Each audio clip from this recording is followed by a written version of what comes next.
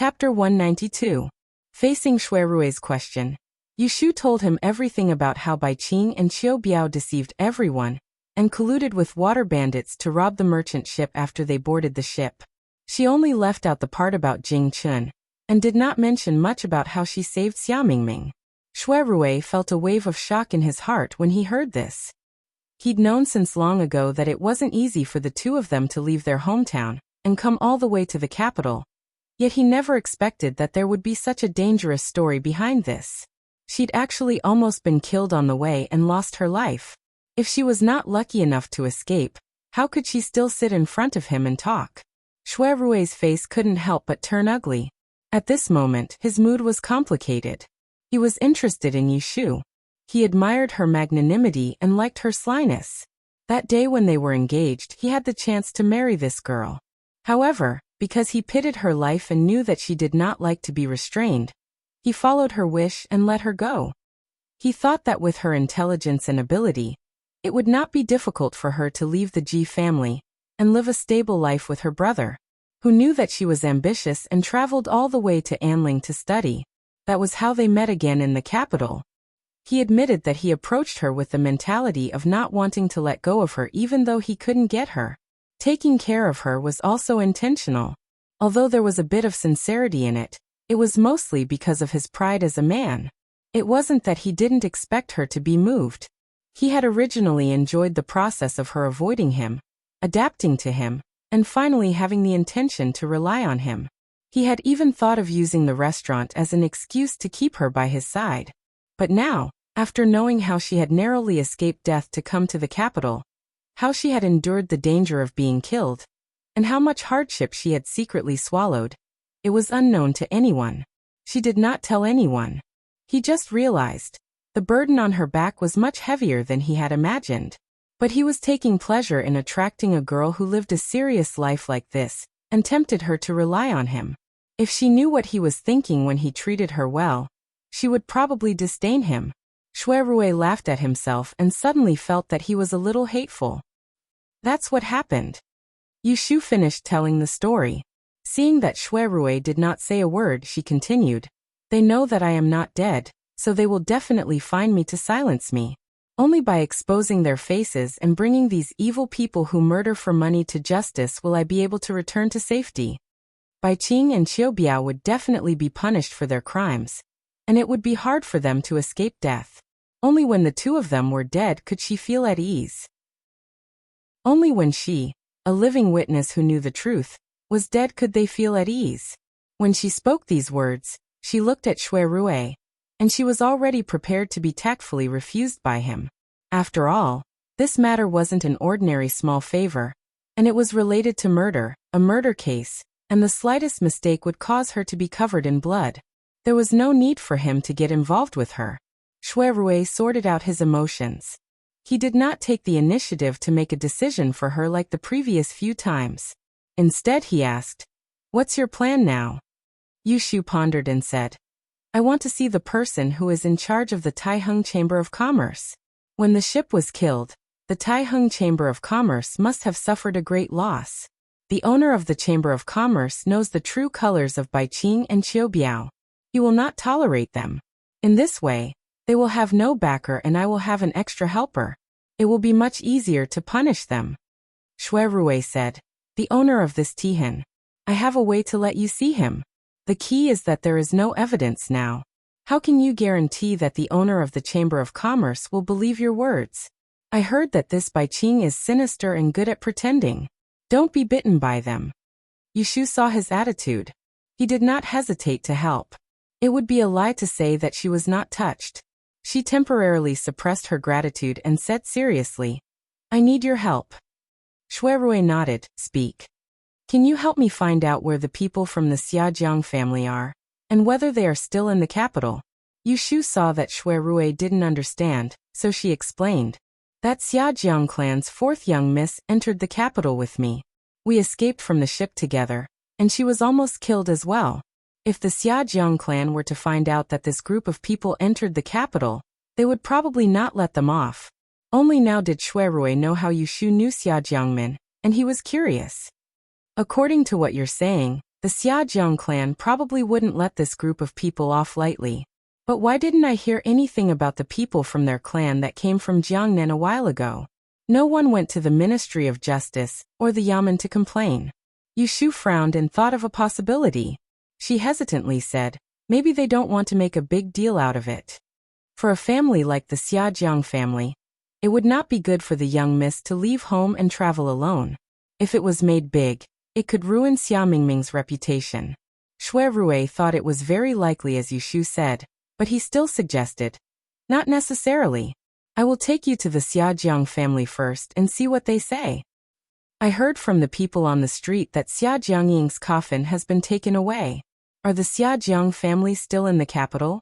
They are still there, Shui Rui said. The palace summoned Xia Jiangling a few days ago. They won't leave so quickly. Yushu nodded. Then let's go see them. If Xia Jiangmin points them out, things will be easier. Others would not listen to the words of a nobody, but as the young miss of the Xiajiang family, she would not wrongly accuse a merchant she had no connection to. Yushu discussed with Shui Rui for a while. The view inside the carriage gradually darkened, and the sky outside became dark. Then let's do this. I will come pick you up tomorrow morning. They agreed to meet the Xiajiang family tomorrow. Yushu said goodbye to Shui Rui, but did not thank him. She got off the carriage. Shui Rui sat alone in the carriage and raised his hand to wipe his face. He couldn't help but push aside the curtains and look outside. He found a slender but straight figure in the night. For the first time, he did not hope for her to turn back. However, the figure stopped and turned around at the corner of the street. The young girl turned her head, and after a glance, her face became blurred in the night.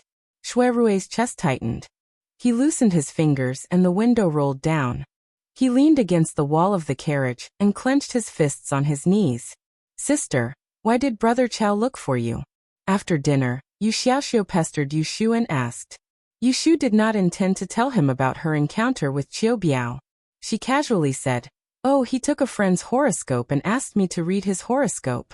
Since I haven't been to Autumn Osmanthus Lane these few days, he came to my house. Yu Xiaoxiu did not suspect anything. He leaned across the desk and said to Yushu, who was checking his homework, Sister, why is Brother Chao in the capital? Yushu raised her eyelids. Why didn't he tell you? He knew that she did not mention him to Xiaoxiu, so he did not know if she made him unhappy.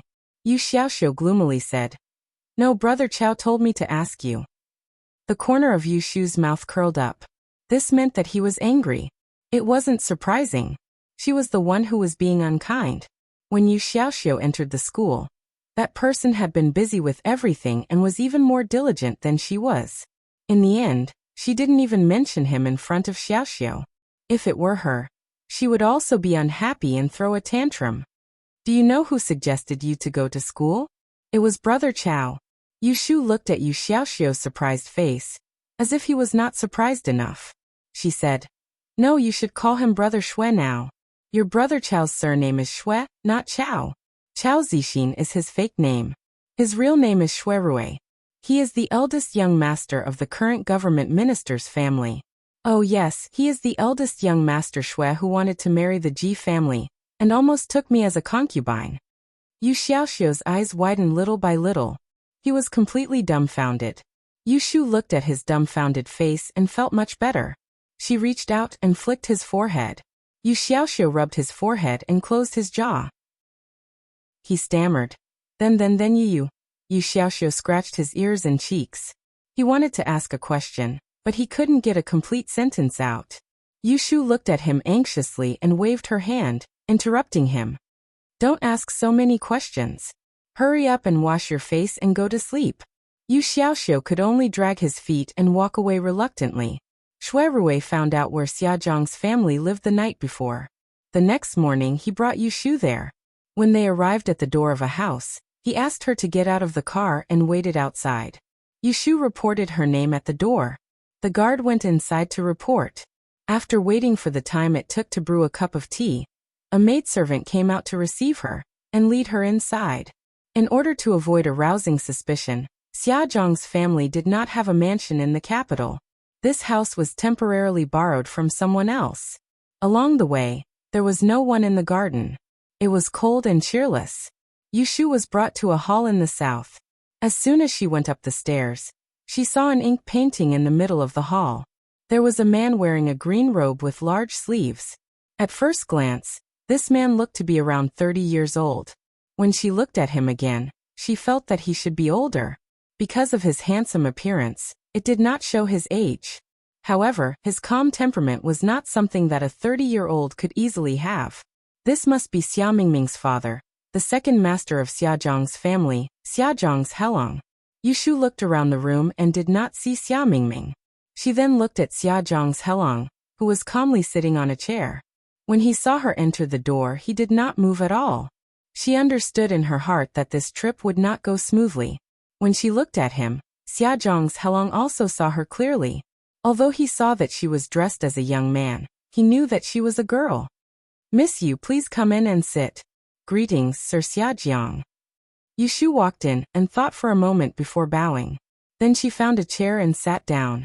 She didn't say any polite words and directly asked, "Why don't I see fifth miss?" Xiaozhang's Helong said, "My daughter is not feeling well and is recuperating in her boudoir." "Sick?" Yushu suddenly stood up with a worried expression. "Can I go see her?" Xiaozhang's Helong's expression didn't change as he said, "She has a cold. Don't implicate others. Miss Yu, please sit." Yushu sat back down and thought that it was fake that he was sick. He really didn't want her to see him. Chapter 193. May I know what business Miss Yu has with me today? Yushu was well versed in the ways of the world. Seeing Xiaojiang Helang's attitude, she knew that it was useless to continue being courteous with him. She went straight to the point and said, "I believe Mr. Xiaojiang has heard from your daughter that we were robbed and almost killed along the way. I am here today to inform you that the thieves from the Shang family are now in the capital. I hope Mr. can lend me a hand and help me bring those murderers to justice." Xiaojiang Helong's expression was as usual. After listening to Yushu's words, he slowly said, "Miss, you must have made a mistake. What murderers? I have never heard my daughter mention it. Weren't you escorted by an escort and safely entered the capital?" Yushu narrowed her eyes slightly. She had expected that Xiaozhang's family would try to keep the peace, but now they were pretending to be dumb. How could she not know what kind of temper Xia Mingming had? Why hadn't she mentioned it? He probably didn't want to mention it. Yushu was silent. Although they were both survivors of the incident, Xia Mingming was different from her. He had a family to rely on. As a wealthy family, the Xiaojiang family was naturally not afraid of Bai Qing and Qiu Biao. Even if they knew that Xia Mingming was alive, they probably wouldn't dare to find the Xiaojiang family. Therefore, Xiaojiang Helong was not afraid, and didn't want to make this matter public. It was like a tiger cub being kicked by a rabbit. Even if the tiger was angry, it wouldn't be afraid that the rabbit could bite its cub to death. However, she was different. She had no backing and no power. If she didn't get rid of Bai Qing and Qiu Biao, there would be a disaster. "My daughter has a spoiled temperament. I am very grateful that Miss Yu took care of me along the way. I heard that Miss Yu is also a person of Yidao, so I specially prepared a gift. Come in." Xiaojiang Helong changed the topic and called in a servant. A half-foot-long golden velvet gift box was sent to Yushu. This is a 60-year cycle Na'in scroll.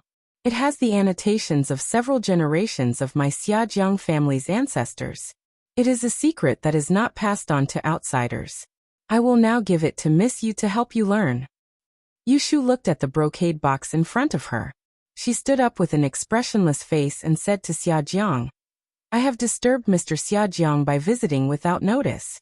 I will take my leave now." After she said that, she didn't even look at the box that contained the notes that the traders dreamed of and walked out. Xiaozhang's Helong's eyes flashed as he called out, "Miss Yu." Yushu turned her head and saw Xiaozhang's Helong standing up. He cupped his hands in front of his chest and raised his eyebrows. "My daughter is young and inexperienced. She has caused a lot of trouble for Mississippi. As her father, I will be strict with her. Xiaojiang has a presumptuous request. I hope that Miss will keep quiet about the matter of my daughter running away from home." At this point, in the face of a father's request, what else could Yushu say? She raised her hand to return the greeting and said in a low voice, Don't worry, Mr. Xiaojiang. I will only treat it as a chance meeting with 5th Mississippi. Xiaojiang's Helong put down his hand and looked at Yushu's departing figure. He sighed and said to himself, Minmin's father is doing this for your own good. You are a person with great fortune. How can you leave behind any evidence? Shui Rui sat in the carriage and waited. From time to time he would open the window to look. He finally saw Yushu's figure appear in the distance in front of the gate. When she came closer and observed her expression, he knew that her trip was not going smoothly. Sure enough, after Yushu got into the carriage, she shook her head at him as soon as she sat down. No, they are not willing to help. She did not explain why the Xiaojiang family was not willing to help, but with Shui Rui's brain, he did not need to ask to know why. Seeing that she looked tired, Shui Rui seemed to have guessed her mood. His tone was calm as he said, It's okay. I can help you. Yushu raised her head to look at his serious face. She could feel his sincerity. Her heart moved faintly. There was a matter that she could not make up her mind about, but at this moment, she made a decision. With a relaxed smile, she said, When this matter is over, I will help you to look after that restaurant. Shui Rui's expression changed. He said, This matter is not urgent. Let's talk about what to do next first. Now that the Xiaojiang family is not willing to help, you have to make other plans. Yushu nodded. After thinking for a moment, she said, Actually, there is another way. What is it? Since we cannot beat the grass and alert the snake, Yushu raised her hand to touch her chin. Then we can lure the snake out of its hole. Shui Rui thought for a moment and knew what she meant. He immediately frowned and rejected. No. Yushu glanced at him. I haven't said anything yet, and you already know it's not possible. Shui Rui looked at her disapprovingly. How could he not know what she was thinking? Luring the snake out of its hole was nothing more than her appearing to provoke those people's killing intent. Then she would catch them in the act. If you want to put yourself in danger, it would be better for me to think of a way to drive these people out of the capital. Otherwise, I will find a reason to send them to prison. Even if they are locked up for a year or so, it would be fine. His tone sounded arrogant, but Yushu knew that he was not boasting. With his identity as the young master of the Shui family, it was not difficult for him to deal with a merchant. However, this was only treating the symptoms and not the root cause. Her eyes flashed with a cold light. What she wanted was not a temporary solution, but to cut the weeds and eliminate the roots. What about in the future? When they come out of prison, they will not let me go. Can I hide from these people for a lifetime? Yushu looked serious. Now the enemy is in the light and I am in the dark. It is a good opportunity to find them out in one fell swoop. Otherwise, if they are vigilant, I am afraid that I will be in more danger. I would rather take a risk now than live in fear in the future. Do you understand? Bai Qing and Qiu Biao would never think that she had a helper like Shui Rui. She just needed to sell them a loophole and let them walk into the trap and expose their tails. Such an opportunity must not be missed. Shui Rui knew that what Yushu said was reasonable. Although he did not agree with her taking risks, there was no better way. He could easily control those merchants, but he could not kill them. He could only punish them and punish them according to the law. What are you going to do? In any case, he would protect her. Yushu sneered. Aren't they looking for me? When they find me, they will definitely kill me then. Yushu returned home at dusk. She did not mention anything about visiting Xiaojiang's family today. She also did not show any unusual expression in front of Jing Chen and Yu Xiaoxiu. She was so calm that she did not look like a person who knew that she was going to be killed. The next morning, Yushu, who had been idle at home for many days, finally went out with her cart. Before leaving, she did not forget to leave a message to Jing Chen and Yu Xiaoxiu. Boss Zhou of Fuan Escort Agency wants me to look at the house. I may come back late tonight. You guys eat by yourselves, don't wait for me. Jing Chen nodded his head. Yu Xiaoxiu was also planning to go out with his bag. Then don't come back too late. It will be dark on the road. How about I wait for you on the street at night? No, I won't get lost. Jing Chen, remember to drink your medicine. We are leaving. Yushu pulled Yu Xiaoxiu and waved her hand at Jing Chen. Jing Chen also waved his hand. Be careful on the road. After closing the door, Jing Chun went back to the courtyard. He looked up at the sky. Then he tiptoed and leaped forward. His body was so light that it was 6 feet above the ground. He stretched out his hand and grabbed the eaves. Then he stepped on the wall. He turned around in the air and steadily landed on the ground. In his hand, there was a rough wooden sword that was made from a tree branch. He held the sword in his hand and took a few steps back. As soon as he drew his sword, the sword moves were like moving clouds and flowing water. The sound of each move was ear-piercing. In the morning, in the hall of the Tai Hung Chamber of Commerce in the south of the city, Bai Qing was discussing today's business with a visiting merchant. Suddenly, a short-legged attendant rushed in and whispered a few words in his ear. Bai Qing's eyes flashed. He cupped his hands and apologized to the visitor. "I'm sorry, I have an urgent matter to deal with. We will talk another day." After that, he asked the waiter to send him away. He turned to his attendant and said in a low voice, "Find Xiao Biao." "Yes." Bai Qing turned and went to the backyard. He entered a room in the corner that was used to store miscellaneous items. He paced back and forth. Just as he sat down, Xiao Biao came looking for him. As soon as he entered the door, he excitedly said, "Old Bai, you found him?" "Sure." Bai Qing closed the window behind him and beckoned him to come closer. "I found him. He is now outside the Sun Ji Tavern. Su-san is watching him. He can't escape. Then what do we do now? Should we hurry and capture him?" Xiao Biao made a knife gesture with his palm and slashed downwards. His expression was fierce. Bai Qing shook his head. "There is no hurry to kill that kid Ashu. He wasn't the only one who ran away that day. There should be others. Let's first have someone follow him and see where he goes at night. When the time comes, we will follow the clues and capture him. This time, there must be no fish that escapes the net." "You are so thoughtful. Then I will immediately send 2 more brothers to prevent that kid from slipping away," Xiao Biao said. Bai Qing hesitated for a moment. "I'm afraid that won't be appropriate. Do you remember the person we fished out of the river? That person's kung fu is powerful. That day on the boat, he killed Ah-san in one move. If that person is here, just a few brothers won't be able to subdue them." Xiao Biao rumbled. "I will do it myself. I don't believe I can't take them down." Bai Qing sneered. "Even with you, it is not enough. We need to find another helper." Xiao Biao was suspicious. "Who? Is there someone whose kung fu is better than mine? If you see him, you can try. Let's go, there is no time to lose. Let's go see that friend who only cares about money and not people. If we can invite him, we will make our move tonight." Yushu set up a stall in Autumn Osmanthus Lane for the whole day. At noon, she bought 2 sesame seed cakes to fill her stomach. There were not many customers today. She sat until dusk and then packed her things to go home. After leaving Autumn Osmanthus Lane, night fell. She walked at a moderate pace. After passing through a few streets, there were fewer people on the road. If she turned her head at this time, she would see 2 people sneakily following her. But Yushu didn't turn her head. She hummed a tune as she pushed the cart with one hand and shook the half bag of coins she earned today with the other. She entered the alley and parked the cart on the side. She went forward and knocked on the door. "Xiao Xiao, I'm back. Open the door." Chapter 194. At night, the small courtyard was quiet. The lights in the room had long been extinguished.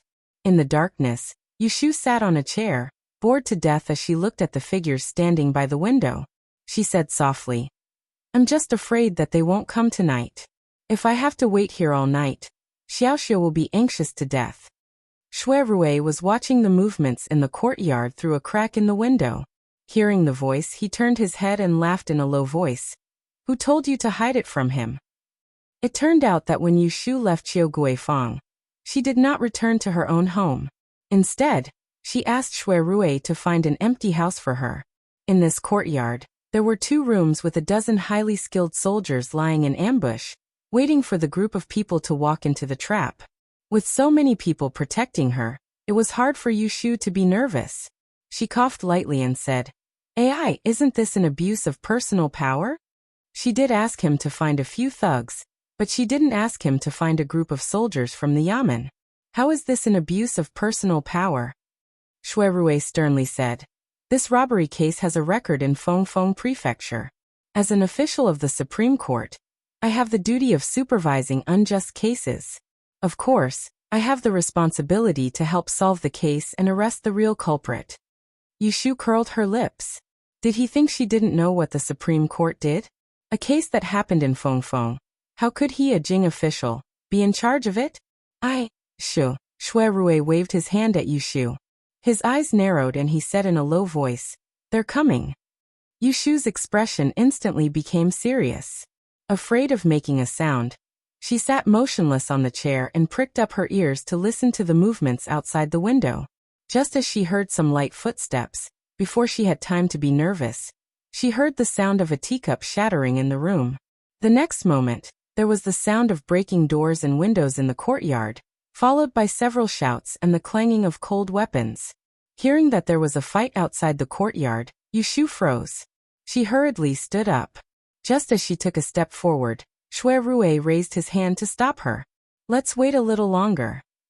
Yushu stopped and silently counted to the 23rd count in her heart. Then she heard a loud voice outside the door reporting, "Milord, the intruders have all been captured." Only then did Shui Rui light the candle on the table. He turned to Yushu and said, "Let's go. Let's go take a look." Yushu had a strange expression on her face. She had originally thought that there would be a fierce battle. How could it be resolved before she even had the time to wash her face? To think that she had been prepared to put herself in danger. What a waste of time. Shui Rui noticed her expression, and the corners of his mouth curled up slightly. Did she really think that he would let her take the risk? If that was the case, then he was too incompetent. Just in case, the people lying in ambush in the courtyard were not ordinary soldiers. He said that to Yushu, but this group of people was actually a group of elite soldiers that he had borrowed from the military office. Yushu followed Shui Rui out of the house. The small courtyard outside was not bright. The moonlight was not bright, and there were dark figures everywhere. Soon someone lit a torch. As soon as the courtyard was lit up, Yushu could clearly see the scene in front of her. It was difficult for two people to fight against four people. There were a few swords and ropes on the ground, but there was not much blood. The people who were still standing were all soldiers in regular clothes. The four masked men who were kneeling on the ground were obviously here to kill them.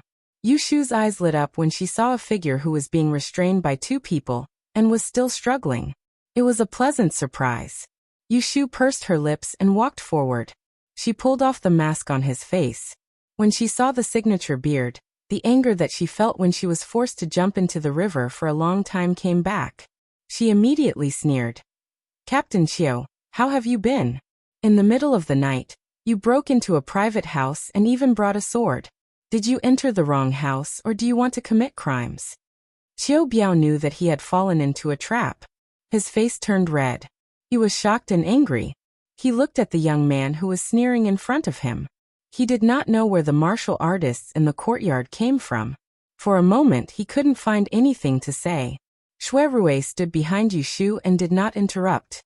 He wanted to see what she would do. "Why don't you say anything?" Yushu stretched out her hand, and used the back of her hand to slap Chiu Biao's face. The slap was not light nor heavy, but it was enough to humiliate him. "Are you afraid after seeing so many people? Ha, so you only have this little guts." Chiu Biao turned his head angrily and dodged Yushu's slap. "It's my bad luck to fall into the hands of a brat like you again." Thinking back on the ship, Chiu Biao attacked Xia Mingming and locked him in a bucket in the warehouse.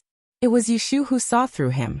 Shui Rui's brows raised in displeasure when he heard this insult, whereas Yushu started laughing instead, and she fiercely grabbed Chiu Biao's beard with her fingers, forcing him to face her.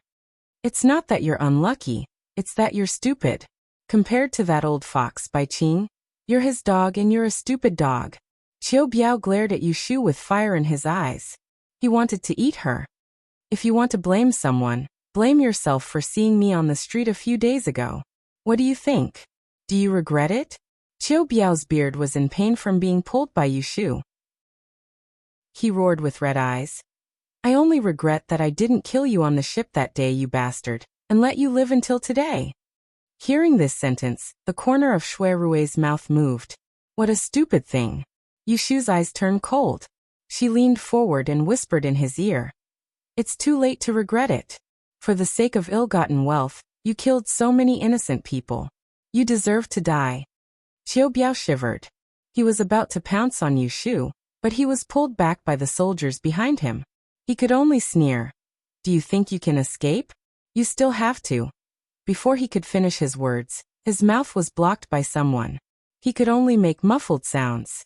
Yu Shu stood up and retreated to Shui Rui's side. She shrugged and said, so many people saw and heard it. He came to kill me. I'll have to trouble Lord Shui to make another trip to the Taiheng Chamber of Commerce to capture his accomplice, Bai Qing. Shui Rui nodded. He maintained his dignity in front of outsiders. He didn't respond to her teasing words. He pointed at several soldiers in the courtyard and said sternly, send them to the Yamen and put them in prison first. The few of you go to the Taiheng Chamber of Commerce to arrest them. Yes, Lord. Seeing the officers take the people away, Yu Shu was suspicious. You're not going. It doesn't matter. I've already arranged people to keep an eye on the Tihan Guild. They won't let anyone run away. Shui Rui's face was still serious. He leaned over and whispered in her ear. It's too late. I'll send you back first, okay? His voice was in her ear, with a faint fragrance of tea. Yu Shu's ear itched. She slightly lowered her neck, lowered her eyelids, and responded softly. Okay. Asterisk. She caught Qiu Biao. Although she didn't see Bai Qing tonight, Yu Shu was relieved. She believed that this time the two of them couldn't escape. She asked Shui Rui to send her home. Because they lured the snake out of the hole, there were no carriages. Fortunately, the house that Shui Rui found was not far from Huixing Street. The two walked along the way, discussing tomorrow's matters. Soon they arrived at Huixing Street. At the end of the street, Yu Shu didn't ask Shui Rui to send her any further. Let's stop here. It's so late. Xiaoxiu might come out to look for me. It'll be hard for him to explain if he sees you. I told him that I'm going to help the security company look after the house when I went out in the morning. Shui Rui looked at the alley in front of him. It was only a few steps away from her house. There weren't many people on the road, so he said, okay, I'll come and pick you up tomorrow. After saying goodbye here, Yu Shu took a few steps forward and turned back. She scratched her ear and said, you're going back alone. Be careful on the road. Shui Rui looked at her and nodded. There was an inexplicable emotion in his eyes. He had to hide it. Looking at Yu Shu walking away and disappearing at the end of the alley, Shui Rui took a step back and turned around with his hands behind his back. He took a step forward and brushed past the hunchbacked night watchman. When he didn't see him, the night watchman raised his head and touched the knife scar on his face. He hit the gong in his hand and quickened his pace. He disappeared at the end of the alley in a flash. After solving a problem, Yu Shu walked briskly. She felt strange that she didn't see Yu Xiaoxiu on the way. When she heard the night watchman not far away, she realized that it was so late. She couldn't help but quicken her pace. Perhaps she was too happy to be sad. She didn't see where she was going and sprained her ankle on the stone platform in front of her house. She screamed in pain and fell on the steps in front of the door. She knocked her knee. She gritted her teeth but didn't scream in pain. She tried to stand up twice but couldn't. She just sat on the ground and raised her hand to hit the door. Jing Chun Xiaoxiu opened the door. I'm back. Her back was facing the west entrance of the alley, so she didn't see a black shadow quietly approaching her. When the shadow was about a dozen steps away from her, he quickly took out a dagger and raised his arm. With the help of the faint moonlight, he aimed at her back. Shoo! Creak! At the same time, a loud roar came from the entrance of the alley, drowning out the sound of the door opening behind her. Yu Shu subconsciously turned her head and saw a flash in front of her eyes. She saw a cold glint and the sound of wind rushing towards her. Her pupils shrank and she held her breath as she watched the sharp weapon stabbing towards her face. But the next moment, the cold glint stopped. It was less than half an inch away from her eyebrows. Time seemed to be strangled by someone and stopped. Drip. 1 drop, 2 drops, a slightly sweet drop of blood landed on the tip of her nose. Time was broken by this small sound, and only then did she clearly see what had caused that fatal dagger to stop. She took in a deep breath, her voice trembling. Without even turning her head, she said, Jing Jingchen. At the entrance of the alley, Shui Rui had returned after noticing that there was something off about the night watchman, and he'd chased him here before he saw the dangerous scene from before. He was unable to stop it in time, yet he saw a white sleeve stretch out from the door behind Yushu, and it didn't hesitate in the slightest to grab onto the dagger. At this moment, both inside and outside the alley, even the killer was stunned for a moment. Shui Rui was the first to react. With a serious face, he rushed forward and without saying a word, he slapped the shoulder of the killer disguised as the night watchman, forcing him to throw away the sharp weapon in his hand and dodge backward. Shui Rui rushed forward and the two of them immediately fought. Looking at Yushu again, she turned her head with a pale face and looked at Jingchen, who was standing behind her unknowingly. Are you okay? Jingchen asked. Was she the one who was in trouble now? Yushu shouted in her heart, but a gush of anger was stuck in her throat, and she could not say a word. Seeing that she was fine, Jingchen loosened his fingers and threw the dagger aside. He looked at the two people who were fighting on the side. Seeing that they were in a deadlock, he flashed around Yushu and rushed forward to join the fight. 2 against 1, there was no suspense at all. The night watchman was kicked in the chest by Shui Rui, and his shoulder bone was broken by Jingchen's palm strike, causing him to be nailed to the wall. He spat out a mouthful of blood and fainted on the ground. Seeing that he was lying on the ground, the two of them stopped fighting. One turned around and the other looked back. Their eyes met in the air, one squinted and the other frowned. After a moment, Shui Rui spoke first. Your hand. Jingchen looked down at his finger and shook his head. It's okay. Shui Rui raised his eyebrows slightly and turned his head to look at the person sitting on the steps of the door. He was about to ask who the person who blocked the knife was when he saw her trembling shoulders. He thought that she was frightened and walked forward with concern. He squatted down and asked, Shu, are you okay? Okay. Okay, my foot. Yushu raised her hand and wiped the blood off her face. Her teeth were chattering and she just wanted to curse. Chapter 195. Nothing, nothing my ass. Yushu shouted in a hoarse voice. She looked at the strange man lying on the ground not far from her. Her back was covered in cold sweat, and her heart was pounding. She couldn't tell if she was more frightened or angry. She grabbed the door frame and stood up from the ground while enduring the pain in her ankle. Her body swayed a little, and Shui Rui saw her movements and hurriedly supported her elbow with his hand. Yushu borrowed his strength to stand up and leaned against the door frame. She gently pushed him away and looked at Jingchen's hand that was hanging by his side with a straight face. Because it was dark, she couldn't see it clearly, so she waved at him and said hoarsely, Come here. Jingchen obediently walked over. When he saw Yushu's hand reaching out to him, he didn't dodge. He let her carefully hold his hand and frowned. As if he could feel her hand slightly trembling, Jingchen said softly, Don't worry. You didn't hurt your bones. Hearing this heartless words, Yushu felt even more uncomfortable. She couldn't help but glare at him. She turned her head and pointed at the killer on the ground. She said to Shui Rui, Please carry him in. As she said that, she held Jingchen's hand and limped into the courtyard. Shui Rui looked at their backs and temporarily suppressed his doubts. Resigned to his fate, he walked to the disguised night watchman's side and bent down to grab him by the back of his collar. Without any gentleness to speak of, he dragged him into the small courtyard. Shui Rui had sent Yushu home several times. This was the first time he entered the house. The courtyard wasn't big, but it was clean and tidy. He couldn't help but think of the temporary residence in Yang City, and the days when he saw her frequently.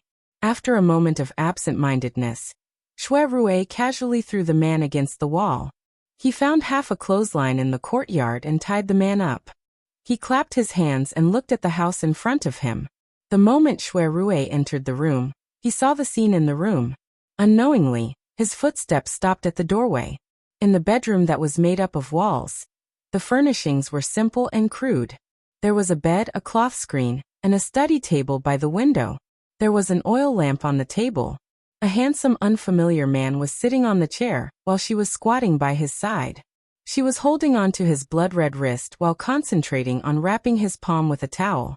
There was a medicine bottle by her feet, and a basin of water was soaked with red liquid. The corner of her clothes hung in the basin. She did not even notice that it was half wet. The strange man lowered his head to look at her. There was no pain on his face, only an almost calm focus. Her face was illuminated by the oil lamp. Her lips were tightly pursed, and she couldn't help feeling a little heartache. Looking at this scene, Shuirui's eyes dimmed. He didn't think and broke the silence. It's better for me to find a doctor. It's so late. Are there any medical halls open? Yushu turned her head and asked. Shuirui nodded. He was not familiar with this area. It was inconvenient for him to find a doctor in the middle of the night. But he saw this young man blocking the knife for Yushu. He knew that his injury was not light. If he left him like this, even if his hand was not crippled, it would leave a sequela in the future. Then I will trouble you, Yushu said gratefully. Shuirui didn't hurry to leave. He asked, "Oh right, where is Xiaoxiao? Why don't I see him?" Yushu's hands stopped moving. She was worried about Jing Chen's injury. Now she realized that she didn't see Yu Xiaoxiao for a long time. He said he will go out to pick you up, Jing Chen said. Yushu frowned. When did he go out? How long has it been? Jing Chen thought for a while. About half an hour. Yushu suddenly became anxious. It had been half an hour. She wouldn't be worried at other times. But today was special. She was afraid that the child would encounter something bad. Shuirui saw her changed face and comforted her. Don't worry, I will go out to look for him. Then he turned around and was about to leave. But he was stopped by Yushu. Wait, I will go with you. Yushu quickly tied a knot on the back of Jing Chen's hand. She squatted beside his leg, looked up and apologized to him. Jing Chen, you wait at home. I have to go out to look for Xiaoxiao. The injury on Jing Chen's hand had reached the bone. Logically speaking, he should find a doctor first. But Yushu was really worried that Yu Xiaoxiao would have an accident. She could only ask Jing Chen to wait for a while. Jing Chen had doubts about what happened tonight. But when he saw Yushu's flustered expression, he didn't ask more. Instead, he said, I will go with you. How could Yushu let him run around like this? She said, No need, the two of us can go look for him. The person who wanted to kill me is still in the courtyard. You stay here and watch him. Don't let him run away. Jing Chen looked up at Shuirui. He thought that this person also knew martial arts. He nodded and didn't argue with Yushu. He was afraid that it would delay them. Yushu stood up with the help of the table. She stamped her feet. She was still in pain from the sprain. Fortunately, it didn't affect her walking. She immediately left with Shuirui. Yushu hurriedly left the house and followed the path. She took to Autumn Osmanthus Lane to search for Yu Xiaoxiao. Shuirui followed her, because he was also worried that something might have happened to Yu Xiaoxiao. Even though he had his suspicions, he did not ask too much about the identity of the unfamiliar man who had appeared in her house. Xiaoxiao, Xiaoxiao. It was late at night. They ran a few streets. Except for the beggars sleeping on the roadside, they didn't see anyone, let alone Yu Xiaoxiao. Yushu was getting more and more worried. She was sweating and shouting Yu Xiaoxiao's name at the top of her voice. She didn't care if she would wake up the neighbors. She wanted to spread her voice, so that people within a radius of 10 miles could hear her. Let's split up. It'll be faster this way. Maybe he took the side road. Yushu was burning with anxiety. She turned her head and said to Shuirui. Shuirui rejected her suggestion. Let's go together. It's so late. I'm afraid that someone might ambush you in the dark. Yushu gritted her teeth and said, The one who came to kill me tonight must have something to do with Bai Qing. I didn't expect him to have a backup plan. That thief. She didn't think it through. She should have told Jing Chen and Xiaoxiao to stay at home and not come out. The two of them went from one end of the street to the other. Yushu's back was soaked with sweat. Her voice was also hoarse from shouting. At this moment, a response came from not far away. Sister. Yushu looked at the figure running towards her from the corner of the street. She was so excited that she almost burst into tears. She went forward and grabbed the panting Yu Xiaoxiao. She patted his back and scolded. Where did you go in the middle of the night? You brat. Yu Xiaoxiao was stunned. He didn't dodge and stammered. I saw that you didn't come back so late, so I wanted to pick you up. Who knew that I didn't see you all the way? I thought I got lost, so I came back. Didn't I tell you not to pick me up? Why are you so disobedient? Don't you know that you made me anxious? You got lost in the middle of the night. Where can I find you? Ah. Yushu was full of twists and turns tonight. When she saw Yu Xiaoxiu, she felt relieved. She couldn't suppress her temper and scolded him. It was the first time that he saw Yushu so angry at him. Yu Xiaoxiu felt wronged in his heart. He didn't dare to talk back. He lowered his head and let her scold him. It's good that you found him. Shui Rui knew that Yushu was worried about him. He said, I will send you back first. I need to find a doctor. Only then did Yushu stop scolding him. But her hand was still holding Yu Xiaoxiu tightly. It seemed that she was afraid that he would get lost. Yu Xiaoxiu looked at Shui Rui. He was puzzled. He wanted to ask Yushu, but she glared at him and stopped him. Shui Rui sent the siblings back and instructed them to close the door before he turned around and left. He had a lot of things to do tonight. After he settled Yushu's matter, he still had to make a trip to the magistrate court. Originally, the matter would be settled after he caught Qiu Biao, who knew that an assassin would suddenly appear and follow them back home. This made it impossible for Yushu to hide it from Jing Qin, and Yu Xiaoxiu even if she wanted to. She had no choice but to take the opportunity when Shui Rui went to look for the physician to explain the situation to the two of them. After listening to the whole story, Yu Xiaoxiu and Jing Qin had different reactions. Yu Xiaoxiu was normal. After all, he was still young. The memory of escaping from the ship was too deep. He couldn't help but feel scared. He pulled Yushu's sleeve. He didn't blame her for hiding such a big thing from him. Jing Qin didn't say a word. His right hand, which was tightly entangled by Yushu, was flat on the table. He looked at the oil lamp. No one knew what he was thinking. Yushu didn't notice his strange expression. She had already calmed down. She patted Yu Xiaoxiu's shoulder and said gently, Don't worry. It's all right now. Your brother Shui has sent officers to catch Bai Qing. They killed so many people. They can't escape the death penalty. After comforting Yu Xiaoxiu, Yushu coaxed him to go to sleep. Wash your face and go back to the room. Cover yourself with the quilt and go to sleep. You don't need to go to the academy tomorrow. What about you? Yu Xiaoxiu grabbed Yushu's arm. He didn't want to let go. He didn't hold a grudge when she scolded him on the street.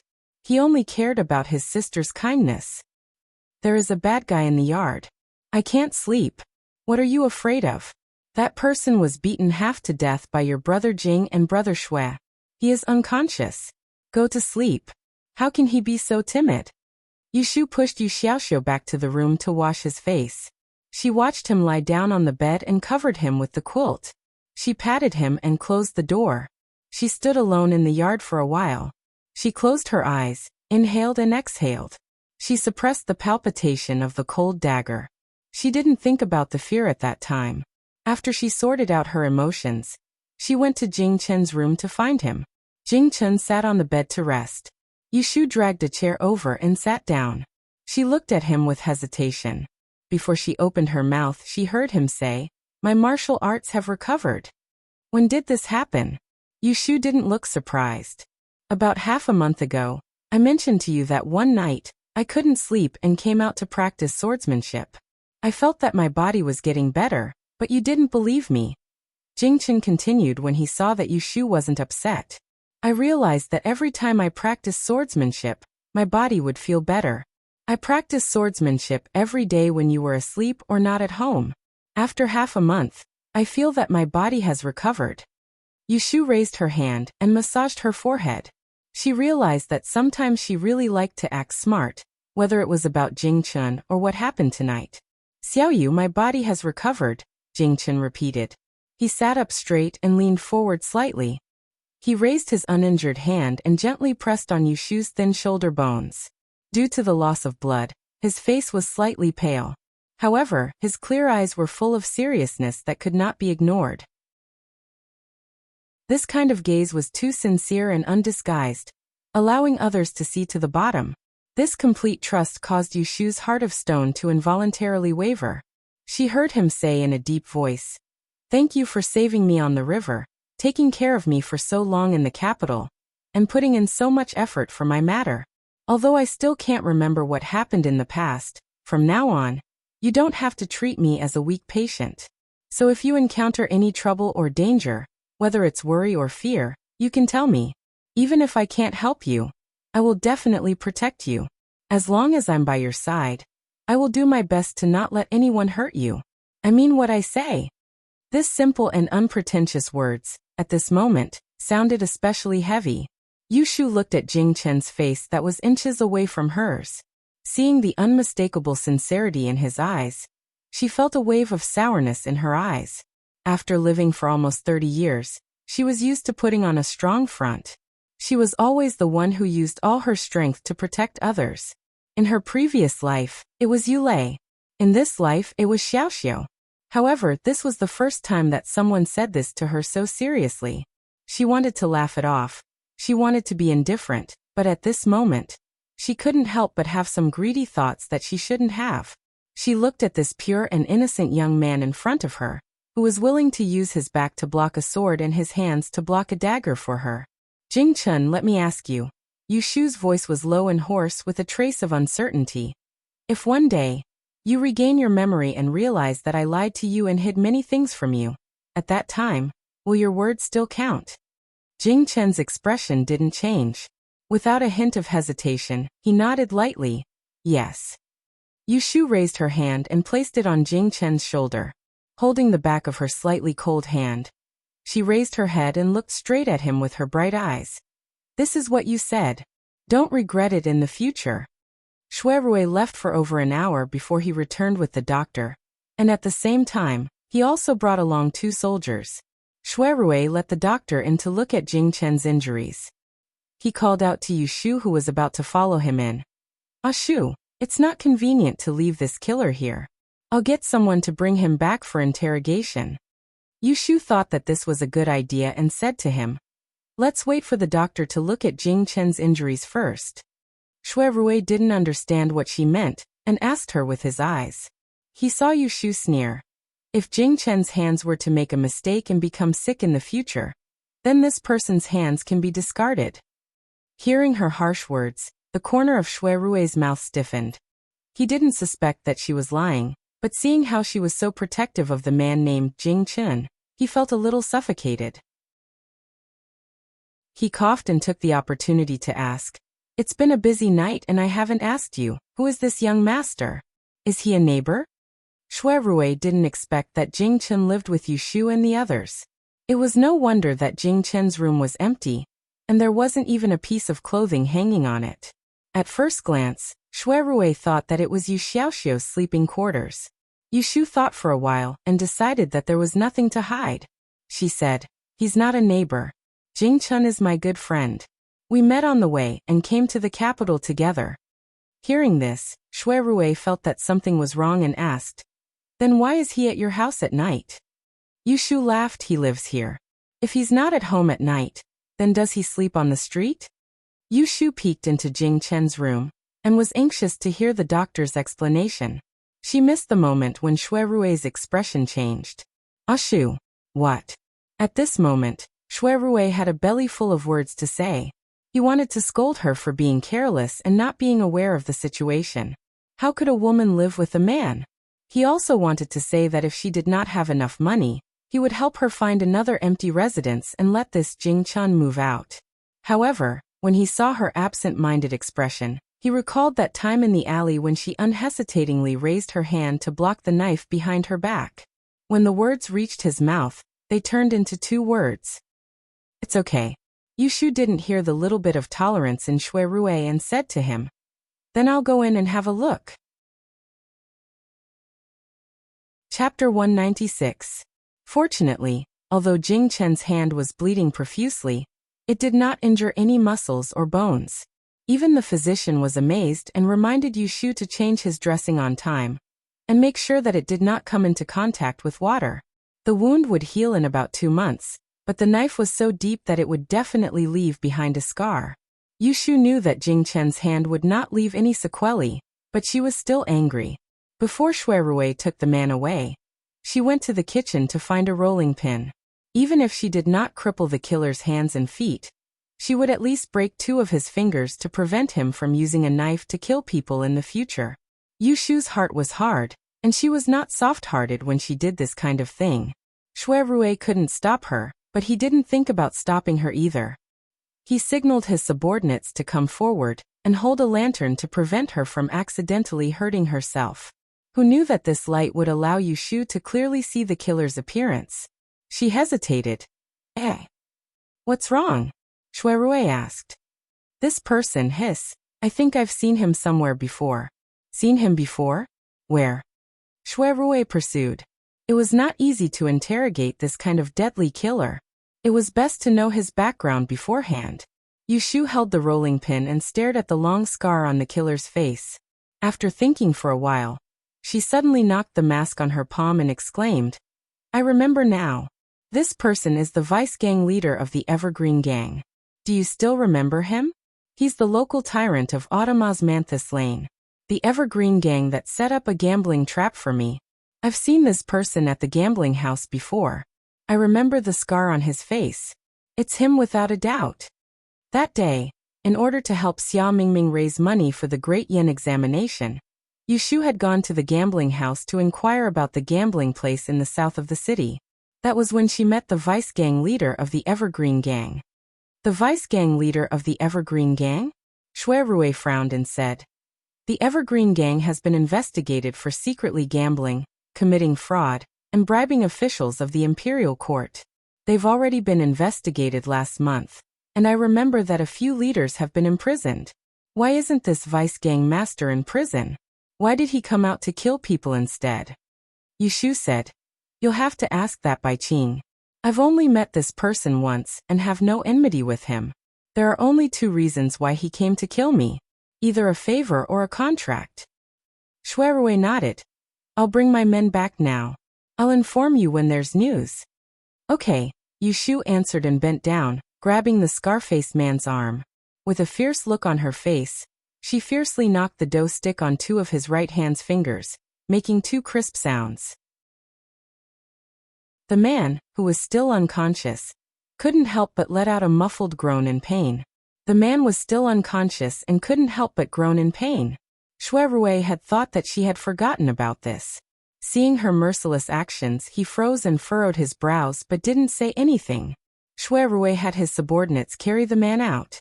Yushu went in to invite a doctor to escort them to the door. Shui Rui walked at the back.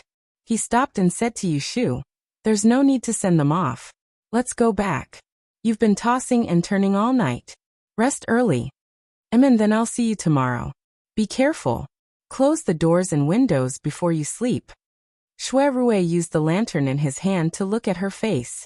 He saw that she was exhausted. In the end, he didn't say what he wanted to say. He turned and hurriedly left. He still had many things to do tonight, and probably wouldn't be able to sleep for the whole night. Jing Chen's hands weren't convenient. Yu Xiaoxiu had suffered a fright and fell into a deep sleep. Yushu got some water and helped Jing Chen wipe his face. She also took out some clean clothes, planning to help him change into them. Fortunately, Jing Chen was wearing inner clothes. Only his upper body was stained with blood, so he didn't need to change completely. Otherwise, Yushu really wouldn't be able to help him. I can do it myself. Jing Chen saw that Yushu was reaching out to help him undress. He took a step back and turned his back to her. He took off his belt and used one hand to take off his clothes. These days he had read many scriptures. Although he didn't remember anything, his Tao heart was becoming clearer. He felt that it was inappropriate to be naked in front of others.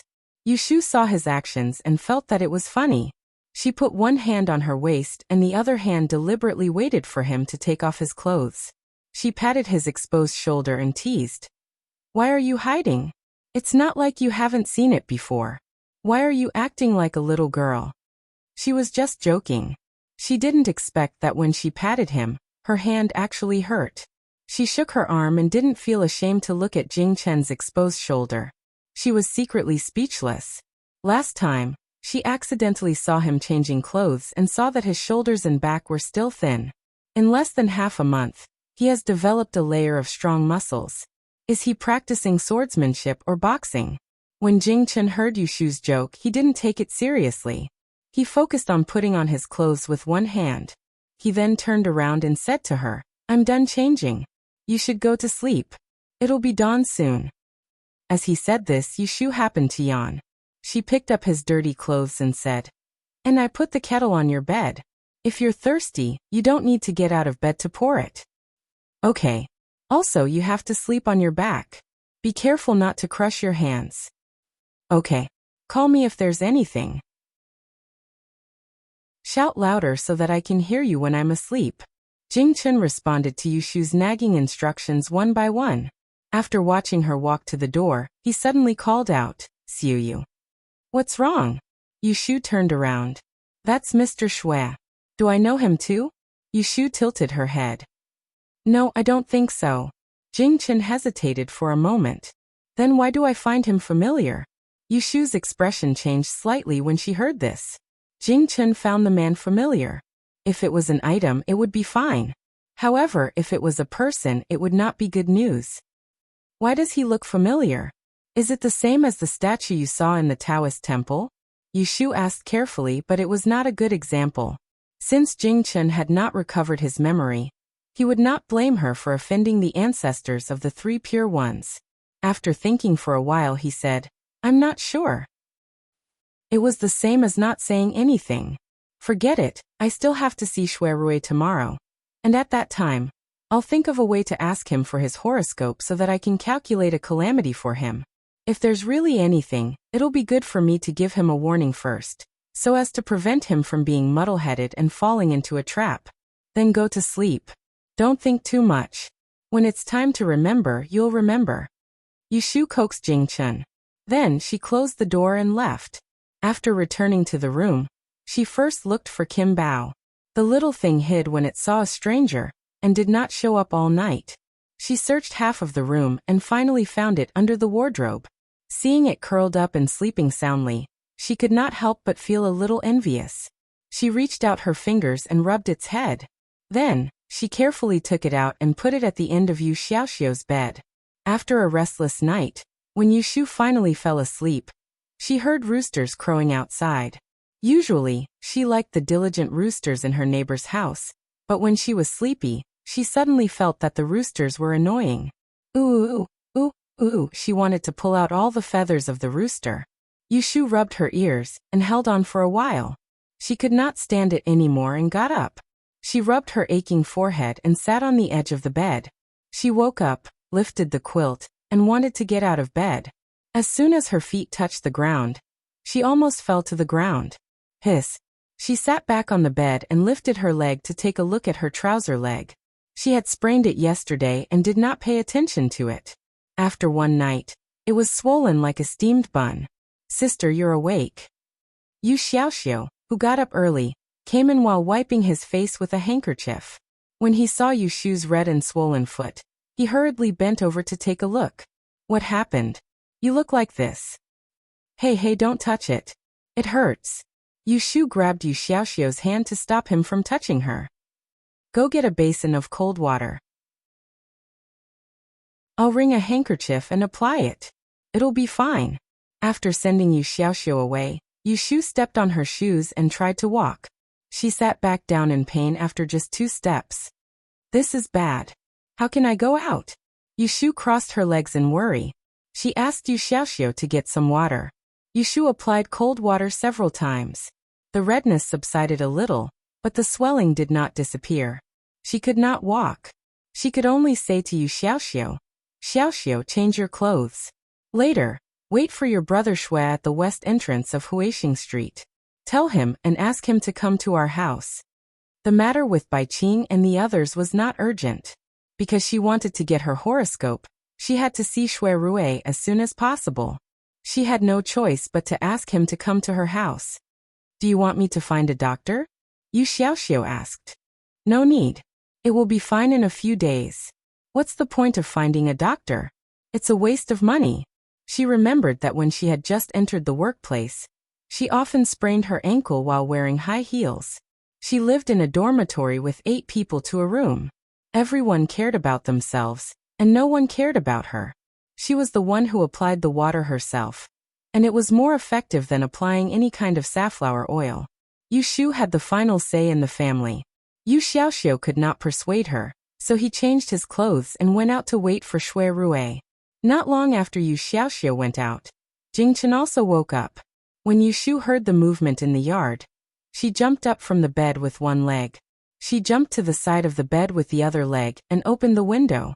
She saw Jing Chen at the door of the kitchen with his black hair down. He was fetching water to wash his face. However, his hair was not obedient on his shoulders. When he bent down, it slipped down. It was not convenient for him to tie his hair with one hand. In order not to get his hair wet, he had to bend over and get up. He did not know whether to wash his hair or not.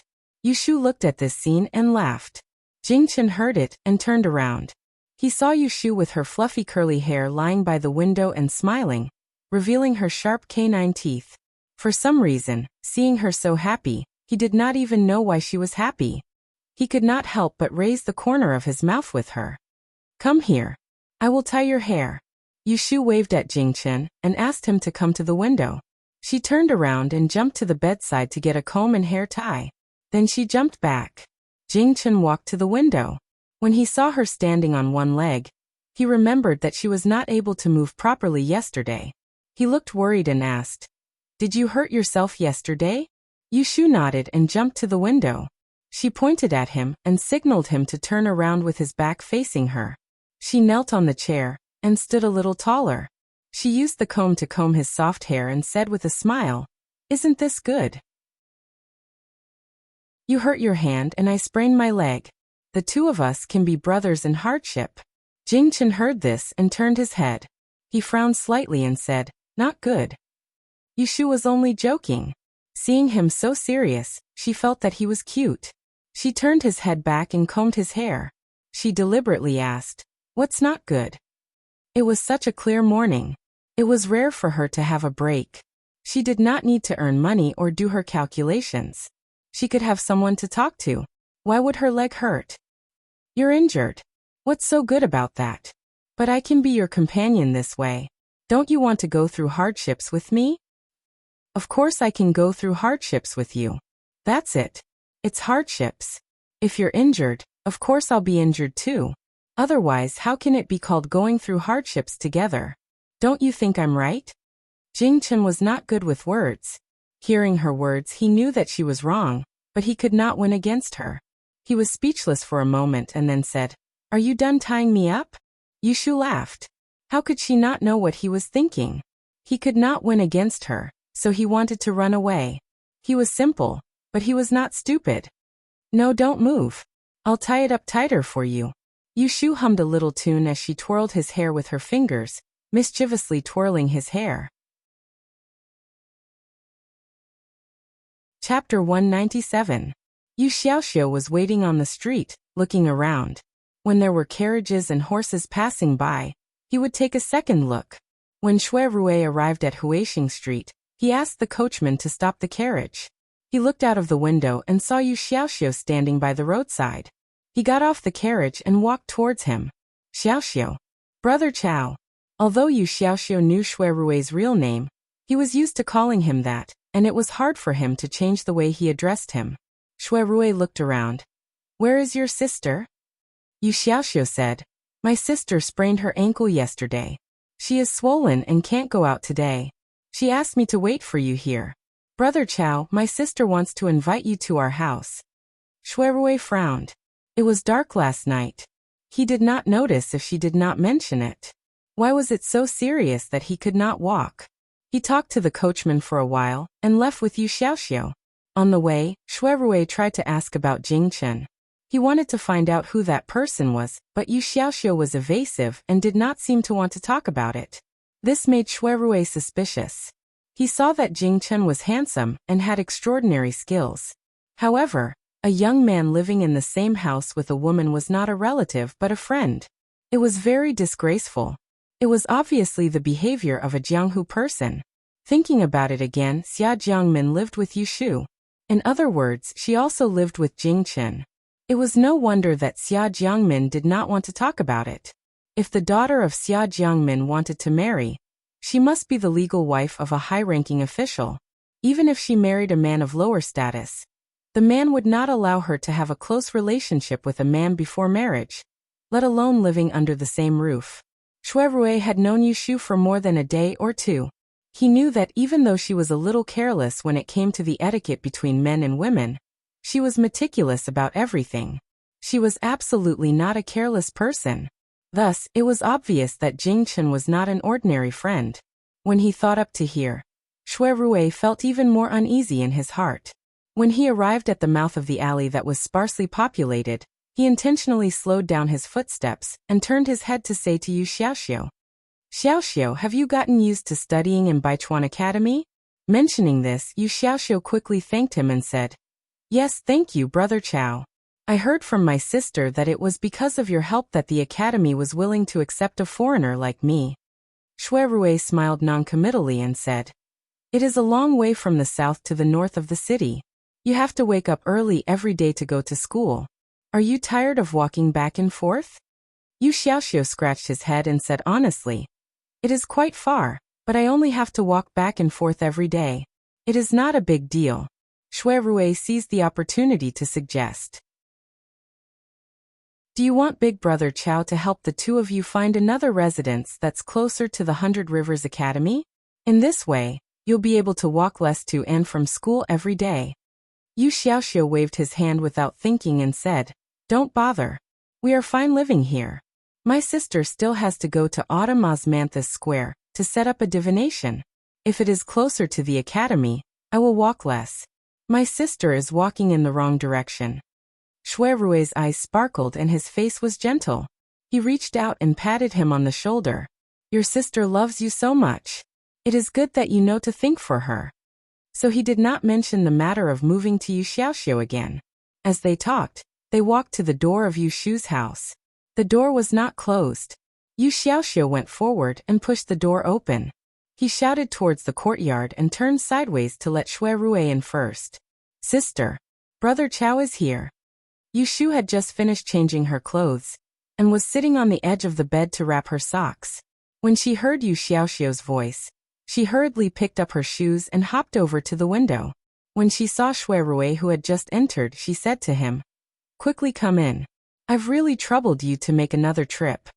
After saying that, she held the wall and jumped to the dining room outside to wait. Shui Rui saw Yu Shu's face at the window. He did not greet her before she disappeared. He secretly laughed at her for being so hasty. When he was about to follow Yu Xiaoxiu inside, he saw a figure in white standing in front of the door of the west room, looking at him quietly. "Master Jing, good morning." Shui Rui smiled slightly and nodded at Jing Chen. He also took the opportunity to look at him. Last night, he saw that Jing Chen was a handsome person. When he saw him during the day, he felt that he was even more handsome and had a gentle temperament.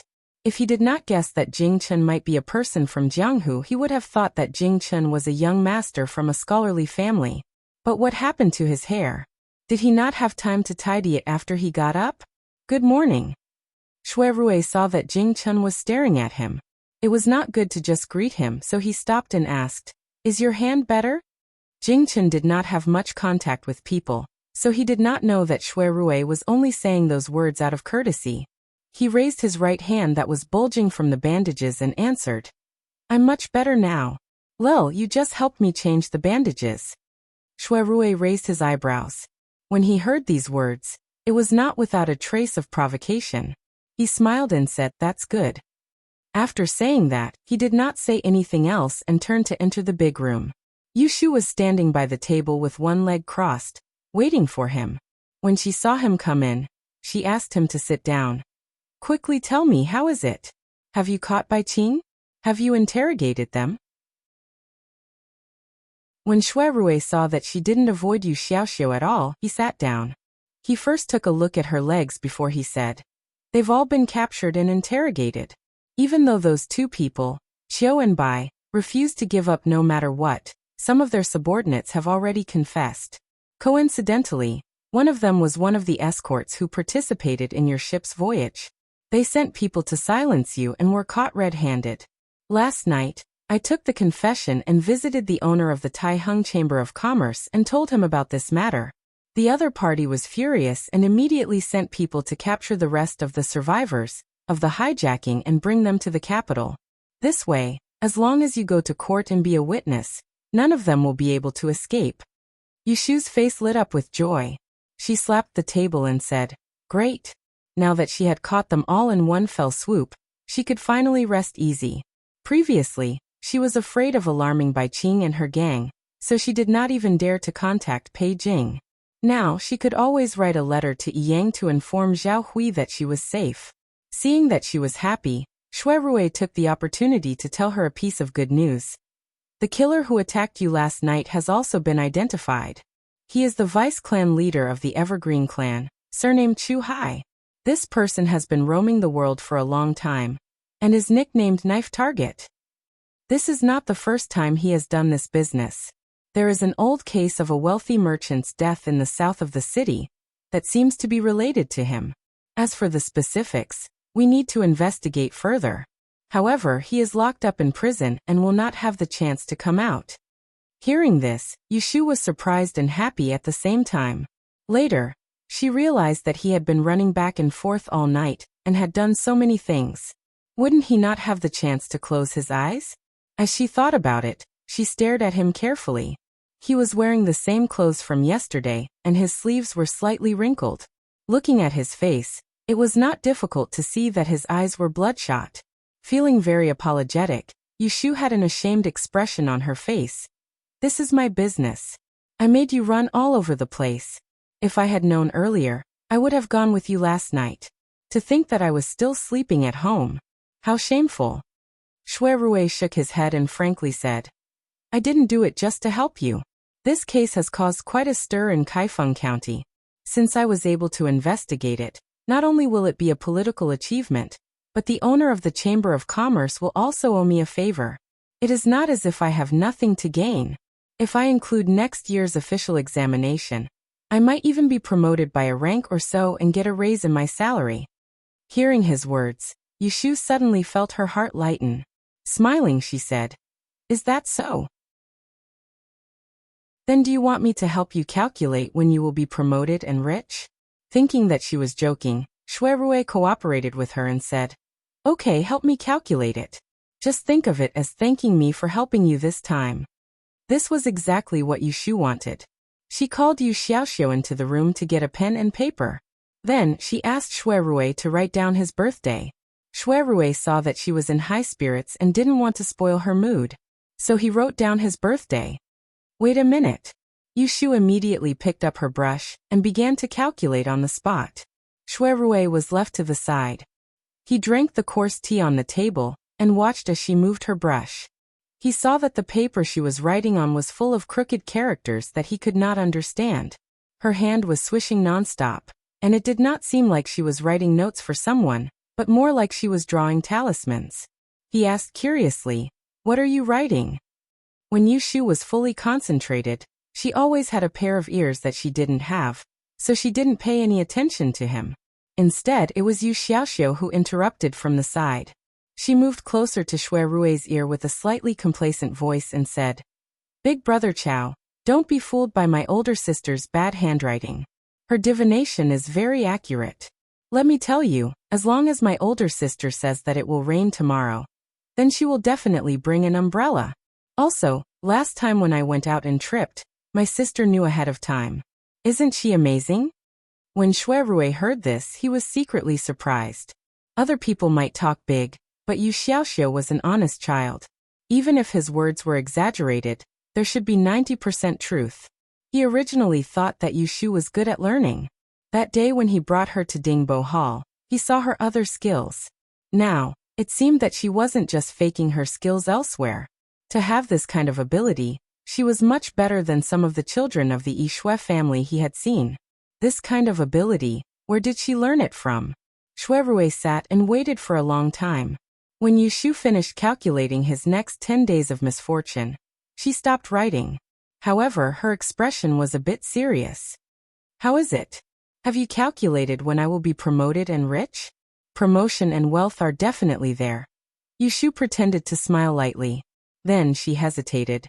"But there is one thing that you have to be careful about." Shui Rui's expression didn't change. What is it? Just say it. Today is the 9th. The day after tomorrow, which is the 11th, it's best that you don't go out. Yushu sternly said. Shui Rui didn't understand. Why? Did you calculate some kind of bad omen? Yushu nodded. I don't know exactly what it is, but this divination shows that you will encounter misfortune the day after tomorrow. It seems like it's not a small matter.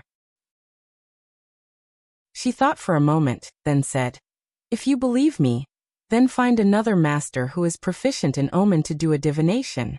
If you need to avoid it, then avoid it. You must not be careless. Although her divination was accurate, she often saw some cases that she hadn't seen before. She calculated that there would be misfortune, but she didn't know what kind of misfortune it was. Shui Rui's case was one that she had never seen before. It wasn't a bloody light, nor was it a bad omen, but it wasn't an ordinary small disaster. In her opinion, if one didn't know about misfortune, then staying in the residence and not going out was the simplest and most effective way to avoid misfortune. With the Shui family's business, the feng shui of the residence must have a big mystery. If one wanted to avoid misfortune, it would be more secure. So when someone encountered misfortune, they would go to a noble's house to hide. Shui Rui knew that Yushu wouldn't joke with him about this matter. Since she reminded him, then she must have really calculated something. There is a master in the residence. When I go back today, I will ask him. Shui Rui said. Chapter 198. Shui Rui left Yushu's house and returned to the Shui residence. Because he did not return last night, he only sent a message back home. When he came back, he heard that his grandfather was going to attend court. He went to the main room of the north courtyard to greet the old man. Minister Shui had already heard from the servants that he did not return last night, because he was on official business. When he saw him in the study, he did not ask for details. Shui Rui did not mention Yushu either. However, Shui Lingnan gave him another task. The day after tomorrow is the 7th prince's coronation birthday. Send the congratulatory gift on behalf of this old man. Stay at the banquet for a while, and wait for the emperor to bestow the title before returning. The princes of Da were not like the previous dynasty. They all lived in the capital. When they were 15, they would leave the palace to build a prince's residence. Before they were 20, they would not be bestowed the title of prince. On the coronation day, they would be bestowed the title of prince. The 7th prince was the son of consort Yin Shu. When he was still studying in the palace, the emperor had assigned him several tasks. He had won the favor of the emperor. On the coronation day, it was not convenient for Shui Lingnan to personally attend. Sending his eldest grandson to attend was considered giving him face. However, Shui Rui had just heard from Yushu that he should close his door and not go out the day after tomorrow. Now that he heard Shui Lingnan's words, a thought came to his mind and he hesitantly said, Grandfather, I just had a falling out with the 7th prince at the Dinghua Hall not long ago. Wouldn't it be inappropriate for me to appear at his coronation ceremony? Shui Lingnan sat behind the desk and flipped through the official documents on the table. Without raising his head, he said, This old man wants you to find an opportunity to break off your previous friendship with him. I did not say that you cannot have dealings with him. You are now an official in the court, and are not as free as before. At a birthday banquet like this, as long as your ears and eyes are sharp, you will be able to learn something. You must go. His words made Shui Rui know that he had to attend this banquet no matter what. Shui Rui lowered his head and said, I understand. Go. You did not sleep last night. Today is your turn to rest. Have a good rest. Shui Rui exited the study. He didn't return to his own courtyard. Instead, he went to the west courtyard with a manservant. Behind the small garden, there was a courtyard. 2 maids were whispering to each other at the door. When they saw Shui Rui, they hurriedly separated and greeted him. Eldest young master. Shui Rui stopped at the door. What is Mr. Zhao doing? She's painting in the yard. Go in and inform them. Yes. A maid hurriedly ran in and came out after a while. Young master, Mr. Zhao invites you in. Shui Rui left the manservant to wait outside before entering the courtyard. After around 15 minutes, he came out from within, and his expression didn't change at all compared to before, but if one were to look carefully, one would be able to notice a strand of bewilderment between his brows. This Mr. Zhao, who was worshipped in their mansion, was a famous De master in the capital.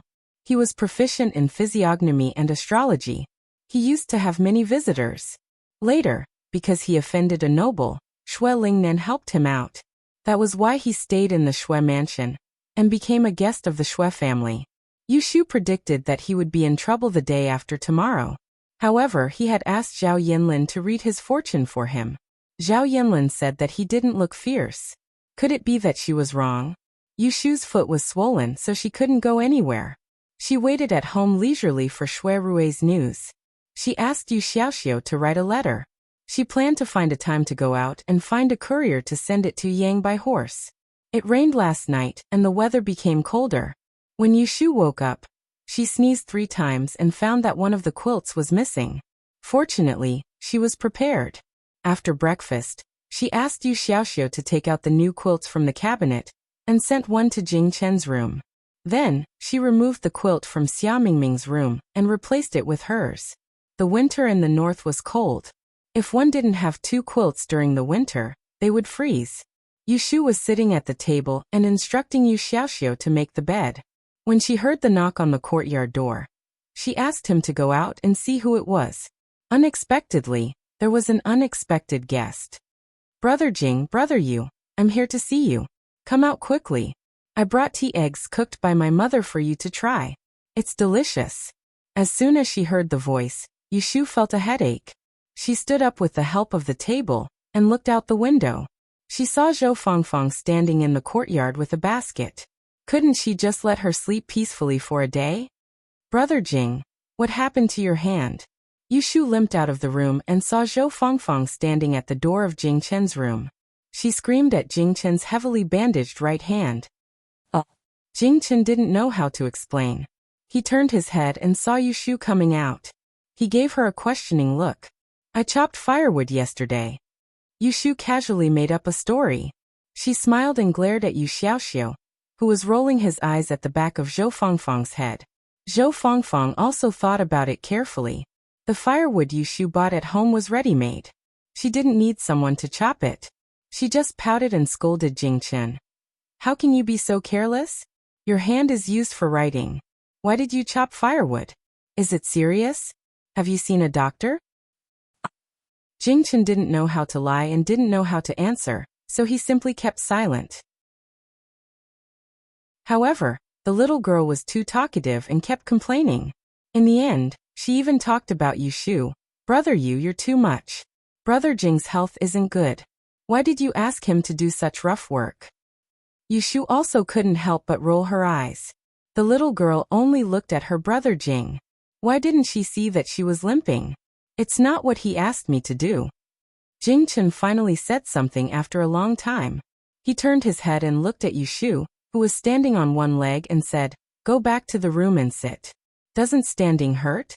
Yu Shu grinned at him and shook her head. She reached out and supported Yu Xiaoxiu's shoulder. Zhou Fangfang then realized that Yu Shu couldn't walk properly. "What's wrong with you? Didn't your brother Jing hurt his hand when he chopped firewood? The axe fell and hit my foot." Yu Shu casually made up a story.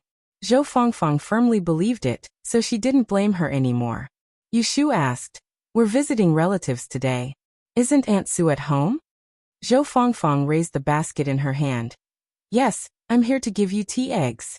My mother came back from my grandmother's house and asked me to thank you for helping her calculate her calendar last time." "Don't be so polite. We're neighbors." Yu Shu asked Yu Xiaoxiu to take the eggs from the basket and take them to the kitchen. She asked her, "Is there anything else?" Zhou Fangfang said angrily, "I wanted to ask Brother Jing to write a letter for me, but his hand is injured, so I can't do it." "Then should I write it for you?" Yu Shu wanted to quickly send her away, so she suggested. Unexpectedly, the young girl was unwilling. "Don't. Brother Yu, your handwriting isn't as good as mine. I'm afraid that people won't recognize it if you give it to them." "Pfft." Yu Xiaoxiu snickered. Yu Shu secretly pinched him and said to Zhou Fangfang helplessly, "Then there's nothing I can do." Don't we still have Xiaoxiu? Xiaoxiu, help me write a letter. Yu Xiaoxiu was upset that Zhou Fangfang had just ridiculed his sister, so he deliberately said, "My handwriting is ugly too." Zhou Fangfang had indeed never seen Yu Xiaoxiu's handwriting, so she couldn't tell if he was lying. She frowned. Then what should I do? I still want to send a letter later. When Yu Shu heard this, she quickly patted Yu Xiaoxiu's shoulder and said to Zhou Fangfang, "Hehe, Xiaoxiu is just teasing you. His handwriting is not bad. Go help him write a letter. Make his handwriting look better." After being pushed by Yu Shu, Yu Xiaoxiu reluctantly led Zhou Fangfang into the big room to write the letter. "How come I didn't know that I hit your foot with the firewood I chopped?" Jing Chun whispered behind Yu Shu. Leaning against the door frame, Yu Shu turned her head and blinked her eyes. "Didn't I lie to her?" Jing Chun lowered his head and looked at her. "You like to lie to people." Hearing this statement, Yu Shu was not unhappy, nor did she try to hide anything. Instead, she said to him in a serious tone, "In this world, who hasn't lied to others? It's just a matter of how much you lie to others and how little you lie to others. It's not wrong to lie to others, but it depends on what you lie to." Jing Chun thought for a moment and felt that it made sense, so he nodded, "You're right." Seeing that he accepted her theory so easily, Yu Shu had some doubts. She thought that he should stop listening to her words and learn to lie in the future. She coughed lightly and got closer to him. "Jing Chun, that's what I said, but under normal circumstances, it's better not to lie to others. It's fine for someone as smart as me to lie without being found out. But for someone like you who doesn't lie often, if your lie is found out, it won't be fun." Jing Chun shook his head. "I don't lie to others." He paused, then added, "Especially you." Hearing this, Yu Shu was very happy. She praised Jing Chun for being smart, but deliberately made things difficult for him. "Why didn't you lie to me? I don't know who was the one who secretly practiced swordsmanship behind my back." Jing Chun said, "It wasn't a lie. I told you at the beginning, but you didn't believe me. Later on, you asked me, did I hide anything from you?" Yu Shu looked at his honest eyes, but she felt a little guilty. She thought that he also had times when he was so eloquent. Her eyes looked left and right, then she touched her neck and said, "I'll go see if they finished writing."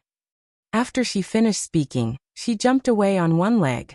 Jing Chun looked at her back and gently curled up the corner of his mouth, letting out a low laugh. Zhou Fangfang got the letter and said goodbye with satisfaction. Yu Shu let Yu Xiaoxiu send her out, so she didn't jump around and just sat in the central room. She saw that when the little girl reached the door, she turned around and ran back to Jing Chun's room.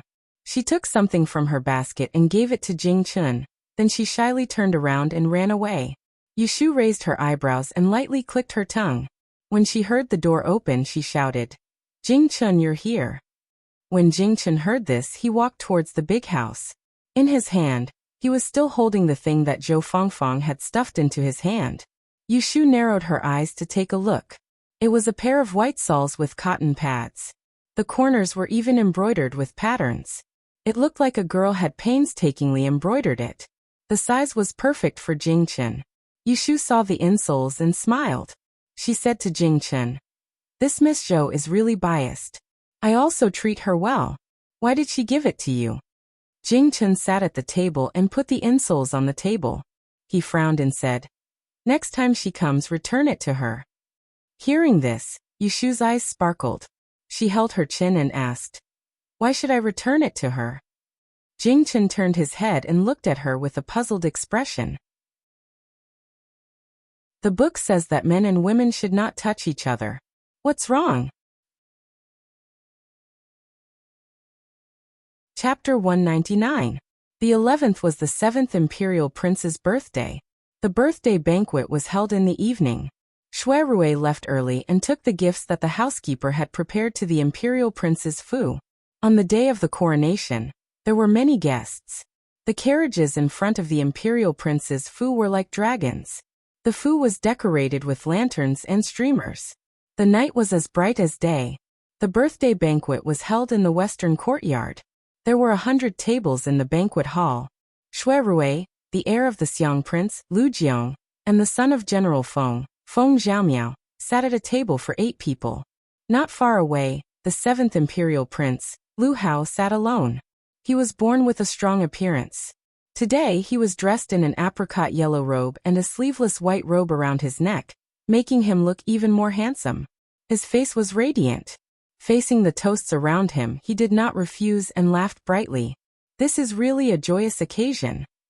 Lu Jiong played with the silver cup in his hand and said enviously, maybe today, good things come in pairs at the imperial prince's fu.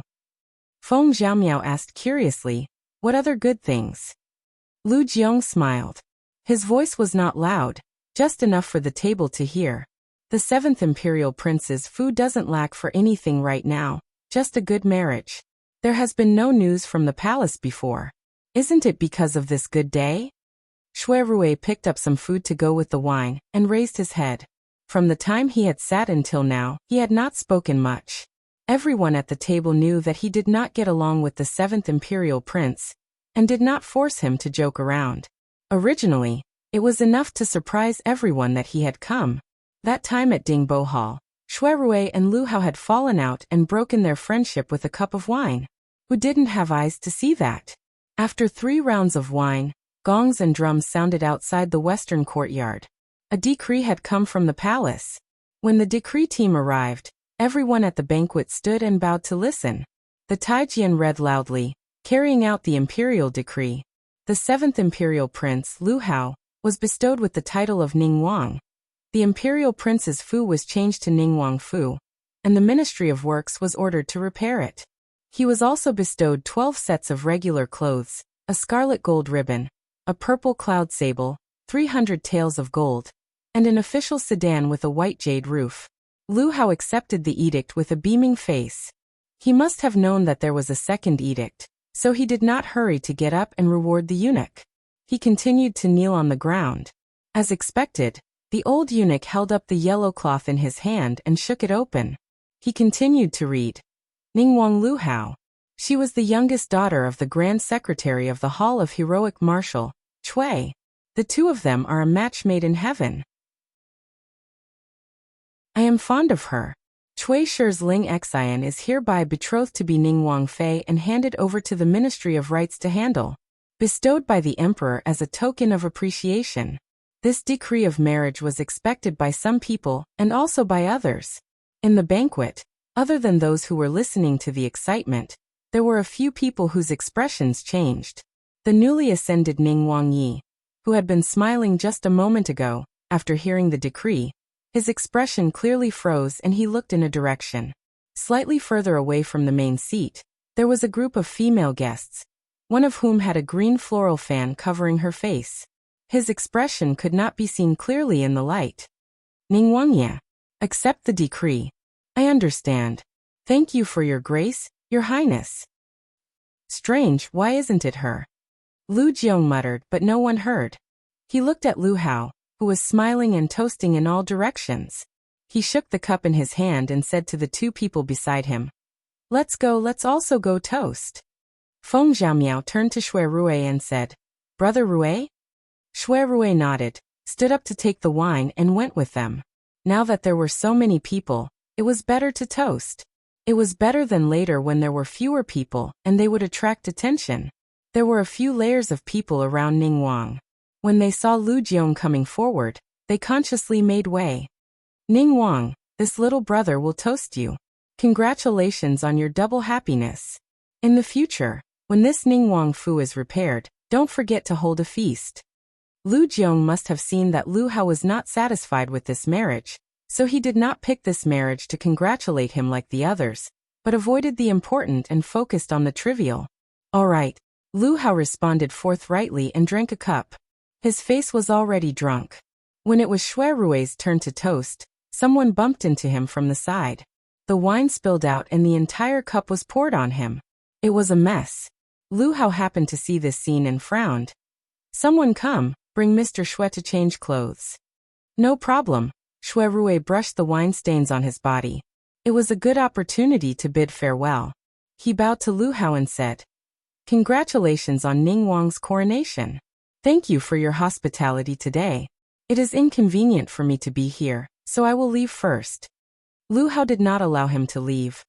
Why haven't you toasted yet? Where are you going? Today is my big day, you won't even give me this little bit of face? Judging from his words, he was obviously drunk. Lu Jiong secretly nudged Shui Rui with his elbow. Shui Rui knew Lu Hao's temper very well. When he saw this, it would be difficult for him to get away for a while, so he could only follow the maidservants of the prince's residence to change his clothes.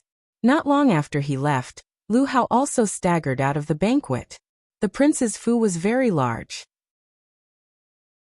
Because it had been renovated last year, Shui Rui did not know the way.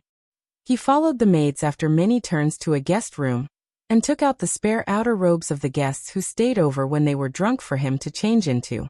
You can go out and wait outside. Yes. Shui Rui changed his clothes and sat on the side of the bed for a while. He was careful tonight and did not drink too much wine, so his mind was very clear. Thinking of Lu Hao's expression at the banquet, he raised a hand to rub his forehead and said in a light voice. Luckily that marriage was broken off quickly, otherwise it would be. Mr. Shui, are you done? Hearing the inquiry of the maid outside, Shui Rui hung the changed clothes in his hand and went out of the door. Let's go. It was still the maid who led the way with her head down. Shui Rui walked for a while and vaguely heard the noise of the banquet hall in the distance. The night was heavy, and the breath he exhaled became fog. His eyes fell on the maid in front of him inadvertently. His eyes paused and he frowned secretly. He remembered that the maid who led the way was taller, but this one seemed to be shorter. Because Shui Rui remembered Yushu's warning, he was more careful throughout the night. So when he saw this unusual situation, he immediately became vigilant. He calmly sized up the surroundings and noticed that this wasn't the path he took when he came. Wait, I have a headache. Let me sit here for a while. Shui Rui sat down on the side of the corridor. He supported his forehead with one hand and waved his hand to let the maid go first. Seeing this, the maid hurriedly said, Mr. Shui, the road in the prince's mansion is winding. Don't get lost again. It's cold at night. If you want to sit, you should sit in the front. When Shui Rui heard this, he was even more unwilling to go.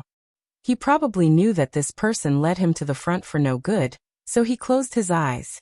He leaned against the pillar. Mr. Shui, Mr. Shui? The maidservant called out to him a few times. Seeing that he was ignoring her, she became anxious, but she couldn't force him. After looking left and right, she whispered, Then this servant will pour you a cup of hot tea. No need.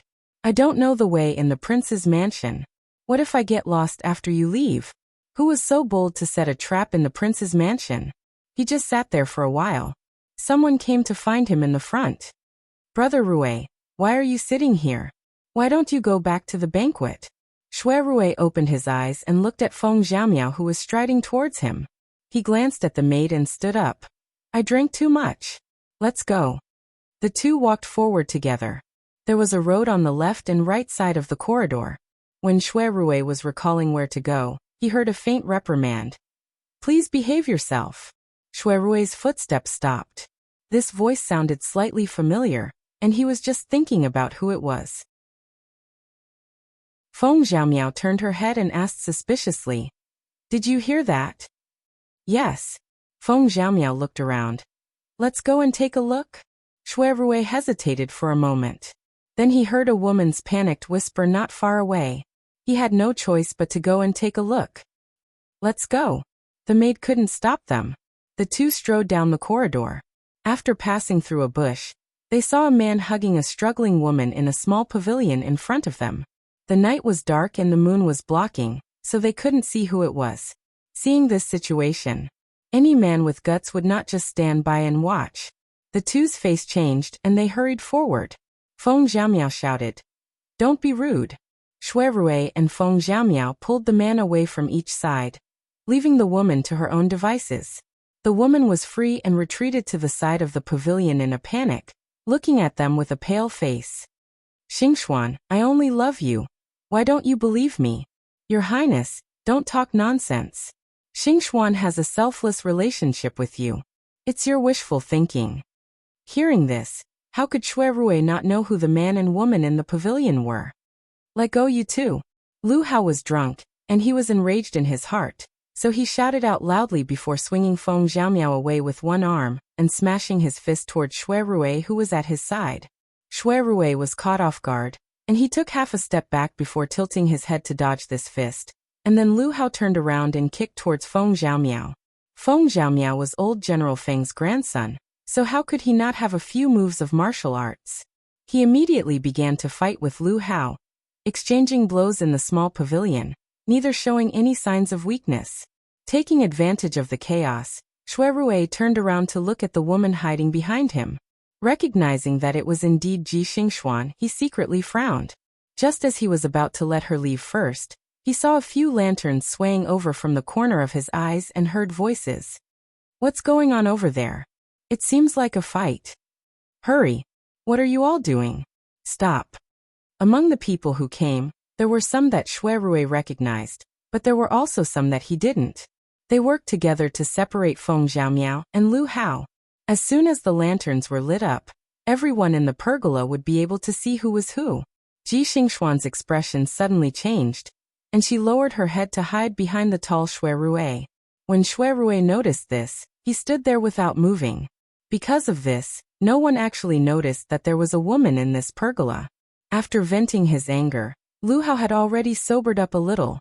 Seeing that there were so many people around him, his expression wasn't good. He snorted coldly and left, leaving a few people looking at each other in dismay. Lu Jiong was among them. He waved his hand and said, "All right, Your Highness has drunk too much.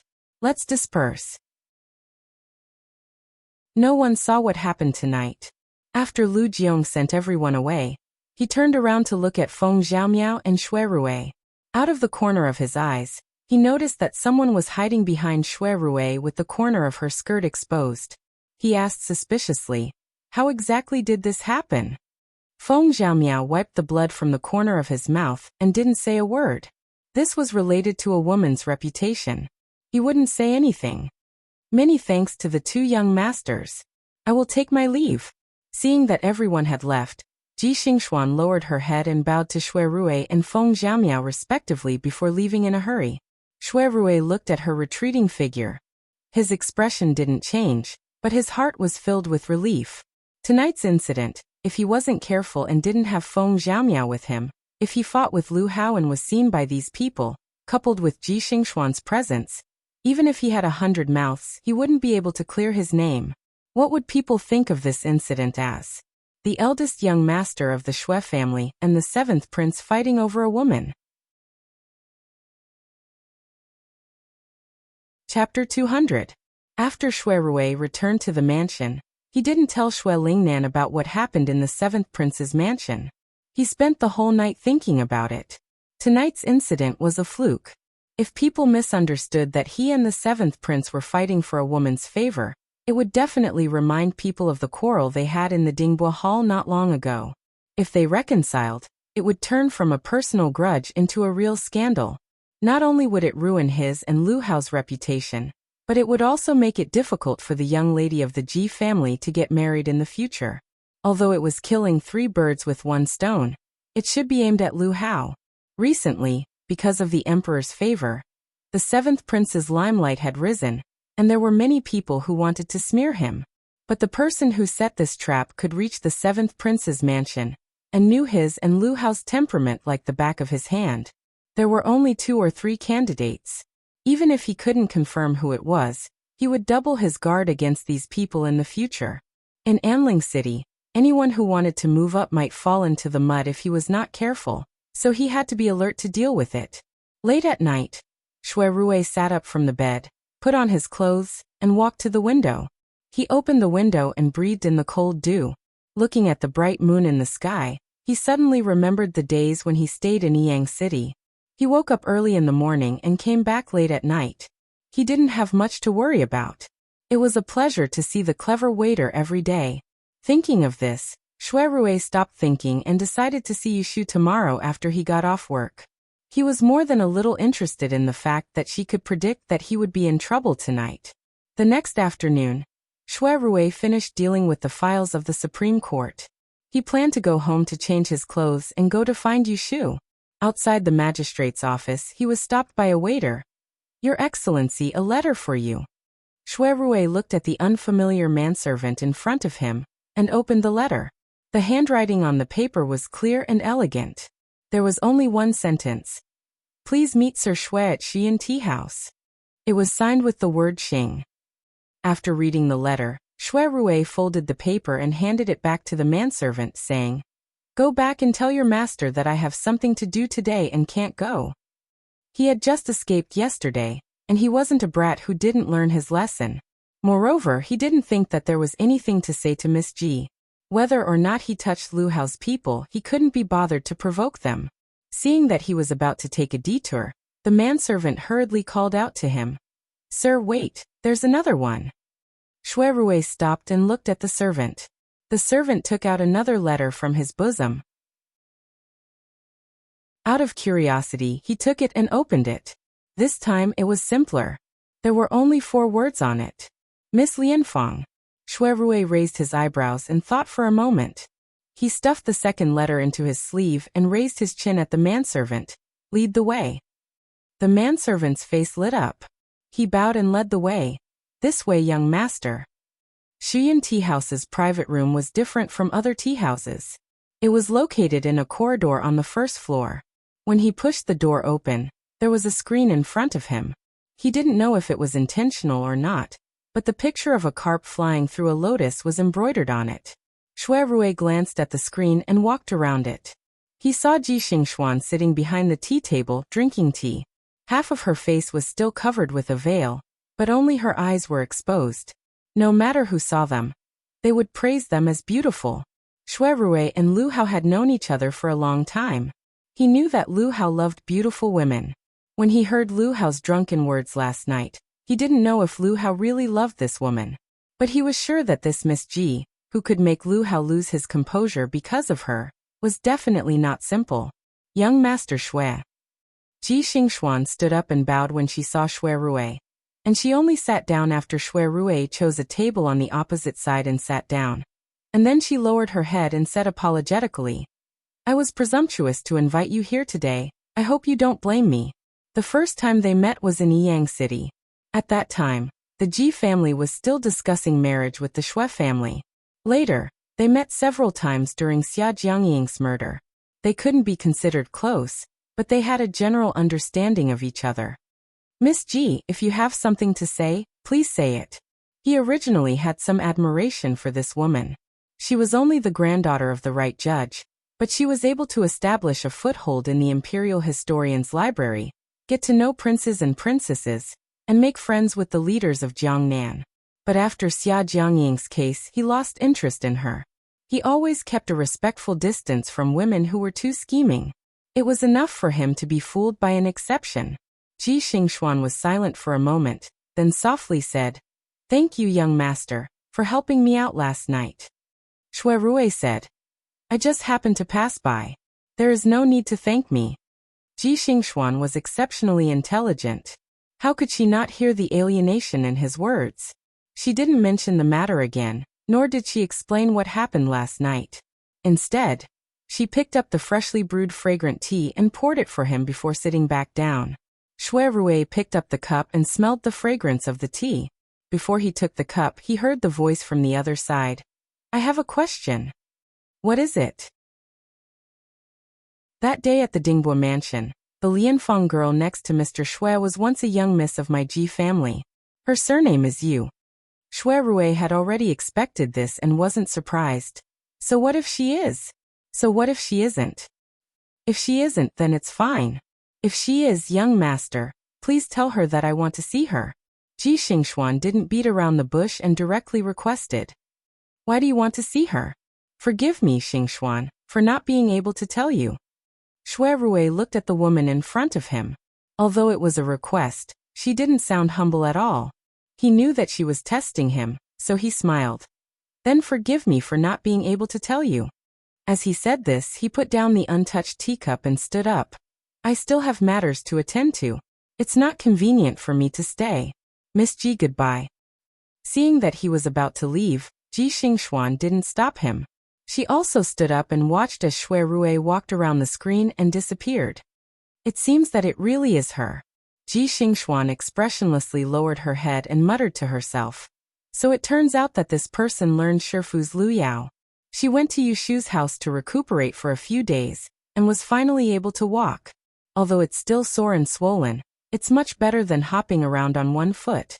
Jing Chen changed the dressing on his hand every day. Fortunately, it was winter and there were no signs of pus. Yushu also asked Yu Xiaoxiu to go out and buy 2 old hens. Every day, she would stew a pot of fresh soup for him to drink to replenish his blood and qi. After the 11th, Yushu was waiting for news from Xuerui. She was worried that he would get into trouble and couldn't avoid it. When Xuerui came to the door, Yushu was sitting on a small stool in the corner of the courtyard, killing chickens. When she heard the door open, she thought that it was Yu Xiaoxiu coming back from school. She opened the door and saw that it was Xuerui. Seeing that he was carrying large and small bags in his hands, which seemed to be her favorite pastries, she smiled and said, "If you come, you don't need to bring anything. It's not like you're visiting relatives." As she said this, she wiped the chicken blood on her apron and reached out to take it. Xuerui saw that there was still a handful of chicken feathers in her hair, and then glanced at the pool of blood not far away. He didn't know whether he should praise her for her ability or criticize her for being careless. He raised his hand to avoid it and said, "Okay, I'll take it in. Is your foot better? You're walking around like this." "It's okay. I'll pull out the feather. You can go in and sit." "Okay." When Jing Chen heard the movement, he walked out of the house. No matter what he thought, Xuerui saw him. He still put on a polite face. "Mr. Jing, you can just be my bait, Jing Chen. Is the injury on your hand better?" "Yes, Xiu just changed my bandage." This conversation sounded quite familiar. Xuerui smiled and nodded. "That's good." Xuerui found his way to the big house and put down the things in his hands. He turned around and saw that Jing Chen had followed him and was standing at the door looking at him.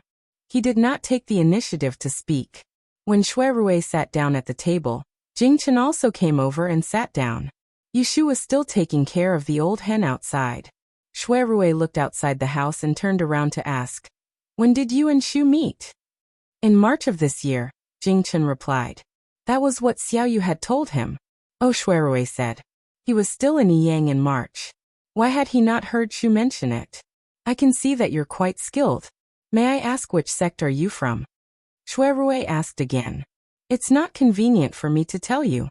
Jing Chen had been warned by Yushu not to tell others that he was a Taoist.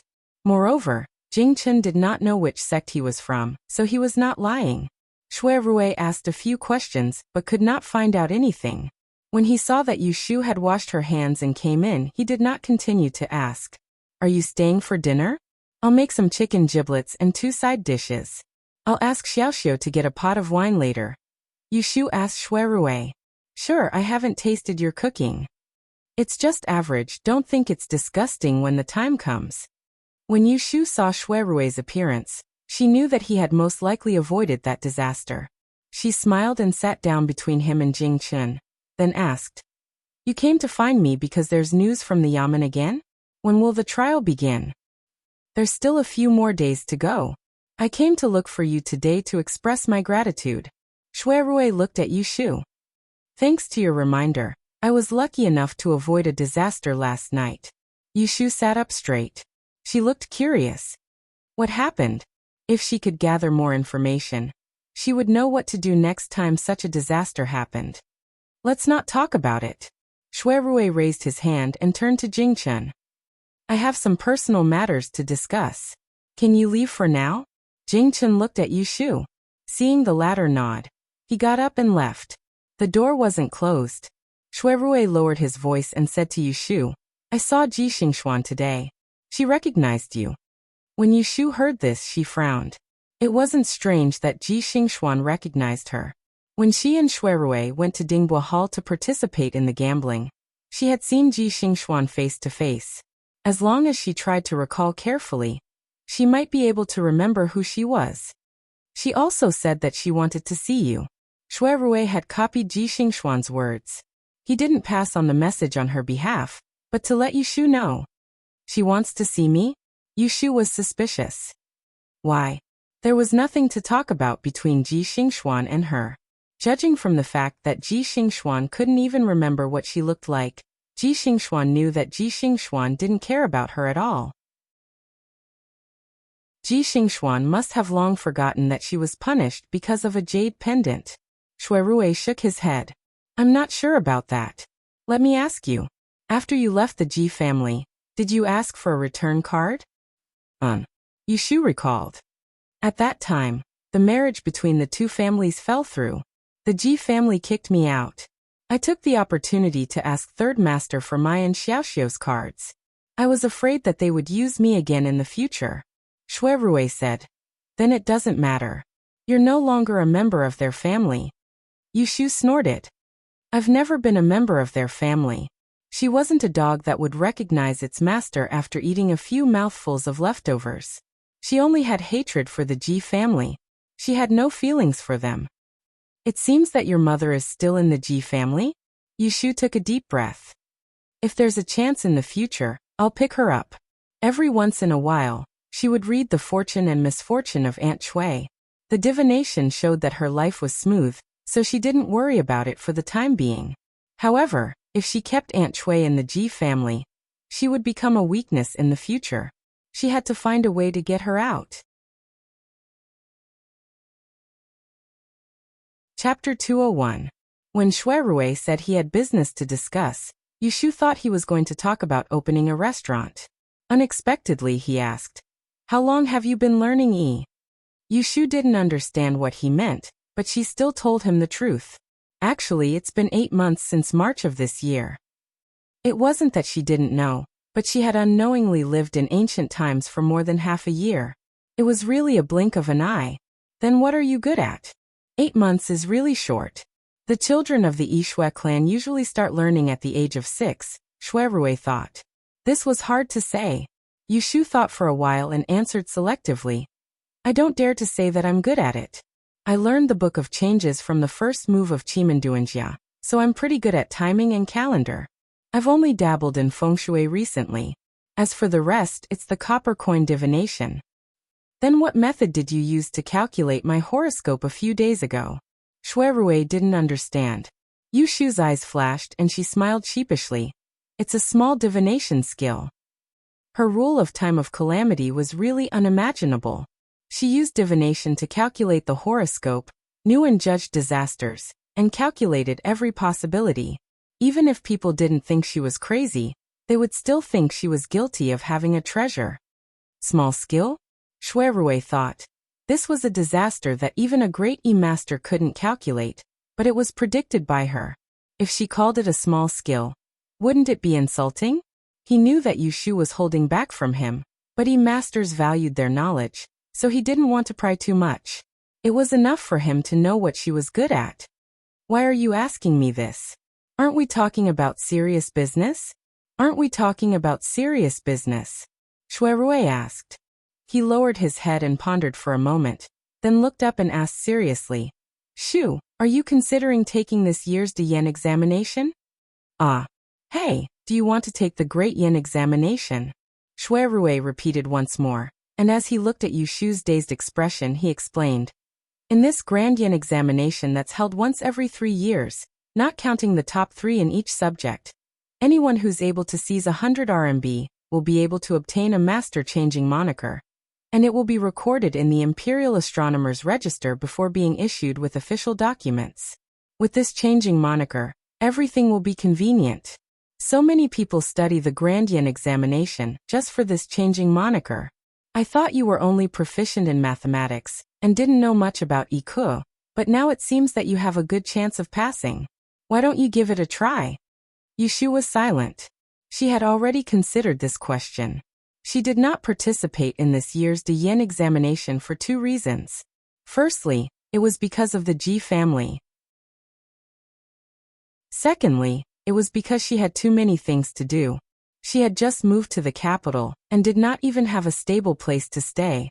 She was busy making money to support her family and did not have the time to prepare for the examination.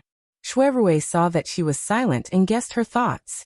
He said, I know you want to improve yourself, but instead of self-studying, Why don't you try the Diyan examination? You might not know that every year, the Celestial Commissioner will select a few young and promising teacher to enter the Taisher Library to study. The Taisher Library is not just for show. Not only are there teacher personally teaching and answering questions, it also has the richest collection of teacher books in the world. Once you enter, you won't have to worry about not being able to improve. After 3 years of study, I believe that with your diligence and intelligence, you won't have to worry about your future. This kind of opportunity only comes once every 3 years. It's best not to miss it easily. Isn't it too late for you to say this now? The Diyan examination is not allowed in October. It's almost the 12th month. Even if I want to take the examination, there's no way. Yushu played with the broken teacup on the table. Shuirui must have a way to let her take the examination if he mentioned this to her. You don't have to worry about this. I have a way to help you get a place, as long as you are willing to take the examination. As expected, Shuirui came prepared. Yushu thought about it. She was indeed tempted by Shuirui's words. Now that she had settled down and had enough money, her only worry was the Ji family. However, that Ji Xingxuan had coincidentally met her and recognized her. There was no point in hiding from them now. Taisher Shuyuan was indeed a good place to go. If she fought hard, she might have a chance. What about you? Yushu looked up at Shuirui. Didn't you say that you wanted me to help you take care of the restaurant's business? Shuirui shook his head gently. Just take my matter as a backup plan. If you are lucky enough to enter Taisher Shuyuan to study, just pretend that I didn't mention it. If you don't pass the examination, you can still help me. How about that? Yushu did not hesitate. She stood up. On her beautiful face, a pair of eyes were bright. Since you've put it this way, wouldn't it be ungrateful of me to refuse? Shuirui admired her straightforwardness. She did not have the indecisiveness of a young girl, and instead, she was more decisive than most men. Then it's a deal. I'll go and settle the matters regarding the entrance examination for you tomorrow. Just wait for my good news at home. Yushu nodded and rolled up her sleeves. Sit here. Xiaoxiu will be back soon. I'll go cook. When he comes back, I'll ask him to get some wine. I'll thank you then. Shuirui nodded with a smile and watched her go out. Shuirui stayed at Yushu's house for dinner. At the table, Yushu told Jingchen and Yu Xiaoxiu about her decision to take the Great Yen examination. Both of them were familiar with it because of Xia Mingming. It's good that you've made up your mind. Jingchen never had any objections to Yushu's decisions. He glanced at the man opposite him who was holding a wine glass and smiling warmly. He knew that it was this man who had helped him this time. I'm going to take the exam in 3 years. Yu Xiaoxiu already had the ambition of a young man. He stayed at Baichuan Academy for a while. Because of Academician Song's special care, Yushu was willing to spend money to buy him books and pens. She also gave him some pocket money. He was like a fish in water among the children. He was much more confident than he was half a year ago. Then you should study hard now. Yushu patted his head. She picked up the wine pot and poured wine for Shuirui, then filled her own glass. Shuirui did not stop her from drinking like he did last time. Seeing that there was no glass in front of Jingchen, he asked, "Where's young Master Jing?" "I don't drink." "He doesn't drink." The two of them spoke in unison. Shuirui's gaze moved back and forth between them, and the smile on his face faded. "Is that so? Ashu, don't drink too much. You'll be fine after you finish this cup. Well, let's eat. This fried chicken giblets is my specialty. It doesn't taste very good, but it's not sold outside." Shuirui picked up the chopsticks and tasted the meat dish that Yushu pointed out. It was slightly spicy, but it unexpectedly suited his taste. With the small wine, he unconsciously drank 2 more cups. After the meal, Yushu asked Yu Xiaoxiu to clean up the dishes. She took a lantern and sent Shuirui out. When the two arrived at the entrance of the alley, Shuirui asked her to stay. "It's inconvenient for you to walk. You should go back. I'll walk for a while. There's a sedan waiting for me in front." Yushu nodded and raised the lantern to illuminate the way for him. She watched him walk a few steps. Looking at his tall back, she suddenly called out to him. "Brother Chow, When Shui Rui heard this name, he stopped and turned his head. It was night. The dim yellow light from the lantern made the man's face look like it was covered with a layer of mist, making people unable to see him clearly. In her previous life, Yushu could be considered to have seen countless people. But when it came to Shui Rui, she clearly knew him for a long time. She said he was smart, but he liked to pretend to be ignorant. She said he had a good temper, but he wasn't easy to provoke. This kind of person should not get up early without benefits. However, he took care of her many times. It was beyond the level of an old acquaintance. If he said that he didn't want anything else, she wouldn't believe it. This sentence had been bottled up in her heart for many days. She treated him as a friend, so she didn't want to beat around the bush. She blurted out, "Can you tell me, why are you always thinking about me? What is it that you want?" With his hands behind his back, Shui Rui's gaze swept across her delicate and pretty face that was in between that of a young man and a young lady. Finally, his gaze landed on her overly calm eyes.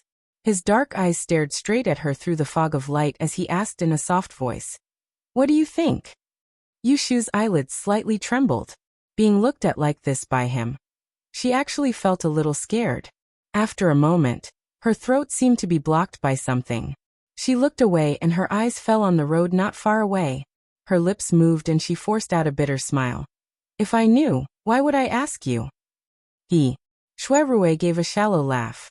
He shook his head and didn't say anything more. He turned around and walked away. Yushu looked at his gradually disappearing figure and let out a sigh. She stood there for a while, touched her slightly sweaty neck, and turned back to the alley.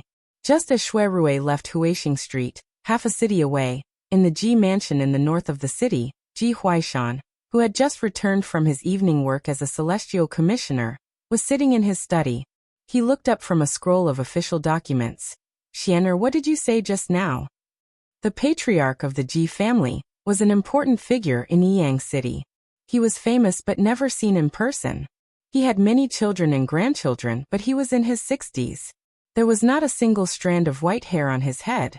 He had a square face, but there were some wrinkles at the corners of his eyes and mouth. Previously, when I was discussing marriage with the Ji family, I found a younger sister under third uncle's name to replace me. She is now in the capital. Not long ago, I met her at Dingbua Hall. Grandson suspects that Shifu Qingzheng taught her the art of 6 Yao lines. When Ji Xingxuan finished speaking, Ji Huaishan's expression changed. "What do you mean? Your third uncle's daughter was brought into the family by a concubine? How did she get involved with Daoist Qingzheng?" Xingxuan explained clearly. "Yes, grandfather." Ji Xingxuan deliberated for a moment and said, "Do you remember that I went home in April this year?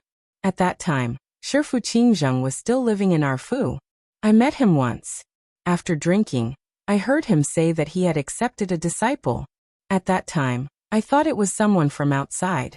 However, that day when I went with the 7th prince to Dingbua Hall, I saw someone using Shifu's art of 6 Yao lines. Later, when I thought about it, I felt that the person looked familiar. Only then did I remember seeing this person beside 5th Miss Xia Jiang. I heard that she also came from the south, so I paid more attention. After making an appointment with the eldest son of the Shui family, I concluded that it was that younger sister." Ji Huaishan was confused as he listened. How did she get involved with Miss Xia Jiang and Mr. Shui? Ji Xingxuan lowered her eyelids and said, "I heard that she escorted Miss Xia Jiang to the capital. As for Mr. Shui, they probably got to know each other when we were discussing marriage in Yiyang City." Ji Huaishan finally understood. He frowned and placed his hand on the table. After thinking for a moment, he said, "Where is she now?" Chapter 202.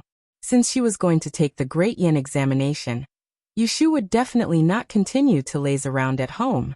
She woke up early the next day and dressed herself up. She wore a plain green gown over a black lined jacket and a fur collar. She smiled warmly and energetically left the house with Yu Xiaoxiu, leaving Jing Chen to look after the house and Kim Bao. She hired a mule cart and sent Yu Xiaoxiu to Baichuan Academy. Yu Shu found the largest courier station in the north of the city and paid 10 taels of silver to send a letter to Pei Jing and Zhao Hui to a messenger from Jiangnan. After sending the letter home, Yushu took the recommendation letter she got from the crown prince of Prince Xiang and looked for a great master who lived nearby. She visited him to inquire about the matters related to the De Yuan examination. She only said that there would be an examination, and she wasn't sure what to prepare for. With the Great Yen examination at hand, there was an endless stream of visitors in front of the residences of the great masters in the capital. Visitors carrying gifts and asking for guidance were everywhere. However, the letter from the crown prince was not given for nothing. Yushu was invited into the residence amidst the crowd of visitors waiting in front of the door. After drinking the hot tea and waiting for a while, she saw Mr. Gui, who was visiting today. Mr. Gui was very polite to Yushu out of respect for Lu Jiang. He answered almost all of her questions and didn't look at her differently just because she said some nonsense. Yushu asked for more details and found out that the Great Yen examination was not that easy. The subjects of Yishui were divided into 6 major subjects, namely feng shui, e-science, astrology, physiognomy, occult arts, and mathematics. After the Dayan examination, these 6 subjects would be held in different venues with different topics. Instead of being held on the same day, they would be held in the 12th month of the lunar calendar. Candidates could choose to take all 6 subjects, or they could choose not to take any of the 6 subjects, except for e-science, which was mandatory. After the winter solstice, the results would be released in the spring of March. This was after the civil and military examinations, and before the court examinations. This was a yearly tradition. After the results were released, there was a final round of examinations to be held in the Directorate of Celestials. The examiners would select 1 out of 100 candidates to retake the examination. There were reasons and current events to be taken into account. This was to prevent any examinees from passing off as genuine. After all, Yishui was not like literature, which could be grasped on paper. Once someone was found to be an imposter, they would be punished with 30 lashes and 2 years in prison. They would not be able to take the Great Yen examination again for the rest of their lives. Yushu inquired about everything she needed to know and thanked Teacher Gui before leaving. Seeing that it was almost noon, she found a restaurant to eat a bowl of hot soup pancakes. Only then did she go for a ride to the Great Hall to buy some divination tools that might be used in the examination. Most importantly, she bought some Ili books. She had always been using what she learned, and was rather lacking in theoretical knowledge. There were still more than 10 days before the first exam. She had made up her mind to study the Ili thoroughly, and at the same time, tidy up her handwriting so that it could be seen clearly during the exam. 3 sets of tortoise shells, a set of divination sticks, a pair of flint, an hourglass, a star chart, a calendar, a book of Yijia, and a book of Xiangli. After selecting these items, he calculated the bill. Unexpectedly, he only had 20 cents of change left from the 100 taels he brought. Fortunately, it was a serious matter, so Yushu did not feel bad. She asked someone to pack it up, and when afternoon came, she went to Baichuan Academy to wait for Yu Xiaoxiu to finish school and go home together. "Sister, let me help you." When Yu Xiaoxiu saw Yushu coming to pick him up, he was very happy. He said goodbye to his classmates and ran to Yushu to take the largest paper bag in her hands. "What did you buy?" "Divination tools and a few books. I'll show them to you when we get back." Yushu turned her head and looked at the child who was still standing at the school gate waving at Yu Xiaoxiu. He was about the same age as Xiaoxiu. He was wearing a silver-gray velvet hat on his head. He had a round face and round eyes and looked very obedient. She asked him, "Who is that? A new friend?" "Oh." Yu Xiaoxiu thought for a while and told Yushu the truth. "He's the one who almost shot me with an arrow last time. His name is Hu Tian. He's 1 year younger than me. I scared him and he kept apologizing to me, so I played with him." Yushu patted his shoulder and praised, "Not bad. A man should not be calculative. It's better to make friends than to make enemies." The two of them talked and laughed as they returned home. It got dark early in the winter. Yushu took out the new lantern she bought not long ago and lit it. She asked Jing Chen to hang it on the door. The small courtyard was lit up, and it was much easier to go in and out. Yushu went to cook while Yu Xiaoxiu set up a wooden box in the courtyard. He knocked on it and prepared to make a nest for Kim Bao. The weather was getting colder and colder. The little thing often slept in his bed, and was almost squashed by him several times. After dinner, Yushu took a stack of paper and went to Jing Chen's room. What's the matter? Jing Chen was standing by the bed, and was about to change his clothes. My handwriting is always crooked. Can you give me some advice? Yushu thought that the fastest way to fix her handwriting was to ask Jing Chen for help. However, his right hand was injured, and it was inconvenient for him to write. She could only ask him verbally. Come in. Jing Chen nodded to her. Yushu jumped in with a smile. Jing Chen nimbly tied the knot on the belt that he had just untied. He walked to the desk and pulled out a chair for Yushu to sit down. He stood behind her. Yushu moved the inkstone in front of her and quickly carved out some ink. She pushed it forward, laid out the paper, and handed a pen to her. Write a few words first. Jing Chen said. Oh. Yushu picked up the pen. She had just written 2 words on the paper when Jing Chen pressed her shoulder from behind. The way you hold the pen is wrong. Sit up straight. Jing Chen put his injured right hand behind his back and leaned forward slightly. His left hand went around Yushu's left shoulder and held her right hand.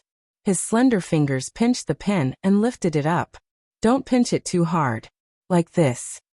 Yushu's head leaned against Jing Chen's chest. She could hear his serious teaching voice coming from above her head. The hand that held the pen was covered with an unusual temperature. A light breath came from behind with a sense of tranquility. It made her dazed for a moment. Jing Chen held Yushu's slender hand and focused on the paper. His left hand moved her right hand. Horizontal should be flat. Vertical should be straight. Slide to the left. Press to the right. Once the pen is down, don't hesitate. Hearing this, Yushu was moved. She turned her head and her eyes fell on Jing Chen's particularly handsome face under the candlelight. When Jing Chen saw that she suddenly stopped staring at him, he let go of her hand. He stood up and asked, "What's wrong? Is it hard to write?" Yushu shook her head. She looked at him again and slowly turned her head. She looked at the word mu on the paper. She moved her wrist and added a mouth on it. It became a daze. Jing Chen, don't you think this word looks like a person? Jing Chen looked down. He couldn't see how the word daze looked like a person. He asked her, I can't see it. Who does it look like? Yushu held her chin with one hand and turned to look at him. She blinked and said innocently, It looks like you. Jing Chen looked at her and then looked at the words on the paper. After a moment, he realized that she was teasing him. He smiled helplessly. He didn't get angry. He shook his head. This is not me. This is me. After saying that, he held her hand again. He added a E next to the word daze. It became a bow. Yushu looked at the word he added and asked in confusion, What does this mean? Jing Chen raised his hand and gently patted her fluffy head. He seriously explained, Don't I still have you by my side? Yushu suddenly understood. She was really amused by his unusual humor. She slapped the table and laughed. Ha ha. As she laughed, her heart became happy. She nodded at him. That's right. You still have me by your side. This dummy, there were times when he was smart.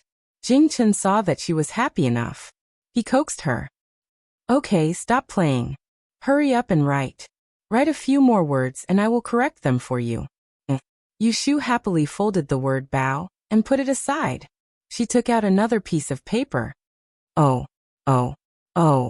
It was the most difficult to get up in the morning in winter. The rooster crowed 3 times before Yushu opened her eyes in a daze. She saw a pile of yellow fur. She straightened her neck and realized that it was Kim Bao sleeping on the side of her pillow. She stretched out a finger and poked his forehead. Kim Bao raised half of his eyelids and looked at her. He then lowered his eyelids again. He gently made a sound as if he was telling her not to disturb him. I see you sleeping all day. Are you going to hibernate? Yushu whispered. She sat up from the bed with the quilt in her arms. She first thought about what she was going to do today. There was movement in the courtyard. Yushu wrapped herself in a cotton robe and got off the bed. She opened a crack in the window and looked outside. She saw Jing Chen holding a sword-shaped piece of wood in his left hand. His figure was elegant and confident. Of course, One could ignore the gauze wrapped around his right hand. Yushu was caught red-handed and shouted at the top of her lungs. "What are you doing?" Jingchen stopped his sword and looked for Yushu, who had half of her face exposed from the window. He put the wooden sword on his back. He didn't want to make her unhappy. "What are you hiding?" "I saw it." Yushu sneered at him. She didn't lose her temper. She just told him, "Be careful not to hurt your right hand." Jingchen's eyes lit up. He knew that she allowed him to practice swordsmanship. He nodded and put the wooden sword in front of him again. He was going to practice the sword of the dragon. Yushu leaned against the window and admired it for a while. She thought that after breakfast, she would take out the ancient sword for Jingchen to use. Although it was rusty, it was still a real sword. It was much better than a wooden sword. After putting on her clothes, Yushu went to get some water to wash her face. At this time, someone knocked on the door of the courtyard. Hearing the sound, she thought that it was Shui Rui. Her hands were wet, so she called out to Jingchen. Jingchen opened the door.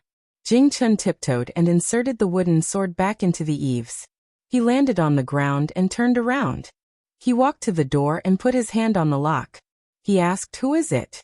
There was silence outside. At first, there was no answer. Jingchen asked again, "Who is it?" "Excuse me, does Yushu live here?" Chapter 203. Who is it? Yushu wiped her face and walked out of the room. She saw Jingchen standing at the door talking to the person outside, and quickly walked forward. "Looking for you." Jingchen turned around and revealed the person outside the door. It was a girl around 10 years old. Her hair was combed into a bun, and she wore a pomegranate dress. "May I ask who you are?" Yushu was suspicious. She had never seen this person before. "You are Yushu?" The person looked up and down at Yushu and greeted her. "Our miss wants to see you. She is outside on the street. Come with me." So it was a servant girl. Yushu asked, "Who is your miss?" The servant girl kept her in suspense. "You will know when you see her." Yushu thought. The only miss she knew in Jing was Xia Mingming. She was the only one who could find this place. She said to Jingchen, "I will go out and see. Wake up Xiaoxiu later. Don't let him go to school late." Yushu followed the servant girl. Although it was said to be on the street outside, it was actually 2 streets away. They left the winding alleys and came to a clean inn. Yushu wondered why Xia Mingxi would choose such a place to meet her. She followed him through the front hall into the backyard and stopped in front of a guest room. "Miss, she is here." The servant girl knocked on the door from the outside. There was no response. But after a moment, the door opened from the inside. A servant girl dressed exactly the same came out of the room. She glanced at Yushu and asked the servant girl who let her in, "Is it her?" "It's her." "Then go in." The servant girl opened the door and let Yushu through. As soon as she walked in, the door was closed from the outside. Yushu looked back and did not say anything. This guest room had 3 rooms. Outside was a vertical hall. There were rooms on the left and right sides. Yushu saw that the curtain on the right side was pulled up and walked to that side. "Mingming, why did you?" When Yushu saw the person sitting in the tea room, her voice paused and she couldn't help frowning. She just stood at the door and didn't go inside. Her eyes weren't playing tricks on her. Wasn't the precious 4th miss of the Ji family sitting there with a veil covering her face? "You're here." Ji Xingxuan turned around and looked at Yushu calmly. She stood up and said, "I haven't been back to Yang for many years, so I haven't seen you often. I didn't recognize you the first few times we met, but I thought you looked familiar. It was only later that I realized it was you. So I asked around about your residence and sent someone to invite you here." Yushu had just heard from Shui Rui the night before that Ji Xingxuan wanted to see her. Now Ji Xingxuan had actually personally come to her doorstep. It was impossible for her to say that she just wanted to see Ji Xingxuan without any other matters. "You're right. I haven't met 4th Miss many times. I'm not familiar with her." "Why are you looking for me?" Yushu put on an indifferent attitude. She had no intention of making small talk. She was a petty and vengeful person. She didn't have a good impression of anyone in the Ji family. There was no need to pretend to be happy. "It's cold outside." Let's sit down and have some tea. Ji Xingxuan pointed at the soft tea room by the back window. She walked over and sat down first. She turned to look at Yu Shu, but she was still standing in front of the curtain door. I'm not thirsty. If you have something to say, just say it. Yu Shu wasn't in the mood to sit down and chat with her. She wasn't an ignorant little girl who would be led by the nose so easily. Seeing Yu Shu's unfriendly attitude, Ji Xingxuan wasn't surprised. Although she was often in the capital, she had heard a little about what happened in the family. She heard that third uncle's concubine had brought this girl into the family. She had beaten her cousin and stolen the 8 treasure koi from the feng shui pond. Because of her bad behavior, she had angered her grandmother several times and was beaten several times. Later, she had been kicked out. She must have held a grudge against the Ji family. Thinking of this, she didn't try to get close to her. Instead, she went straight to the point. I invited you here today because I have an important matter to ask you. I hope you can answer me. Yu Shu thought through the reason why Ji Xingxuan had come looking for her today. There was no beginning or end. She raised her chin and motioned for her to speak. What is it? Speak. The copper coin divination technique you used that day in Dinghua Hall. Was it taught to you by Taoist Qing Zheng who used to live in Jingshangtang? Yu Shu suddenly understood. She was wondering why Ji Xingxuan had come looking for her for no reason. It turned out that day, Ji Xingxuan had seen something and came for her 6 lines breaking technique. Ji Xingxuan had learned Yi from Taoist Qing Zheng. She should have seen the use of the 6 lines breaking technique. Yu Shu wondered how much she had seen through it. Taoist Qing Zheng? You mean the white-bearded old man who slept in the Ji family's Jingshangtang? Yu Shu pretended to be confused. She said in her heart, Master, don't blame me for not recognizing you. It was you who warned me not to mention our master-disciple relationship to others. I'm just respecting my master. Hearing this, Ji Xingxuan stared at Yu Shu's face and said, It's him. That's not it. My divination technique with copper coins was not taught by that old man. Yu Shu lied without blinking an eye. Why are you asking this? Are you interested in my divination technique? She didn't wait for Ji Xingxuan to answer. She said nonsense. Then I'm afraid you'll have to go to Yang. Didn't I steal something and was chased out by old lady Ji? Then I begged for food on the street for a few days and met a beggar. I learned this divination technique from him. These words sounded like they were true. Ji Xingxuan didn't know whether she believed it or not. She thought for a moment and continued. I'm very interested in this technique, but I can't return to Yang in a short time. I wonder if I can ask you for advice. Yu Shu was amused. She didn't know much about this Ji family's daughter. Now it seemed that she was thick-skinned. It was taboo to ask about other people's private learning, let alone ask for advice. Which fool would tell an outsider that they were begging for food? Ji Xingxuan seemed to read Yu Shu's mind. She added slowly, Of course, I won't ask for advice for free. I'll exchange other easy learning techniques with you. It turned out that it wasn't that she was thick-skinned but that she came prepared. Yu Shu smiled and said, What are you going to exchange with me? Ji Xingxuan said, There are 3 volumes of the spirit chess scripture, left behind by the great scholar Dongfang Shua of the Han Dynasty. One is the 10 key points formula written by Guanzhang, and the other is the Dragon Horse River diagram, from the Imperial Historian's Library. You can choose from the 3. Hearing her offer, Yu Shu was secretly speechless. She had been in Automosmanthus Lane for so long. She had heard of these things. Not to mention the others, the Lingqi scriptures was a kind of divination technique using chess pieces. It was said that it was passed down from Huang Shigong to Western Han General Zhang Liang. Finally, it was used by Dongfang Shua.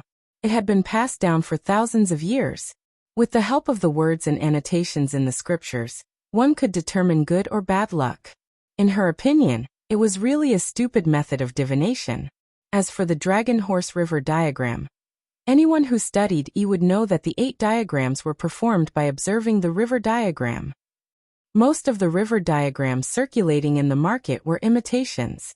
Only the real river diagram could be called Dragon Horse River diagram. It was said that the real Dragon Horse River diagram could increase one's root of wisdom and help one's spirituality.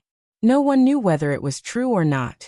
Ji Xingxuan saw Yushu's expression and knew that she was tempted. She said, "How about it? Are you willing to exchange with me?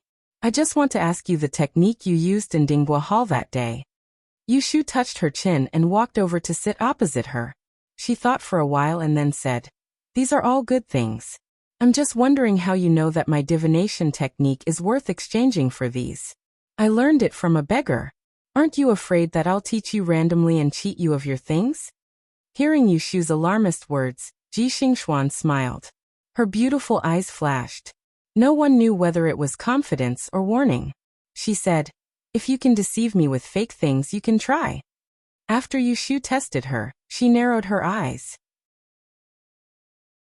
It seemed that Ji Xingxuan was determined that she had learned the Luyao Dao from Qingzheng, and was determined to get it. Thinking about it, it made sense. The Luyao Dao breaking technique was more effective for those with higher aptitude and talent. It was said that Ji Xingxuan had excellent aptitude and talent.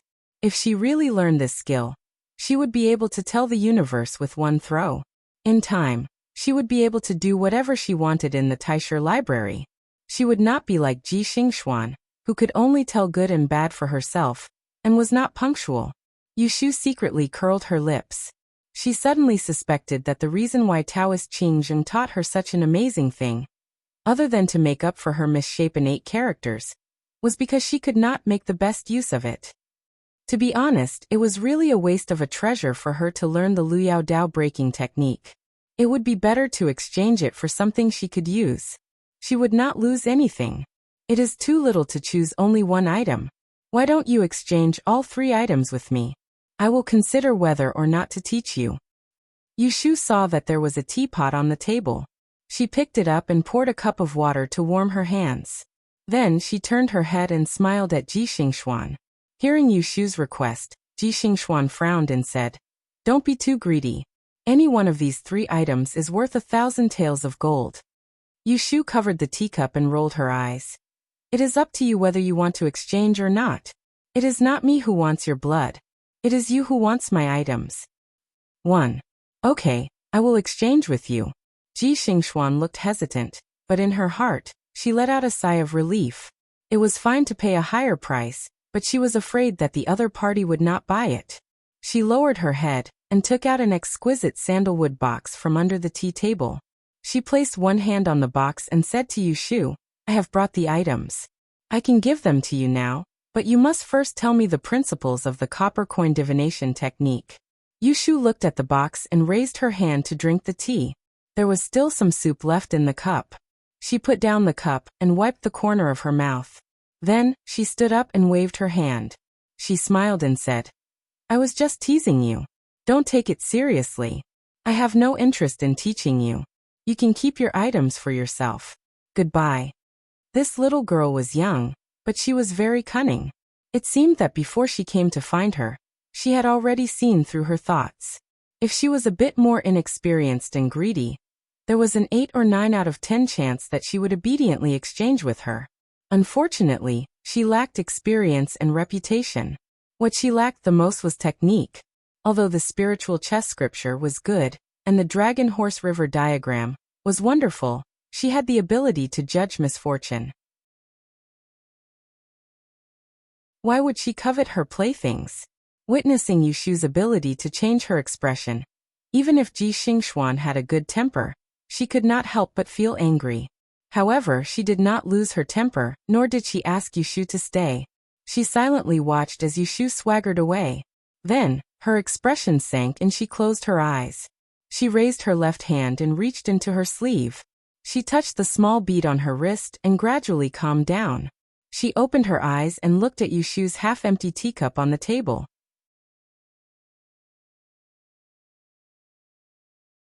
Chapter 204. My disciple, the purpose of your trip down the mountain is to find the fate breaker. Remember, before that, don't move your Taoist heart. Once, late at night, Jingchen woke up from his dream with a start. When he opened his eyes, there was only darkness.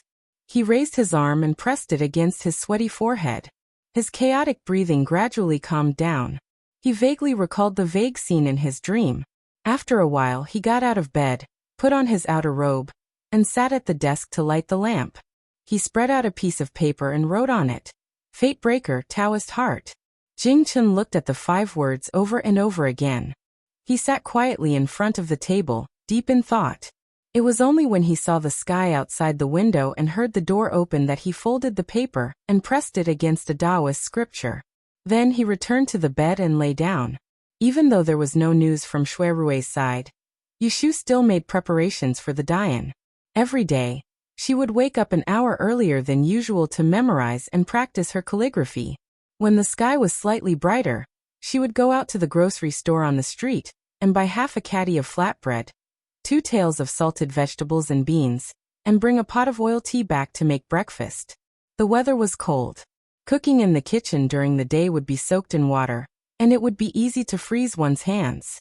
Yushu was good at housekeeping, so she would not skimp on breakfast. After knocking on Jing Chen's door, Yushu went back to the room and woke Yu Xiaoxiu up. She put the bowls and chopsticks on the table. After breakfast, Yu Xiaoxiu went to school. Yushu cleaned the table and went to Jing Chen's room to change his dressing. The wound on Jing Chen's hand had been growing for a few days, and the stitches were almost closed. There were 2 deep cuts across the knuckles and the palm of his hand. They were so deep that they could be seen with the naked eye. It was a horrifying sight. Yushu carefully used a cotton cloth to clean the wound with hot water. As she sprinkled some medicinal powder on it, she asked, "Does it still hurt?" Jing Chen shook his head. He thought for a while and said, "It's a little itchy." Yushu warned, "It's a good thing to be itchy. It will heal slowly. Don't scratch it, understand?" "Yes." Jing Chen lowered his head and looked at Yushu, who was concentrating on wrapping his hands with a piece of cotton cloth. He suddenly asked, "Xiaoyu, I've mentioned to you before. Why did I descend the mountain and enter the human realm?" Yushu's hand movement paused, and she said nonchalantly, "Why are you asking this? I remember when we were on the ship.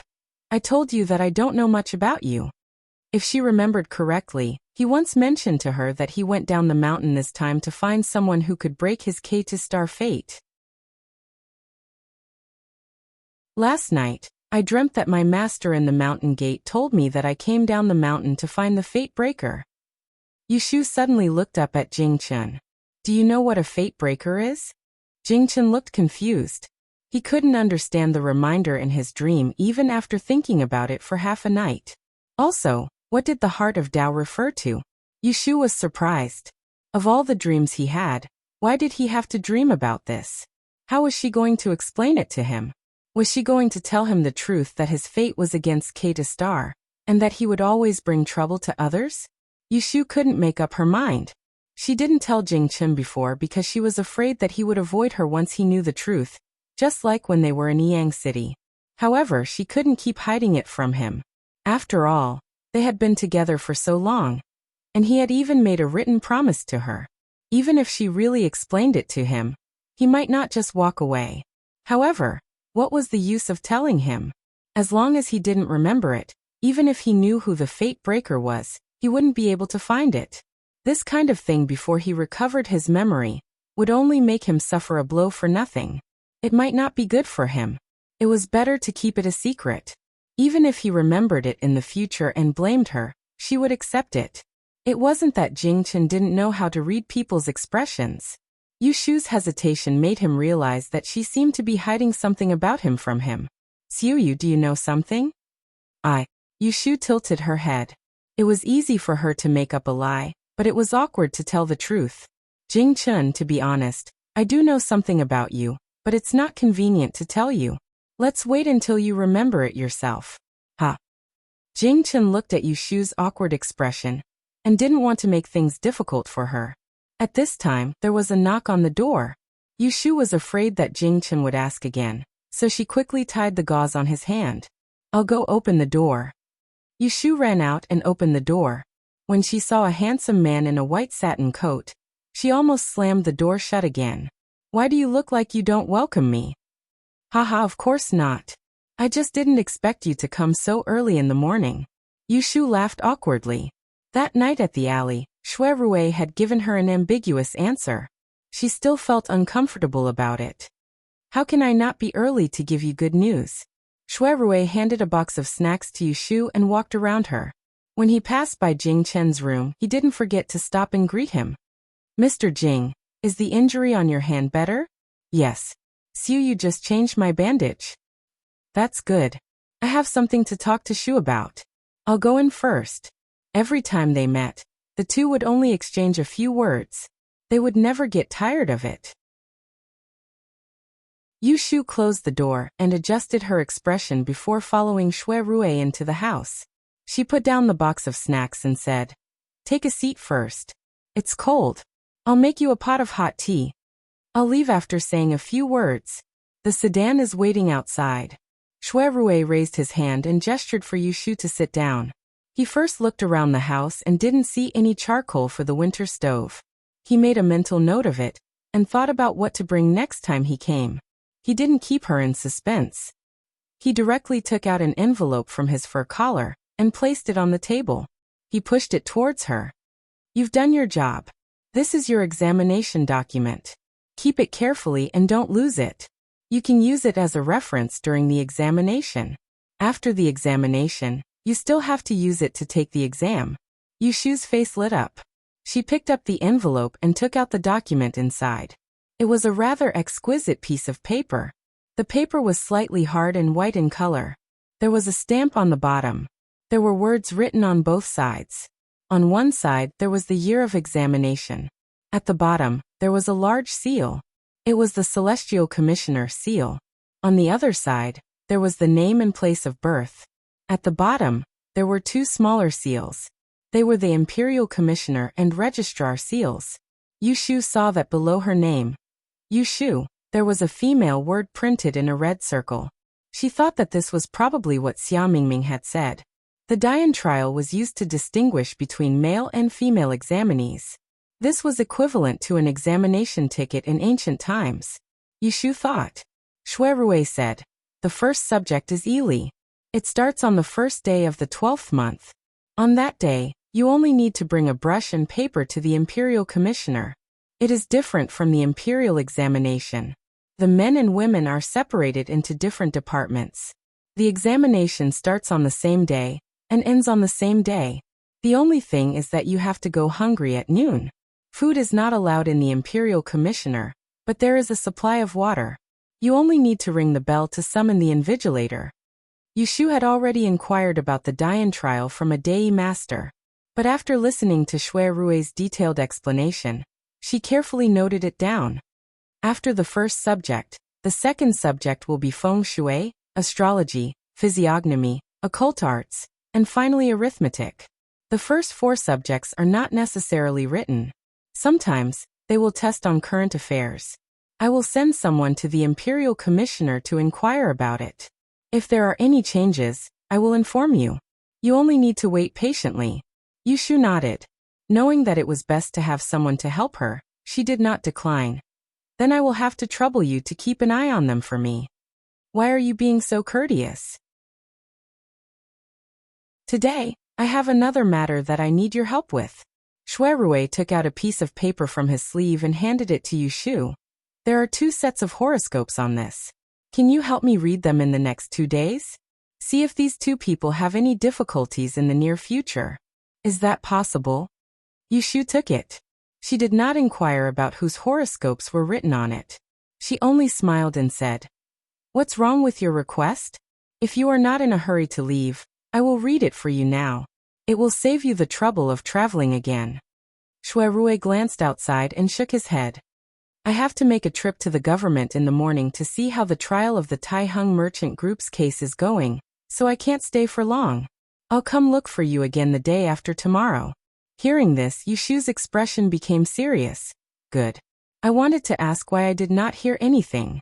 You can go take a look and tell me later." As long as Qiu Biao and Bai Qing were not punished, she would not be able to sleep well. It was best to finish this case as soon as possible and not let it be delayed until the Great Yen examination. As long as Qiu Biao and Bai Qing were not punished, she would not be able to sleep well. It was best to finish this case as soon as possible and not let it be delayed until the Great Yen examination. Shui Rui looked at his leisurely appearance and could not help but feel a bit envious.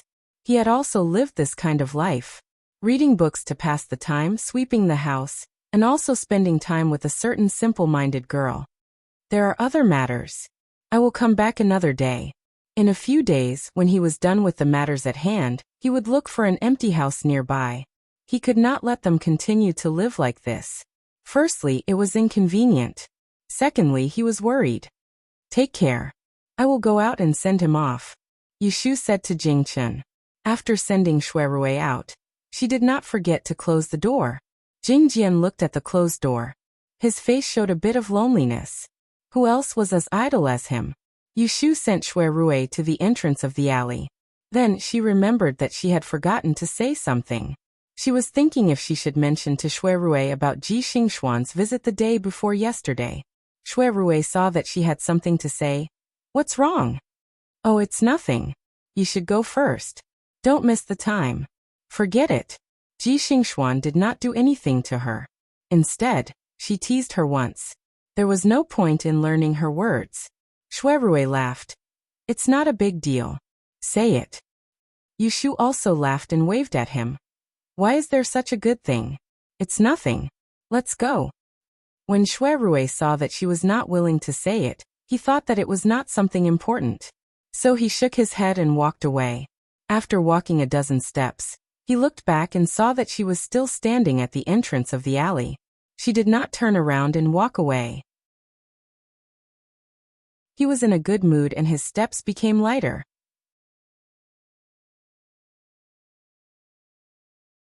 Chapter 205. Shuirui said he was going to inquire about the trial of the Taiheng Chamber of Commerce case.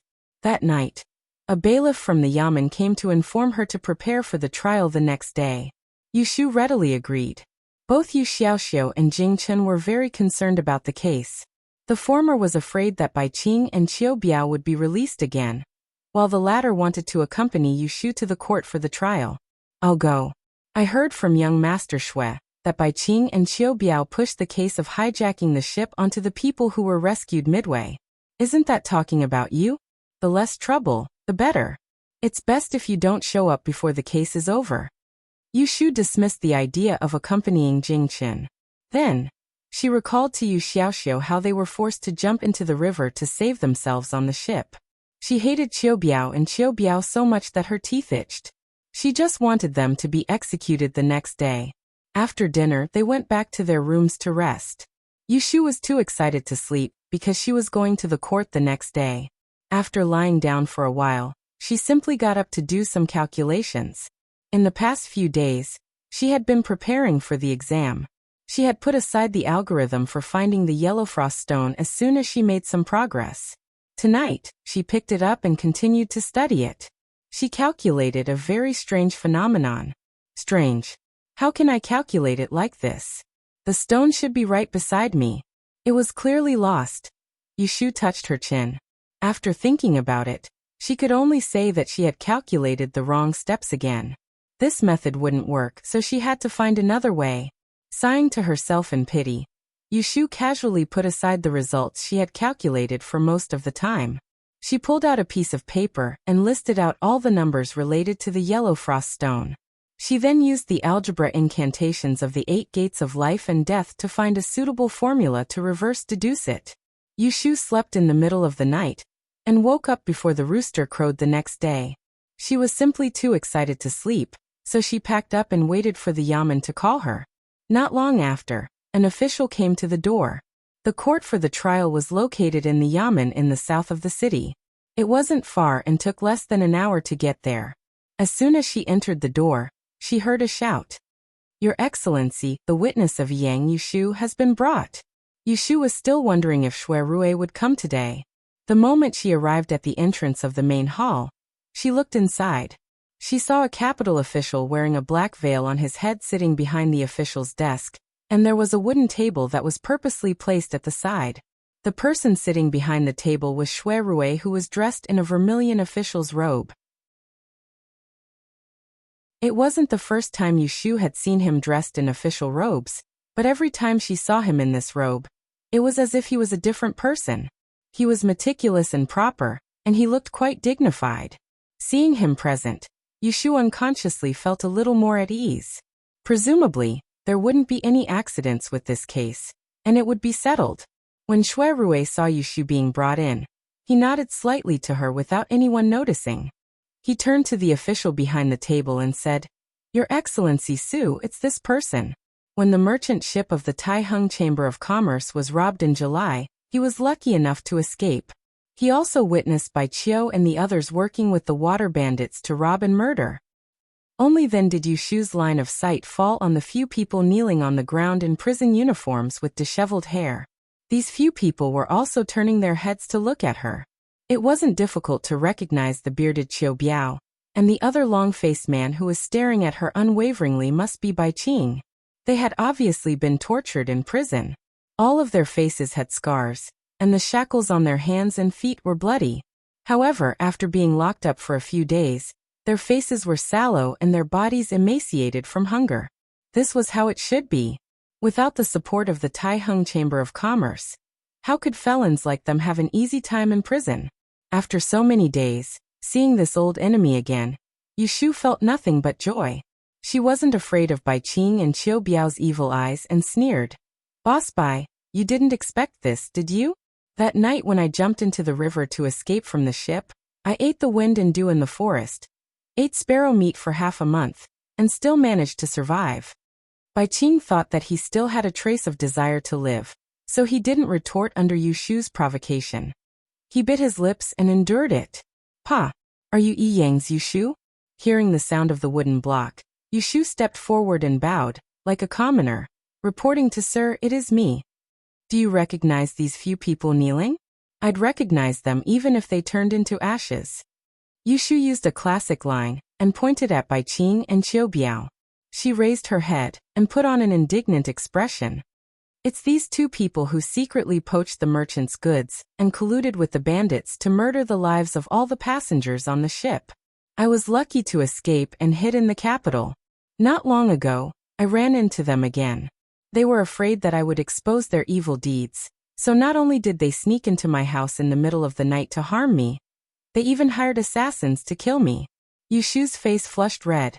She cupped her hands toward Shui Rui and said gratefully, "It is all thanks to Shui Daren's keen eyes that captured these villains on the spot. Otherwise, I would have died sooner or later, and they would have gotten away scot-free." Shui Rui looked at Yushu's performance and almost couldn't hold back his laughter. He suppressed the corner of his mouth and nodded. He said to Su Daren, "The Taiheng Chamber of Commerce has thoroughly investigated Bai Qing. Su Daren has looked over the accounts just now. The accomplices have all confessed, proving that the robbery case in July and the other robbery case that happened in the southwest 3 years ago were all led by Bai and Qiu. Now that the witnesses and material evidence are here, Su Daren, please convict them." Before Yushu came, the trial of the case was almost over. Before the trial began, all the confessions had been collected. Her coming was just a formality. Other than her, there were 2 other stewards from the Taiheng Chamber of Commerce present. They were sent by their masters to provide material evidence and listen to the trial. And the reason why Shui Rui was here to listen to the trial was because there was a clear provision in the law. If a person was sentenced to death, they must have the approval of the Supreme Court and the Ministry of Justice. Moreover, the officials of the 2 ministries must be present. Therefore, for this case, Shui Rui had put in a lot of effort to apply for the approval from the higher-ups before the trial began. Once the sentence was sentenced, the sentence could be directly pronounced and the report would be repeated later. "Pa, this court is Yiyang County's Bai Qing, Qiu Biao, Su Lu Friday and the others. Due to robbing a merchant ship in Kaifeng County's Shangjiang Gorge in the 7th month of the 7th month, embezzlement, murder, and gain wealth, resulting in the death of 26 people and embezzlement of tens of thousands of yuan. After investigation, it has been proven that this is a heinous crime. Therefore, this official decrees that all of you will be stripped of your family's wealth. Bai Qing, Qiu Biao, Su Lu, and Friday will be executed at noon on the 3rd day of the 12th month of the 12th month. Pa. Guards drag them away and throw them into the death row. The judge in the court, Lord Su, threw the match. Only then did Bai Qiu and the others know that they could not escape their doom. Some of them immediately wailed like ghosts and howled like wolves, loudly begging for mercy. Qiu Biao's face was ashen. On the other hand, Bai Qing, seeing that the situation was hopeless, finally showed signs of madness. Panting heavily, he was caught off guard and turned to face Yushu.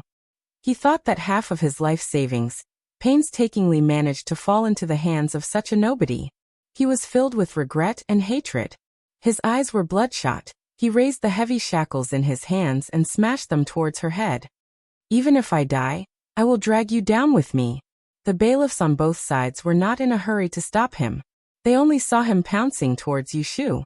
Shui Rui turned pale with fright.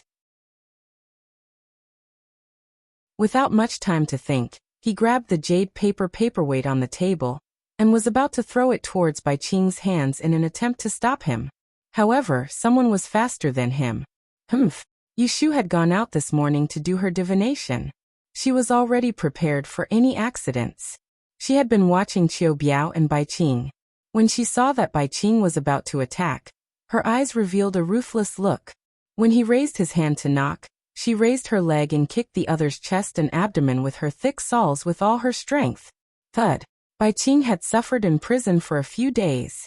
How could he compare to her who worked every day and was full of energy? When she kicked him, he let out a muffled groan and fell to the ground. His head hit the ground hard and a mouthful of blood gushed out of his mouth.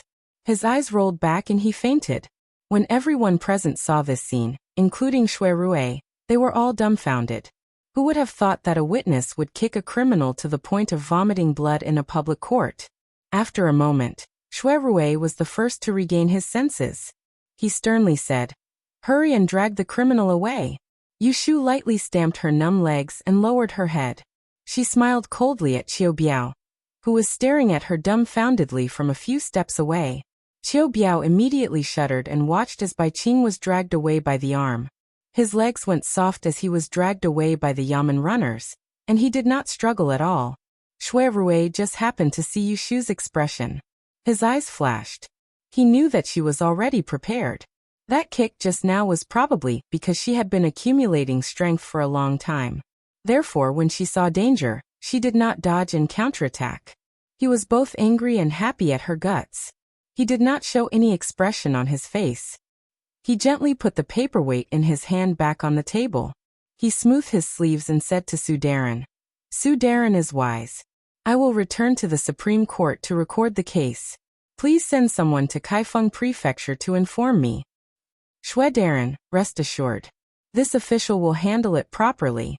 Shui Rui took a copy of the statement from the advisor and left with the two yamen runners. When he passed by Yushu, he paused and said in a low voice, "I will settle the score with you after this." Yushu was immersed in the pleasure of venting her anger with that kick, and when this sentence entered her ears, her brows twitched. She turned her head around in bewilderment and looked at Shui Rui, who was leaving with large strides, and she was puzzled. What's the deal? Among the few spectators outside the yamen, a manservant saw that the case had been settled. He turned around and trotted away. He stopped at the corner of the street and climbed onto a horse carriage. He whispered to the window, "Second master, the case has been closed. The person has been sentenced to death." The person in the horse carriage seemed to let out a long sigh. Let's go." No matter what, the hijacking of the ship was over. Bai Qing and Qiu Biao deserved their punishment. Yushu happily returned home. As soon as she opened the door, she told the good news to Jing Chen. "On the 3rd day of the 12th month, it's a good day. I don't have to take an exam that day, so I can go and watch." Yushu pulled Jing Chen's sleeve and entered his room.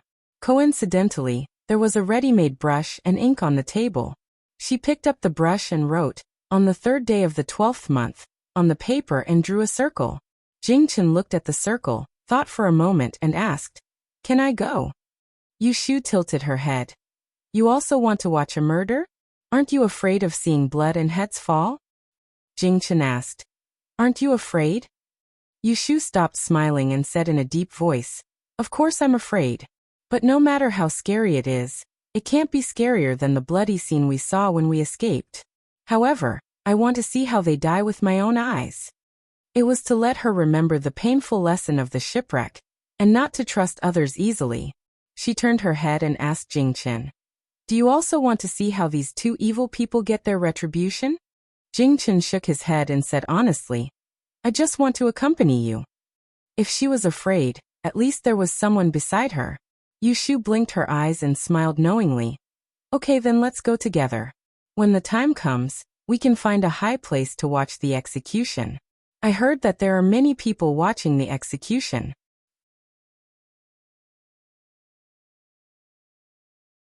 Chapter 206. There were 6 subjects in the Dian examination: Ili, Feng Shui, Astrology, Physiognomy, Strange Arts, and Arithmetic. Among the 6 subjects, only Ili was a compulsory subject. The other 5 subjects could be skipped because everyone had their own specialties. The Celestial Commissioner did not insist on learning all the subjects. After planning, Yushu decided that other than the Ili, she would also take the Astrology, Qigong, and Arithmetic exams. She only knew the surface of Physiognomy, and she had learned a lot about Feng Shui. She would also fail in the exams, so there was no need to waste her Essence exam. In order to fight for a chance to enter the Taisher Library, she would definitely spare no effort. Thinking about it, even if she did badly in the Ili exam, as long as she was outstanding in the other 3 subjects, she would not be buried. Under Jing Chen's guidance, Yushu's writing had a clear improvement. Although it was still far from being good, at least it wasn't unrecognizable. 3 days after the hijacking ship case, Shui Rui showed up again. He sent a servant to Yushu's house to call for people. Yu Xiaoxiu happened to be resting in the academy today, so Yushu asked him and Jingchen to stay at home. She took the 2 pairs of horoscopes that Shui Rui asked her to calculate last time, and went out. Shui Rui's horse carriage was parked at the corner of the street. Yushu pulled open the curtains, and Shui Rui was sitting diagonally inside, reading a book. His hair was combed into a loose bun, and a few strands of hair hung down from his forehead, reflecting the light from the small window. His expression was relaxed, and he truly looked distinguished and elegant. Today he did not wear his official uniform.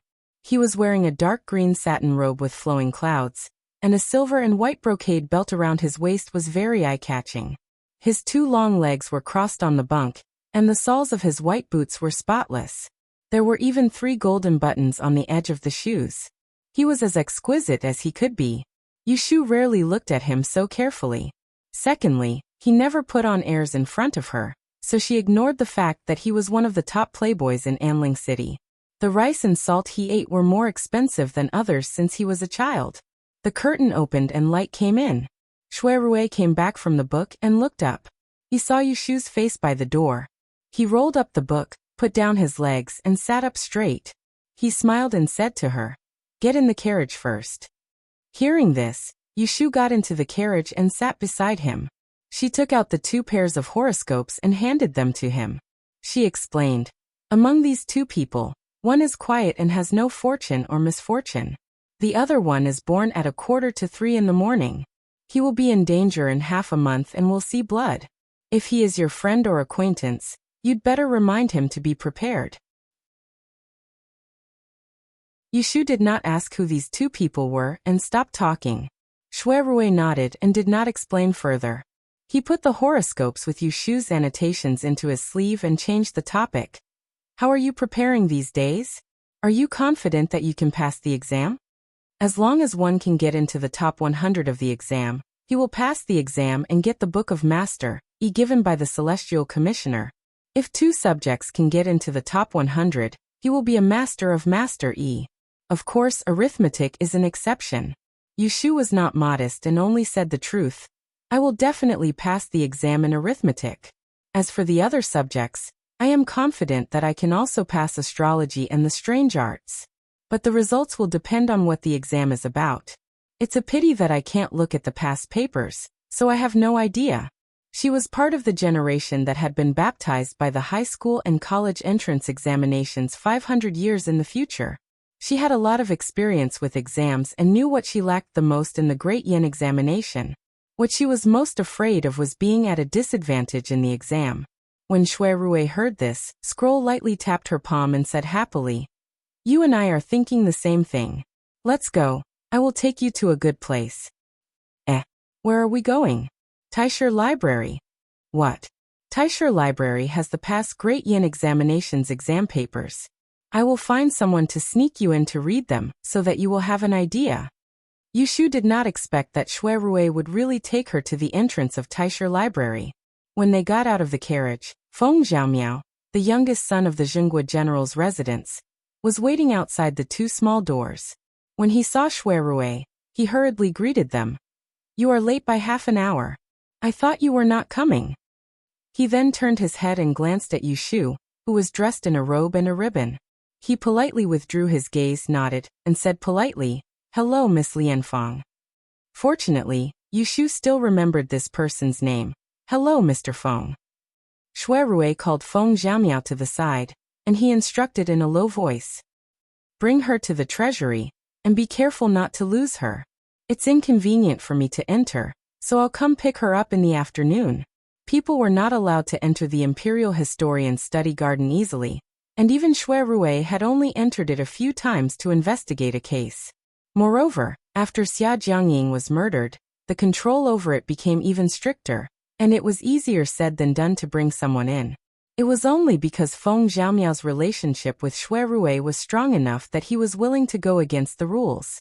Feng Xiaomiao smiled and said, Brother Rui, rest assured. How can I mess up what you have asked me to do? Let's have a drink together in the evening. I have booked a private room at the Huifeng restaurant and called Second Brother Qi. It is not convenient today.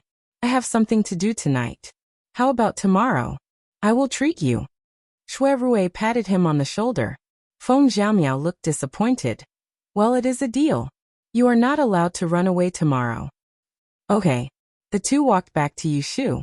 Feng Xiaomiao stretched out his hand to lead the way and said to Yushu, Miss, come with me. If you see anyone later, just answer to me. You don't have to pay attention to them. Yushu turned her head to look at Shui Rui. Shui Rui nodded and said to her, If there is anything you are not clear about, just ask Xiaomiao. He is someone who has taken the Dian examination. Go, I will pick you up in the afternoon. Of course, Yushu would not miss the opportunity to see the collection of books in Taisher Library. She thanked him and nodded to him. Then she followed Feng Xiaomiao into Taisher Library. Feng Xiaomiao must have informed the guard and entered the door with Yushu unimpeded. This was the second time for Yushu to enter Taisher Library. The first time was when Xia Jiangying was killed. She followed Xia Mingming there when she was handling a case at the Supreme Judiciary. After passing through a long winding corridor, the lower corridor was a different world. Flowers and trees withered in winter, but both sides of the road were covered with pine needles and holly. It was lush and green, not cold. After passing through a winding corridor, there were courtyards and small buildings in the distance. They were all the same, with glazed tiles, white walls, rockery corridors, stone screens and painted walls. They were either in front of the courtyard or by the side of the road. It was as if they had just passed by and turned back. Being in it, it was like entering a maze. One's head and tail could not be seen. An expert could see the knack here. Yushu had some knowledge of feng shui. She could roughly see that there was a formation hidden in the layout of Taisher Library. It was a strange combination of illusion and reality. Along the way, they met a few people. Regardless of gender, they were all young and outstanding. Seeing that Feng Xiaomiao was bringing Yushu, they could not help but ask curiously. Feng Xiaomiao answered them all like this. Oh, it is Master Zhou who asked me to bring this young master to see him. I don't know what it is for. This must be a lie, but the others did not doubt it. Seeing that he was in a hurry, they did not ask any more questions and let them go. Feng Xiaomiao did not know whether it was due to the difference between men and women or other reasons, but he did not take the initiative to talk to Yushu. He only looked back from time to time to make sure that she was still behind him and did not get lost. Yushu carefully studied the feng shui of Taisher Library along the way. Similarly, she did not have time to chat. After walking for at least the time to drink a cup of tea, Feng Xiaomiao finally led her to the place. In front of her was a pavilion, standing by the lake. It was 2 stories high and was octagonal in shape with a balcony on one side. On the door, there was a plain horizontal board with the 2 words, Carrying Tao written on it. The two corners of the board were hung with ribbons, and on the red ribbons were 4 pairs of 8 trigrams. Yin and yang intersected, black and white alternated. There was no one guarding the door. Looking from outside, there was only an old man holding a feather duster sweeping the dust on the window. At this point, Yushu could not help but ask, "Is this the pavilion?" Feng Zhaomiao saw that there was no one around and stopped in front of the door to explain to her in a low voice. There are 4 pavilions in Taisher Library, and this carrying Tao Tower is only one of them. It is specially used to store the lectures of the past 100 years, the Ili chapters of the past dynasties. Other than that, the second floor also stores the questions of the 6 examinations of the Great Yin examination every year for people to look up. Yushu nodded, feeling surprised. She only knew that there was one pavilion in Taisher Library that had a rich collection, but she did not know that there were as many as 4. From the sound of it, this carrying Tao Tower seemed to be the most unremarkable one. Feng Zhaomiao saw that there were people coming this way from not far away. He waved his hand at Yushu and said, "Okay, follow me in. Don't talk too much to whoever you see." Entering this ancient library, Yushu felt that her eyes were not enough to see. The first floor was spacious, and the bookshelves were all against the wall, leaving only the window. The empty hall was covered with a thick carpet, and walking on it was silent. Perhaps because of the passage of time, the patterns on the carpet had become blurred, but it was still clean without a single stain, and there was still the scent of old books in the air. The old man sweeping the dust might have been seeing things, for he did not even see who had come in. He only bent his back and cleaned the dust on the bookshelves over and over again. The staircase was in the southeast, and it was also covered with carpet. Yushu followed Feng Zhaomiao up to the second floor. This floor was even clearer. There were only 2 rows of bookshelves against the wall, and the rest were short, square-legged bookcases. They were small, not even the height of a person, and could be reached by stretching out one's hand. Coincidentally, there was not a single person on the second floor, and they could even hear the echo when they spoke. Feng Zhaomiao led Yushu through the rows of bookshelves, bending down to search for the stamps on the bookshelves.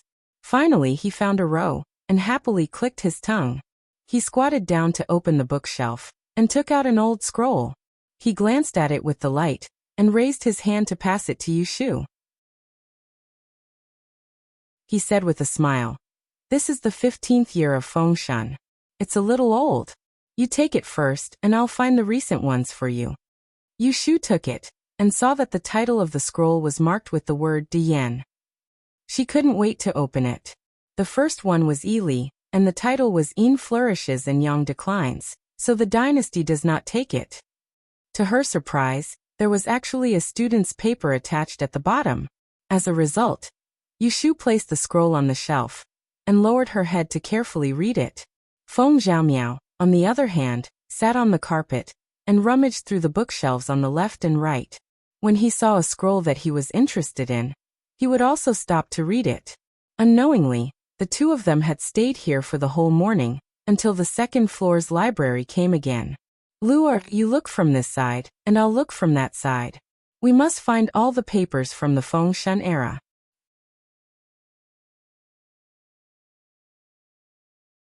Chapter 207. The second floor was spacious, and the shelves on the second floor were all shorter than a person's height. As soon as someone spoke, they could hear an echo. Yushu and Feng Zhaomiao both heard the voices coming from the second floor. Yushu put down the scroll in her hands. "It can't be so coincidental, right?" Yushu turned her head and stood on her tiptoes to take a look. Her line of sight passed through the rows of shelves and saw 2 female students in yellow standing at the staircase, talking. She even recognized one of them. What a coincidence. Feng Zhaomiao immediately sat up from the ground and looked outside. When she saw who it was, she quickly retracted her head and gently pulled Yushu's sleeve. She winked at her and waved her hand at her to tell her not to make a sound. She pointed to the rows of bookshelves behind her, silently signaling her to hide first. Yushu understood. She casually grabbed the file that she had just been reading, and bent down to hide under the bookcase. She quietly moved back. Feng Zhaomiao quickly closed the few open bookcases, and also bent down to follow her. There were at least 100 shelves on the second floor, so it wasn't difficult to hide here. Yu Shu and Feng Xiaomiao went under the shelves on the northernmost side and hid behind them. There was an aisle that was as wide as 2 arms' length between them. Feng Xiaomiao pricked up her ears and listened.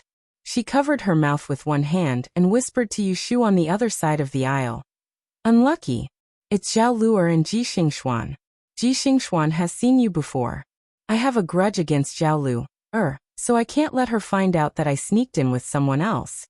Otherwise, she'll definitely make trouble for me. Let's hide first and find a chance to sneak out later. Yu Shu nodded.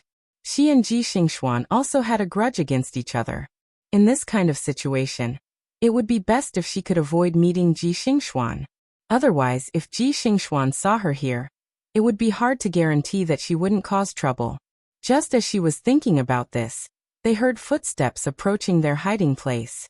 They walked on the carpet and stopped after a few steps. They must be searching the shelves nervously. Yu Shu and Feng Xiaomiao looked at each other. Feng Xiaomiao slightly poked her head out and quickly retracted it. She gently waved to Yu Shu and pointed behind her. She mouthed, "They're coming. Go to the back." Yu Shu stuffed the file in her hand into her cotton-padded jacket, pressed her hands on the ground, and crawled to an aisle at the back. Feng Xiaomiao nimbly leaped over and followed closely behind her. "Sister Xingxuan, I found it. It's here. Come quickly." A woman's shout came from the aisle, and there was hidden joy in her voice. Then there was a burst of hurried footsteps. Yu Shu knew it was Ji Xingxuan coming this way. She crawled a few steps forward and heard the footsteps slow down. "Sister, look, it's the exam paper from the Feng Shan era, right?" Zhao Luer excitedly took out a file from the bookcase and showed it to the person opposite her. "She'll lower your voice." Ji Xingxuan warned her in a low voice. But when she saw the signature on the file, her eyes lit up with joy. "What are you afraid of?" Mu Xiu. Everyone in the study garden went to visit the headmaster, who would come to the Dao-carrying building for no reason. "All right, hurry up and find all the files from the Feng Shan era. Look through them and see where the exam paper is." The 2 girls stood in front of the bookcase and searched. At the other end of the bookcase, Yu Shu and Feng Xiaomiao were hiding and happened to crawl past. Hearing their conversation, their curiosity was aroused. They stopped at the same time and pricked up their ears to eavesdrop. There was only one thought in their mind. What were they looking for? After about 5 minutes, Yu Shu heard the strange girl's disappointed voice again. "There's nothing in these 2 files. What about yours?" "I don't think so. If I look carefully, I might have missed it." The voice was close to the wall. Yu Shu's eyelids suddenly twitched. Curious, she turned her head and saw a gap between the bookcases. She couldn't help but move closer and peep through the gap. First, she saw a coral red skirt. She looked up and saw a white hand holding a red paper scroll. Behind the scroll, only half of a veiled nose could be seen. "Let's go." Feng Xiaomiao's soft voice drifted into her ears. Yu Shu was about to retract her gaze when she saw something out of the corner of her eye. She saw a snow-white wrist flipping through a book on the other side of the cupboard. The sleeve slid down, revealing a red string. A touch of lustrous yellow jumped out. Yu Shu's eyes suddenly widened. She stared unblinkingly at the small yellow bead falling from the red string. Gradually, it overlapped with a round little thing in her memory. "Yellow frost, is it the yellow frost stone?" Feng Xiaomiao saw that Yu Shu was stunned and didn't leave. Fearing that she would be discovered later, she pulled Yu Shu's sleeve again. Yu Shu suddenly came to her senses. She lowered her head and frowned. Without saying a word, she followed Feng Xiaomiao out of the corridor and trotted downstairs. Feng Xiaomiao stuck her head out from the corner of the stairs. Seeing that there was no one downstairs, she beckoned to Yu Shu and the 2 of them ran out of the Dao-bearing tower like rabbits. The hunchbacked old man, who was standing under the bookshelf sorting out the scrolls, turned his head and looked at the door that the 2 of them ran out of. His old eyes were glazed over, and he coughed twice. On the second floor, only Ji Xingxuan and Zhao Luer were left. They had flipped through the Feng Shan era's papers, but they didn't find what they were looking for. Zhao Luer bit her finger and muttered, "What's going on?" Master clearly said that the Dian exam paper for Yinhua Easy was placed in the Feng Shan era. Did I hear it wrong? Ji Xingxuan didn't make a sound. She looked at the stack of scrolls on the bookshelf and thought for a moment. Then, she looked for the dates and months marked on each of the scrolls and found a problem. The scroll for the 18th year is missing. Ah, a scroll is missing? Zhao Lioni hurried over to take a look. Ji Xingxuan handed the scroll to her, then stood on her tiptoes and looked around. Her gaze fell on a wrinkle on the carpet not far away. Her expression suddenly changed, and she strode towards the stairs. Hey, where are you going? Aren't you going to look for it? Zhao Luer called out from behind her. Seeing that Ji Xingxuan didn't respond, she could only shove the scrolls into the bookshelf and jog to catch up with her. The two of them went down to the second floor. Ji Xingxuan stood on the stairs and looked around. She found the back of the old man who was sorting out the books. She quickly walked down the stairs and asked, Uncle Qin, did anyone come to the Dao-bearing tower and go up to the second floor? The old man slowly turned around. His two cloudy eyes seemed to be unable to see people clearly. He raised his eyelids and carefully looked at Ji Xingxuan. Then, he tilted his head and put one hand over his ear, asking loudly, What did you say? Ji Xingxuan lowered her head and raised her voice. I'm asking you, did anyone go up to the second floor just now? This time the old man heard an "oh" and replied slowly. No. Then he coughed twice and turned back to his work. Zhao Luer pulled on Ji Xingxuan's arm and asked nervously, What happened? Ji Xingxuan said in a low voice, That scroll must have been taken away by someone else. Ah. Feng Zhaomiao led Yushu out of the Dao-bearing tower and stopped a long distance away. He patted his chest and panted. That was close, that was close. If that stupid girl saw me, I would have been in big trouble. No wonder my eyelids kept twitching this morning. Yushu also rested her feet on the railing. She turned her head to look at the location of the treasure that was set up by the lake. Her eyes flashed thoughtfully, and her heart was filled with doubt and confusion. Unless she was blind, there was another stone that looked exactly the same in this world. Otherwise, the one she saw just now must be the yellow frost stone that Jing Chen gave her. But how did it fall into the hands of Ji Xingxuan? Could it be that she found it after she lost it in Yang City? That wasn't impossible. She carefully thought back to the days when she lost the yellow frost stone. Yu Xiaoxiu had visited the Ji family and heard that Ji Xingxuan had returned home from the capital. Her days were not bad. But why did she have to be so lucky to have picked it up by herself? Yushu was depressed. Look at the other person's luck, and then look at her own. The other person randomly picked up a treasure, but she didn't even know what it was, and lost it in a muddle. Now, how could she get the yellow frost stone back? She could directly find Ji Xingxuan and explain to her. You picked up my thing, now return it to me. This would most likely not work. Ji Xingxuan had eyes. She could see that Ji Xingxuan used a red string to thread the bead, and carried it with her. She knew that Ji Xingxuan knew what it was. Even if she didn't know the origin of the yellow frost stone, she knew that it was a good thing. Otherwise, why would the fourth miss of the Ji family randomly carry a small stone with her? She was afraid that Ji Xingxuan knew what it was. In this world, there were only a few people who didn't pocket money they picked up. Even if she was a petty person, if Miss Ji was a noble person and would rather return the stone to its owner, she would have no way to prove that she lost the stone. Besides, not long ago, Ji Xingxuan asked her to teach her the 6 lines cutting method. She even played a trick on her. Who knew if Ji Xingxuan was as narrow-minded and vengeful as her? It would be good if she didn't take the opportunity to make things difficult for her. Give it back to her and keep dreaming. Feng Zhaomiao looked at Yushu shaking her head and sighing alone. She thought that she was regretting that she couldn't read more papers, so she comforted her. It's okay. Come back tomorrow. I will take you in again. Hearing this, Yushu had an idea and asked, This is not safe. What if I encounter a situation like today again? Isn't it scary enough? Can't you take a few files out for me to read? Feng Zhaomiao shook her head without thinking. How can I do that?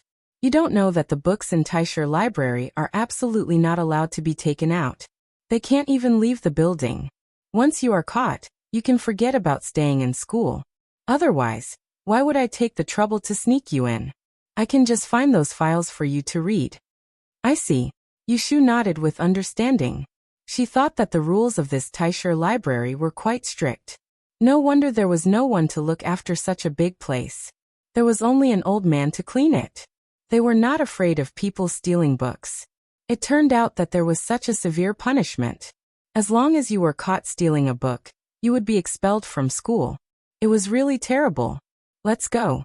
Maybe Brother Rue is already waiting for you outside. Okay. Not far from the gate, Feng Zhaomiao sent Yushu out. Shui Rue hadn't arrived yet. Feng Zhaomiao happened to meet an acquaintance and was dragged to drink. Seeing the child's hesitant face, Yushu knew that he wanted to play with someone. So she took the initiative to let him go first, and made an appointment to come back tomorrow morning. As soon as Feng Zhaomiao left, Yushu didn't stand alone at the door in the cold wind. Instead, she went to the tea house across the street. She didn't eat lunch, so she felt hungry. She asked for a pot of hot tea and snacks. When she reached into her pocket, she felt a roll of paper. She hurriedly took it out, and saw that it was a dossier she had stuffed into her bosom. Because she was wearing thick winter clothes, she had forgotten about it.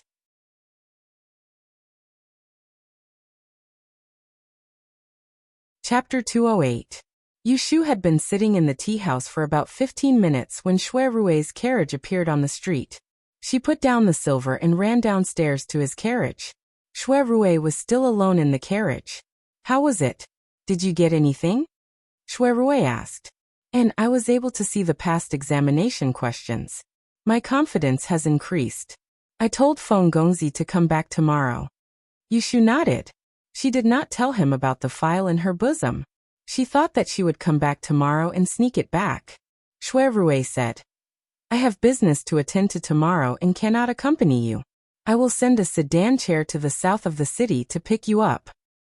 There's no need to go through so much trouble. I'll do it myself. I know the way and I know the people. Are you still afraid that I'll get lost? Yushu looked at Shui Rue and suddenly realized that he had changed his clothes. She clearly remembered that he was wearing an ink-colored shirt in the morning, but now, he was wearing a cyan shirt. The shiny silver hooked belt on his waist had also been replaced by a black leather belt. She pointed at him and teased. You change 2 or 3 sets of clothes a day. Don't you find it troublesome? Shui Rue looked down at himself. He cleared his throat and explained as if nothing had happened. The one in the morning was dirty. I had to go home again. As he spoke, he picked up the teapot and poured a cup of water for her. He changed the topic. Try it. This is the tea you praised last time. I brought a bag with me. You can take it home later. All right. Yushu did not know how precious the tea leaves were. She took the teacup after she responded and took 2 small sips. However, the tip of her nose caught a whiff of an elegant fragrance that was different from the fragrance of tea. It was a strange smell that she did not know. She took another sip and smelled the smell. She realized that this strange fragrance was not the smell of tea, but the smell of the cup. In other words, it was the smell of Shui Rue's hands. She slowly drank the tea and raised her eyes to secretly size up Shui Rue. It wasn't difficult to notice that not only had his clothes changed, even his hair seemed to have been combed again. The hairpin was not the same as the one she saw during the day. Lowering her eyes, Yushu's mouth twitched slightly behind the cup. When Yushu returned home, Yu Xiaoxiu and Jing Chen were both there. After thinking about it, she felt that it was necessary to tell Jing Chen that she had seen the yellow frost stone today. So while she was cooking dinner, she asked Yu Xiaoxiu to go to the kitchen to make a fire to boil water. Then, she pulled Jing Chen back into the house and closed the door. She turned around and stretched out 2 index fingers to Jing Chen. Jing Chen, now I have good news and bad news for you. Which one do you want to hear first? Jing Chen looked at her index fingers and pointed to the left. All right. Yushu put away the finger and said with a smile, I found the location of the adversity blocking stone you gave me. Jing Chen was surprised at first, but he was not in a hurry to inquire about its whereabouts. Instead, he pointed to her right index finger that was still standing upright. What about the bad one? Yushu's face suddenly fell. That stone is in the hands of someone else. They may not give it back to us. Jing Chen said, Who has it? You don't know. Yushu crossed her arms and leaned against the door. she said with a worried voice. I think the other party should recognize that your adversity blocking stone is a good thing, so she carries it with her. But I have some conflicts with that person. If I really ask for it, she will not return it. You have to think of a way. There is such a person? Jingchen frowned. What should we do? Who are you asking? Yushu couldn't help but laugh. Looking at his serious expression, she couldn't help but tease him. She pulled his wide sleeves and said with a frown, Didn't you tell me last time that if I have any troubles, I will tell you? You also said that you will help me think of ideas. Then you should help me solve my troubles and think of a way to get the disaster-blocking stone back. Hearing this, Jingchen's eyes changed. He nodded and said seriously, Then don't be anxious. Let me think about it. All right. Yushu lowered her head and smiled secretly. She was really curious about what ideas he would come up with. Jingchen didn't think for long and had an idea. You ask that person to come out. After explaining, if he is not willing to return it, I will take action and take back the adversity-blocking stone. Is it not good? Yushu's eyes twitched. How is this bad idea good? This is robbery. If we are reported to the court, we will have to go to jail. Jingchen said. It is originally ours. It is just returning it to its rightful owner. Yushu said. That is right, but empty words must be believed. Today, we ran in front of someone and said that the stone is ours and asked for it. Tomorrow, someone ran in front of us and said that the stone is his. Do we still have to give it to him? Jingchen thought about it and felt that it was reasonable. His expression was slightly depressed. Yushu patted his arm and comforted him. It is okay. We will think of other ways. Let's eat first. Anyway, now we know where the adversity-blocking stone is. It is better than not knowing anything. After dinner, Yushu boiled half a pot of hot water and washed the dishes. After washing up early, she went into the house and took out the examination files that she accidentally brought out from the Imperial Historian's library and continued to read. For a while, she couldn't think of a way to get back the yellow frost stone. It was more important to do other things first. Every year, the dossier of the Dayan examination had 6 subjects. Sometimes it was a written test, just like the Ely examination, which required people to analyze their theories. Sometimes it was a time test, just like the physiognomy examination, which required the examinees to look at their faces and answer the questions. Not only did the paper record the questions, but it also included a student's paper. The handwriting was different, and there was a circle on the paper with the word middle. Obviously, the owner of the paper was not a top 3 in every subject, but it was within 100 yuan. The file in her hands was from the 18th year of Feng Shun. After calculating, there were 2 emperors, and it had been almost 40 years. No wonder the paper was thin and waxy, and some parts were blurred. The dossier had a total of 20 to 30 pages. Yushu only skimmed through the easy-to-read part of the book a few times, then flipped to the part that she was interested in. She began to read it carefully. The questions were of a high standard. Although it wasn't as difficult as the college entrance examination a few hundred years later, the overall level of the questions was balanced. Out of the 20 questions, not a single one was a free pass. Some of the calculations were quite complicated. Even if Yushu were to do this paper, she wouldn't be able to finish it without 2 to 4 hours, and this was under the condition that the accuracy of the calculations wasn't calculated, as expected of the Dayan examination. Yushu looked through a few years' worth of files. She knew that it wasn't easy, so she couldn't help but sigh. However, there was also something that made her secretly happy. It seemed that the mathematics exam didn't require the process of solving the problem to be written on the paper. She had seen a few students' exam papers that only had the results written on them, which was exactly what she wanted. Otherwise, she was afraid that if she wrote down the process of solving the problem, the examiner would mistake it as nonsense. Yushu thought that she would try these questions later. She flipped to the next page and saw that it was the astrology exam, so she paid attention. This was a subject she had to take.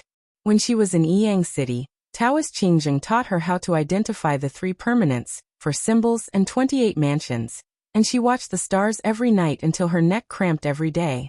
She couldn't let all that hard work go to waste.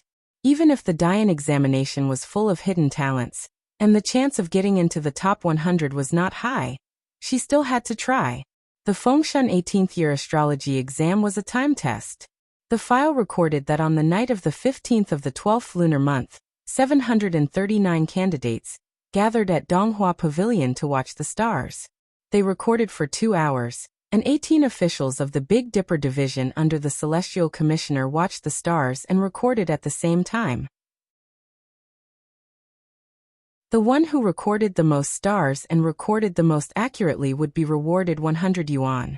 When Yushu was in the Dao carrying building, she had read some files from 3 or 4 years ago. The astrology exam questions were generally the same. They learned and applied, and they extracted star news on the spot. Attached at the back was a student's exam paper that was densely filled with notes. Yushu lost interest after reading a few pages. She flipped the page and was about to look for the exam questions of the magic arts course, when a piece of white paper jumped into her eyes. In fact, this piece of paper was not white at all. Instead, it looked much younger and cleaner because it was sandwiched in a roll of blurred and withered paper. On this piece of paper, the handwriting was flowing like the clouds. Compared to the examinee's paper on the previous page, it was much more concise. This was because there was only one line written on it. Yushu read it out softly. There will be a son in this year who will bring great fortune and disaster. After reading this sentence, Yushu made a hiss sound and checked this different piece of white paper over and over again. There were no red marks or red marks on it, and there were no red words. The corners were worn, and there were traces of binding, but it was not in the original exam paper. On the edge, there was a line of small words, which read, Baotai 12th year 12th month Changzhou Yun Mufeng. Yushu looked at the small words suspiciously. This was clearly a student's exam paper from the early years, but why was it written Baotai 12th year?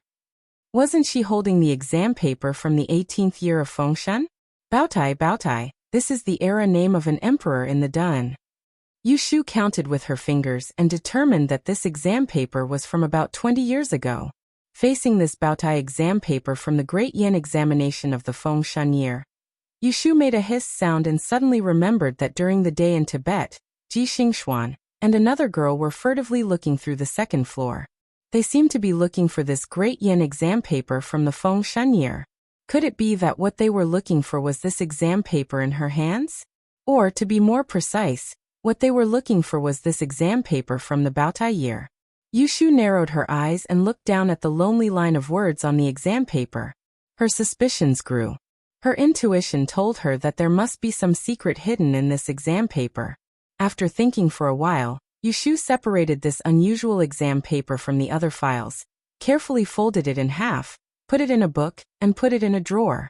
She prepared a brush and ink and wrote on the paper, Baotai 12th year, Yun Mufeng.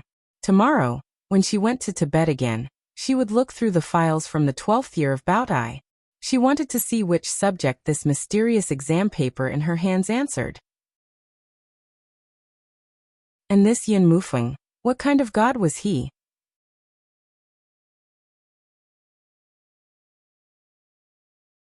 Chapter 209. The next day, Yushu went to Taisher Library again. She purposely woke up early to walk to the northern part of the city. Feng Zhaomiao was one step ahead of her, waiting for her outside the library with a bundle in his hand. When he saw her, he waved. Miss Lianfeng. Yushu had heard him address her like this several times, but she didn't correct him. Walking forward, she saw him hand over the bundle in his hand and asked in confusion, This is? I found a student robe for you. It's brand new and hasn't been worn before. Put it on over your clothes. If you run into someone in the library again, it'll be easy to fool them. Feng Zhaomiao gestured with his hands. Yushu understood and didn't stint on her praise. You're quite thoughtful. Feng Zhaomiao chuckled proudly. As a result, he went to take a walk. Yushu found a nearby tree to hide under. She shook out the white silk robe from the bundle and put it on over the padded jacket. She thought to herself that Feng Zhaomiao looked careless, but he was actually quite meticulous. Not only did he prepare clothes, but he also prepared a set of belts and hairbands. Disguised as a male student of the library, Yushu followed Feng Zhaomiao into Taisher Library. Along the way, she felt a lot more confident. It saved her the time to stop and explain to others. The two quickly arrived in front of the Dao-carrying tower that stood on the shore of the lake. Taisher Library had been closed for 2 days. Today there were a few students in the Dao-carrying tower, but they were all on the first floor. The second floor was still quiet and empty. Yushu found this very strange. The Dayan examination was imminent, and many of the students of Taisher Library would be taking the examination for the second time. Why was there no one here to look at the questions? She asked Feng Xiaomiao about this. Feng Xiaomiao laughed. Haha, most of the people taking the examination are students who have been in the library for 3 years. They can't even finish their homework all day. Who would have the time to look at the previous examination questions? Brother Rui mentioned it, and said he wanted you to see what the Dayan examination was about. That's why I brought you here. Of the 4 libraries in the library, this Dao-carrying tower is the most deserted. Yushu nodded. That was true. There were at least 5,000 students taking the Dayan examination each year. Most of the people taking the examination for the first time were clueless. There were only a few people who had connections with her to enter the Dao-carrying tower to read the previous year's questions. This was something that was impossible. On the other hand, the students of the Taisher Library had all participated in the Dayan examination. These people had a lot of reference experience. In addition, the examinees of this ancient era did not have the awareness of simulating the examination papers before the examination, so their learning was more rigid. As a result, no one favored this library full of real questions. I forgot to ask yesterday, did you participate in this year's Dayan examination? Yushu asked Feng Xiaomiao. To her surprise, he actually shook his head. Why not reference? I heard you entered the Dao-carrying tower during the last Dayan examination. You've been studying here for 3 years. Feng Xiaomiao gloomily said, my father arranged for me to work in the army next year. It's pointless for me to take the examination. I won't be able to become a celestial commissioner in the future. No one in the family agrees with me learning EE. When Yushu recalled that this young man was a great general of the Yin dynasty, she understood him a little. Looking at his dejected expression, she knew that she had brought up something she shouldn't have. She comforted him. Actually, it's more important to learn something. You are proficient in Yi Shui. You might be able to put it to good use in the army. Think about it, the rarer something is, the greater its value. In a place where everyone is a talented general. Isn't it amazing that you are the only Yi Shui? She didn't mean it. Feng Xiaomiao felt enlightened after hearing it. He was stunned for a moment. He suddenly clapped his hands and said, that's right. This is even more amazing. Yushu was startled by the sound of him clapping. She was afraid that he would attract someone's attention. She quickly whispered to him, let's get down to business in case we bump into someone we know. Yes. Let's go. Feng Xiaomiao smiled and led Yushu to the bookshelves. His attitude towards her was obviously friendlier than before. There were more than 100 bookshelves on the second floor. Among the books, the Dayan examination paper only occupied a small portion. They were not categorized carefully. Thus, it took some time to find them. While Feng Xiaomiao was busy rummaging through the bookcase, Yushu stuffed the file from the Feng Shun era that she brought out last night back into the cabinet next to her. She was still thinking about finding the test paper from the 12th year of Baotai. She wanted to match it with the paper she found last night, so she told Feng Xiaomiao and went to the other bookcase to look for it. Hard work paid off. After searching more than 20 bookshelves, Yushu finally found the Baotai examination paper. She took out the 12th year's file and couldn't wait to sit on the ground to check the questions. There were 6 subjects in total.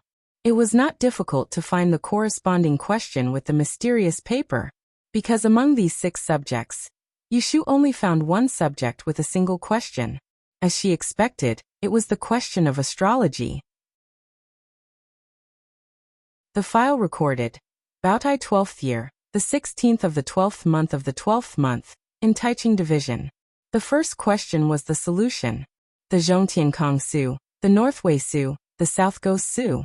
The 3 stars were destroyed today and yesterday. If Yushu had to answer this question, she admitted that she couldn't answer it. In astrology, It was usually a subjective sign of 1 star or 2 stars in the same constellation palace as a reference. However, this question not only involved 3 stars, but also 3 different constellation palaces.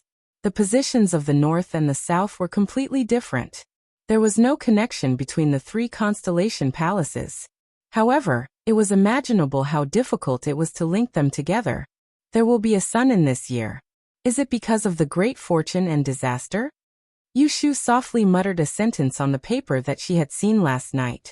She didn't know why, but she felt that the strange answer written on the paper should be the correct answer to this question. Yin Mufeng, the person who could solve this question should not be a nobody. Why was his examination paper sandwiched with the examination paper of another year? Yushu stared at the record on the file thoughtfully. She repeated the name, Yin Mufeng, over and over again. Suddenly, she had a flash of inspiration. If she remembered correctly, a long time ago, someone mentioned to her that more than 20 years ago, there was an extremely talented EZ who was born in the Yin dynasty. His appearance was short-lived and his name was Yin Hua. Could it be this Yin Mufeng? Every year before the new year, the Celestial Commissioner would be very busy. This year was especially busy because the triennial Dian examination was about to begin. In order to ensure that the examination of the 6 subjects would be carried out smoothly, almost all the officials from the various departments had to leave early and return late. As the right magistrate, Ji Huaishan also had the responsibility of supervising this year's Dian examination. More than 20 masters who were responsible for setting the questions had been detained in Langxiang Yuan in October. No one was allowed to spy on them. Several supervising examiners took turns to patrol and supervise them. Yesterday, Ji Huaishan was temporarily sent to Langxiang Yuan by the young supervisor. He only returned to the mansion the next morning. After a night of exhaustion, he didn't go to sleep. Instead, he asked his servants to bring Ji Xingxuan to the study room. He closed the door and left some attendants to guard outside. The grandfather and grandson had a secret discussion. How was it? Did you find the examination paper of Yin Huazi? Ji Huaishan looked a little anxious. Ji Xingxuan shook her head. Ji Huaishan frowned. What's going on? You couldn't find it? Ji Xingxuan said. Luer went to Master Zong to find out. Among the 3 subjects that Yin Huazi took, the astrology examination paper was sandwiched in the Feng Shun period. Master Zong is old and his memory is blurred. He only said that the late Sir Qin mentioned this to him, but he doesn't know which volume it is. We searched the Dao carrying building and found that the Feng Shun period's volume was missing. I suspect that it was taken away by someone. That's impossible. Ji Huaishan denied it without thinking. He lowered his voice and said, Xian'er, grandfather has gone to great lengths to bring up this question. You don't know how strict the security in Langxiang court is. Even a fly that flies out is recorded. Other than me and your uncle Zhao, no one else knows that this year's astrology section has a unique question. It's the same question from 20 years ago. Who would purposely take that paper in order to save their lives? As he said this, he carefully looked at Ji Xingxuan's expression. Seeing that she was not in a hurry, he knew what she was thinking. He advised her earnestly, Xian'er, grandfather knows that you are hardworking and does not want to be so eager to win. But among the subjects that you study, the ones that give you the most confidence are physiognomy and astrology. This year's question is tricky. Out of thousands of people, there are no correct answers. Grandfather doesn't want to see your hard work go to waste. Think about it. Grandfather will be retiring next year. My position as the Celestial Commissioner of the Right Justice is remembered by many. At that time, I have no choice but to give in. If your marriage with the 7th prince succeeds, it will be fine. But if it doesn't, I can only take the risk and steal the question to ensure that you can stand out in the De Yin examination. I want you to become the Celestial Commissioner as soon as possible. While grandfather is still in his position, I want to pull you up a little. Otherwise, if someone suppresses us in the future, our Ji family will not be able to stand out in Enling City. You know your life has. At the end of his words, Ji Huaishan stopped speaking. His expression was very serious. Ji Xingxuan's eyes flickered. After a while she softly said, Xian'er understands. Hearing this compromise, Ji Huaishan breathed a sigh of relief. He was afraid that she was young and arrogant. She was unwilling to beat around the bush and would suffer sooner or later. Ji Xingxuan lowered her head and thought for a while. She said again, "But it is true that the examination paper is missing. Grandfather, is there no one else who knows the solution to that question?" Ji Huaishan let out a long sigh and sat behind the table. He said to her, 20 years ago, I was lucky enough to take the examination at the same age as Mr. Yunhua. At that time, the question for the astrology section was personally ordered by the celestial commissioner of that year. Thus, he was the only person who marked the paper. As for EZ, there is only one person who appears every few decades. All the examination papers were stored separately. The person who stored them was the chief examiner of that year, Qin Zhengming. Now that Qin Zhengming has passed away, I dare not say that in this world, other than the celestial commissioner of Anling City, the only person who knows the solution to the question is Yunhua Ez's paper. Originally, I wanted to find that paper and let Zhao Luer share the burden with you. When the examination results are different, she can divert people's attention. But now, Ji Huaishan rubbed his throbbing forehead. Seeing this, Ji Xingxuan smiled bitterly and said guiltily, I am slow and didn't get the paper earlier. I wasted your efforts. Ji Huaishan waved his hand and said tiredly, Don't blame yourself. It is grandfather's fault. Go and do what you need to do. I will think of another way. Ji Xingxuan advised, You should rest first. Don't tire yourself out. It's okay. Grandfather's body is strong. I can still hold on for a few more years. It is for your sake.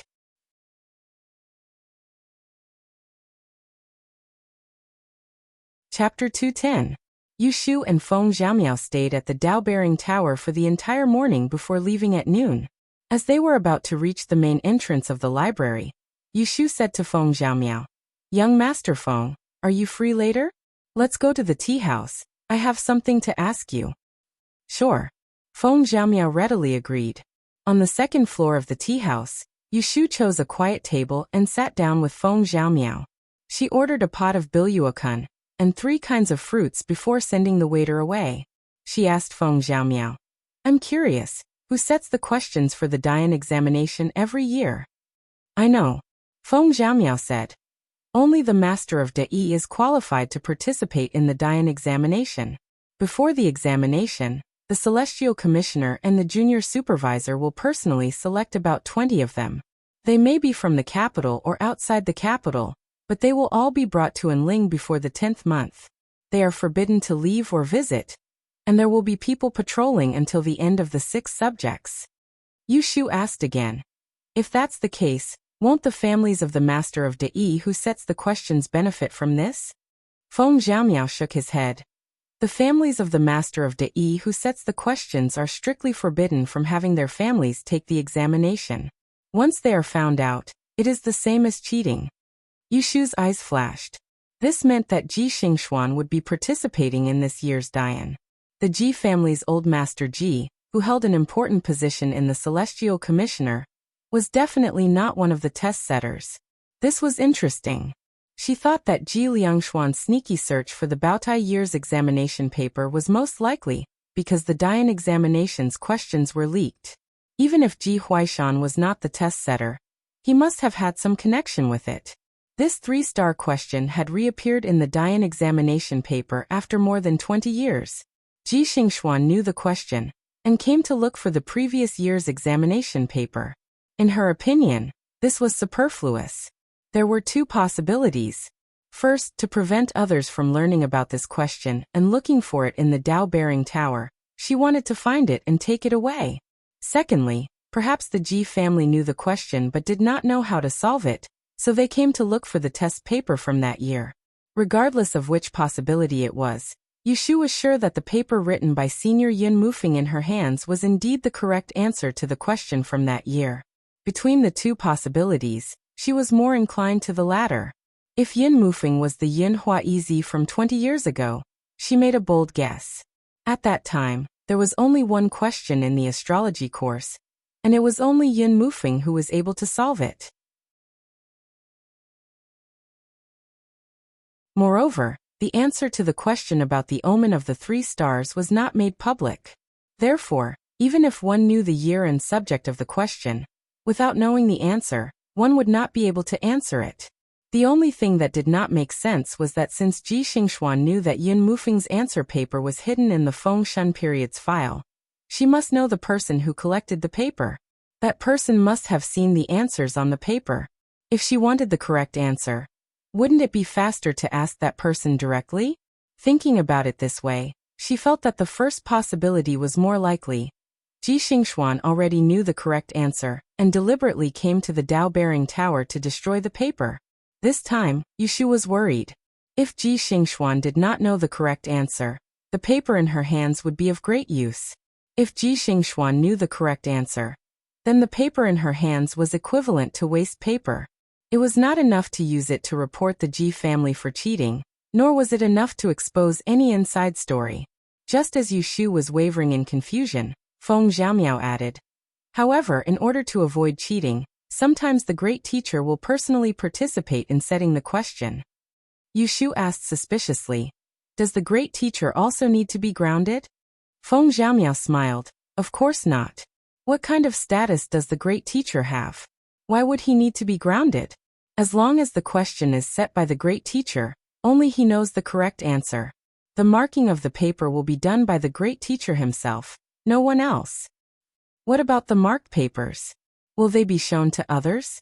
Yushu blurted out. "The papers that passed the exam are collected by the examiners. Those that did not pass the exam are burned as waste paper. Who do they show it to?" Feng Xiaomiao paused and suddenly remembered something. She mysteriously said to Yushu, "But there is a special case." Yushu hurriedly asked, "What kind of case?" "That year, Easy was born. Once Easy's paper is chosen, it will not be leaked. The great teacher will send someone to be in charge of collecting it. It is not in the library, nor is it in the books. If you want to see Easy's paper with your own eyes, you can only rely on your luck." Yushu's mind raced and she casually said, "I didn't know that you know so much." "Of course. Let me tell you a secret." Feng Xiaomiao lowered his voice and said quietly, 20 years ago, my grandfather was in charge of collecting the paper of Easy of Yinhua, who was famous in the capital." Yushu was suddenly shocked. "Your grandfather?" Feng Xiaomiao nodded, and then became dejected. "It's a pity that he passed away a few years ago. Otherwise, I could introduce him to you." "Passed away a few years ago?" Yushu frowned. Her mind was in a mess. She could not help but think carefully. She seemed to have grasped something and thought of something. Her eyes brightened, and she suddenly saw the light. The probability had exceeded the limit. She dared to bet that Yin Mufeng was Easy of Yinhua. That 3 stars omen must be this year's Dian exam question, and that Xingxuan must not know the correct answer to this question. After bidding farewell to Feng Xiaomiao, Yushu could not help but cast a divination for herself on the way back. The smooth results of the divination gave her some confidence. When she returned home in the afternoon, the first thing she did was to drag Jingchen into the house. Yu Xiaoxiu had not finished school yet, so she did not have to close the door to avoid eavesdropping. "What happened?" Jingchen saw that she was in a hurry and asked. "I have a way to get the adversity blocking stone back," Yushu said with slight excitement. "Oh, have you thought of a way?" Jingchen was a little surprised. Yesterday Yushu told him that she knew the whereabouts of the adversity blocking stone. He frowned and did not know how to get it back. Who would have thought that she would have a way so quickly? Yushu nodded and raised her eyebrows. "If we don't steal or rob, we can make her obediently return the thing." Jingchen saw that she was quite confident, so he asked, "Didn't you say yesterday that the other party might not be willing to return it?" "It's different now. I also have something that person wants very much." Yushu's lips curled up into a smirk. "Jingchen, what is it?" "It's also a rare scallop." Yushu said it briefly. She did not tell Jingchen in detail about how she found out about Yinhua Easy's examination paper. She did not know how to explain to him the dirty things that happened in the officialdom examination. She did not have the fortune to enjoy the leaked questions on the old paper. Ji Xingxuan had a reputation in front of her. As a top student from the Imperial Historian's Library, even if she passed the examination, there would not be many gossips. However, she was a bachelor. She wanted to stand out, so she did not dare to take the risk and get herself into trouble. Now, the biggest use of that old paper for her was to exchange for the yellow frost stone. However, she was a little unhappy that Ji Xingxuan got it so easily. Forget it. She would only be at ease if she returned the yellow frost stone to Jing Chen as soon as possible. Jing Chen understood and said, "You want to use something to exchange with him? You can say that. But we will not exchange openly. We will do it secretly. This time, we will have to rely on you." Yu Shu pushed Jing Chen to sit at her table. She took out a clean piece of paper for him and went to the other side to grind the ink. She said, "Can't you write with your left hand?" Yes. The wound on Jing Chen's right hand had not healed yet. These days, he had been teaching Yu Shu how to write with his left hand. Just now, he realized that he could hold a brush with both hands. "Then I will say and you write." Yu Shu dipped the brush in the ink and passed it to his left. She thought for a while, and opened a book on divination on the table. She pointed at the words on it and said, "Can you imitate the words on this? Don't use your words. The more unrecognizable, the better." Jing Chen looked at the words on the book and nodded. Cough cough. Yu Shu cleared her throat and explained in a low voice. She saw that Jing Chen's brush was very familiar. There were only a few lines, but they were almost the same as the words on the book. She was surprised and couldn't help but have a flash of inspiration. She rubbed her chin and quickly came up with a bad idea. Ji Xingxuan talked to Ji Huaishan that day. For 2 consecutive nights, she spent the night on the astrology platform. She tried to see through the mystery of the 20 years problem, but to no avail. At dusk, she left the library and went to the door to get on a sedan chair. Before she got on the sedan chair, someone ran over from the opposite side of the street and called out to her. "Are you Miss Ji?" Ji Xingxuan turned her head to look at the person. "You are? Oh, this lowly one is a waiter from the tea house across the street. I have a letter here. A young master who was drinking tea upstairs asked me to give it to you." As he said this, he handed over a wax envelope. Ji Xingxuan hesitantly took it. She used her fingernails to pry open the wax seal and took out a thin piece of paper. She shook it open and read the contents. Her fingers tightened and her expression suddenly changed. She hurriedly folded the letter twice and put it in her sleeve. She asked the waiter in a low voice, "Who sent you to deliver this letter? Take me to him." Seeing this, the waiter didn't dare to say anything. He lowered his head and led her back to the tea house. However, he looked up and down the stairs but couldn't find the person who delivered the letter. The waiter pointed to a seat on the second floor by the window. "He was here a moment ago." He was sitting there. Ji Xingxuan strode forward. The tea and snacks on the table hadn't been cleaned yet. She reached out to touch the teapot, but it was already cold. She stood by the window and looked down. She could see the direction of the library's entrance. She knew that the other party had been waiting for her here for some time. Ji Xingxuan's heart sank. She gripped the window railing tightly. "What did that person look like? What did he say to you? Tell me. The more detailed, the better." Ji Xingxuan turned around and took out her money pouch. She placed a piece of silver on the table. The waiter looked at the silver and swallowed his saliva. He gestured with his hands and described. That person was about this tall. He had a mustache above his lips.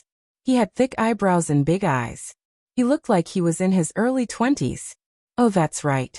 He had a big mole on one side of his face. It was the size of a soybean.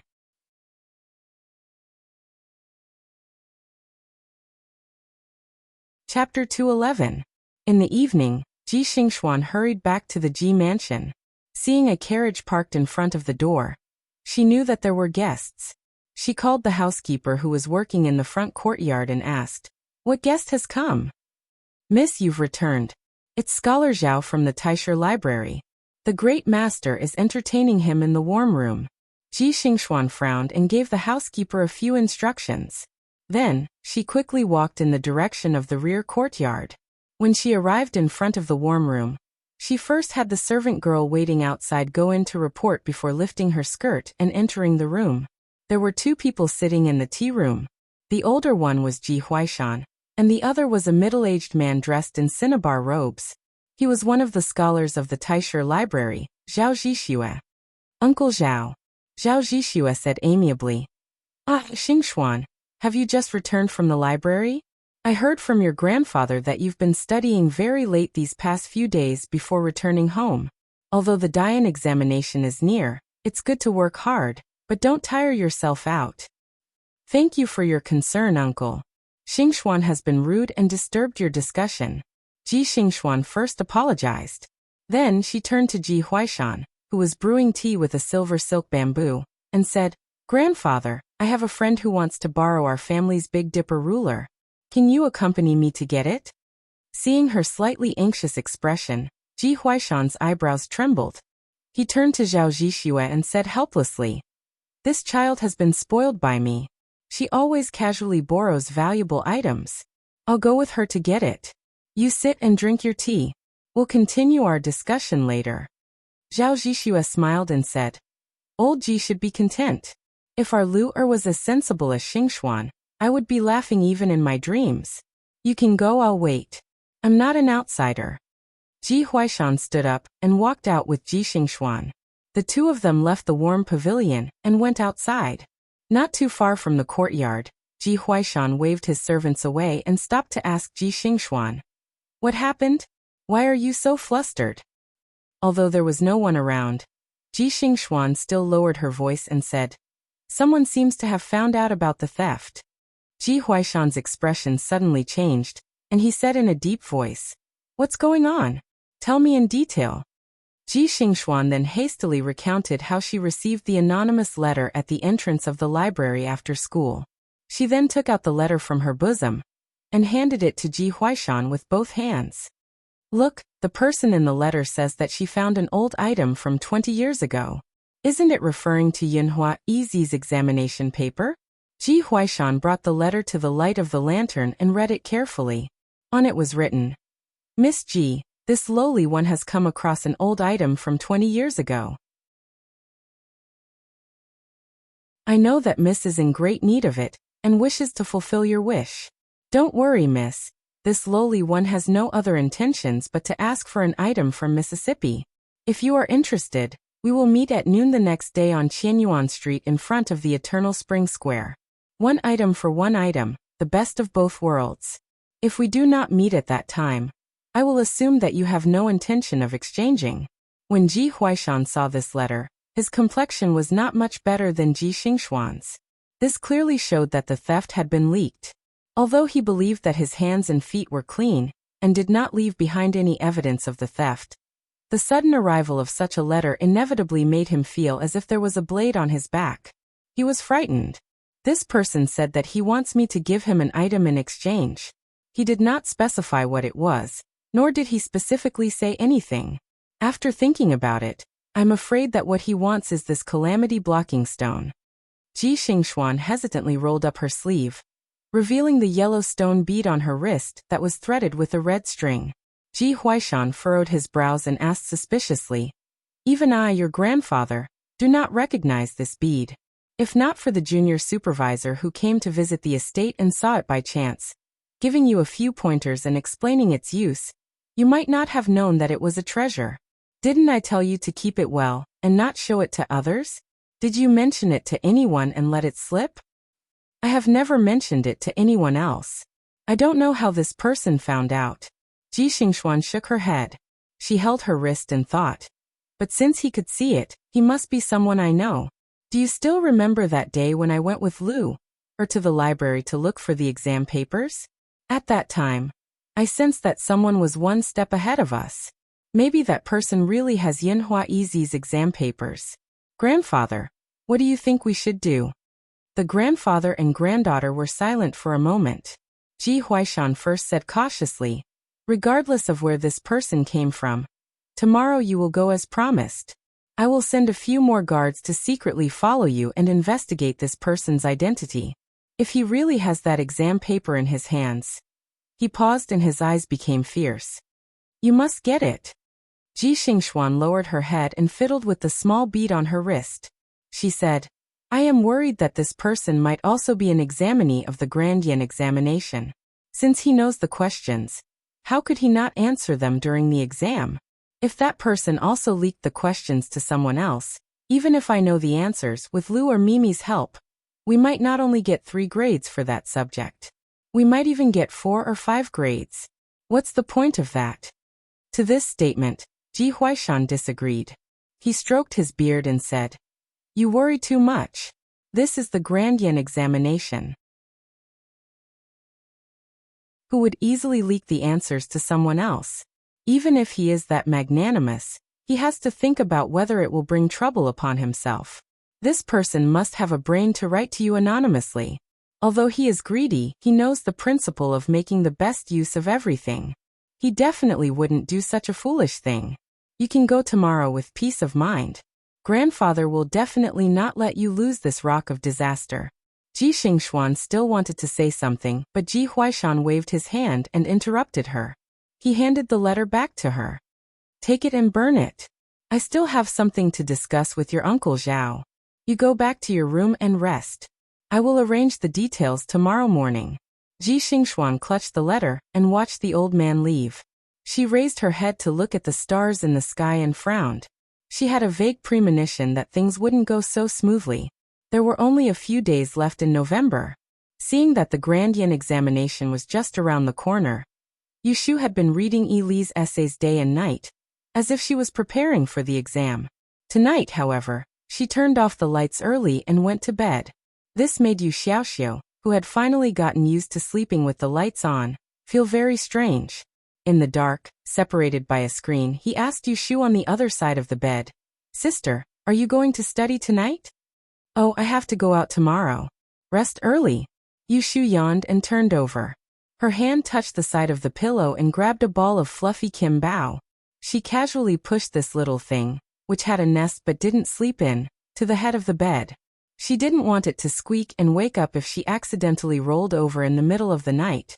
She had business to attend to the next day, so she had to get enough sleep tonight. "Sister, why didn't Brother Shui come to our house to play these days?" Yu Xiaoxiu asked as he rested his head on his arm. Shui Rui had visited their house frequently a while ago, so he intentionally corrected Yu Xiaoxiu's words. As a result, Yu Xiaoxiu no longer addressed him as Big Brother Chao. "Busy yourself. Your brother Shui is an official. He has to go to the yamen to work every day. How can he have so much free time?" Yushu closed her eyes and felt a little sleepy. "Oh." Yu Xiaoxiu was silent for a while and then said, "When he came back last time, he said that he would take me to ride a horse next time when we rest in the study. I don't know if he has forgotten." Hearing the expectation in the child's words, Yushu opened one eyelid. "Why do you want to ride a horse? I thought you didn't like to do it." The other side of the screen said shyly, "No. It's just that among my classmates, I'm the worst at riding. I'm always laughed at." Seeing that he was willing to confess, Yushu was not afraid of hurting his self-esteem. She chuckled a few times and then comforted him. "Well, next time I see him, I will help you ask him. Your brother Shui is a man of his words. Don't worry, go to sleep." "Oh." Yu Xiaoxiu grinned and rubbed his head on the pillow. Not long after, he fell asleep. Yushu, on the other hand, was no longer sleepy because of his words. She thought that she should learn how to ride a horse. It was much more convenient than sitting in a sedan chair or carriage. However, it seemed that a bad horse cost hundreds of taels of silver. The daily grass was more expensive than the food people ate. She couldn't afford it now, and there was no extra space in the yard to keep a horse. Otherwise, she could buy one first. Imagining the heroic scene of riding a horse one day, Yushu gradually fell asleep. The next morning, as soon as Yu Xiaoxiu went out, Yushu first changed the medicine on Jing Chen's hand, and then went into the room to busy herself. Yesterday, she sent a letter to Ji Xingxuan to make a deal at noon on Qianyuan Street. Although she didn't really plan to show her face, she was very unlucky.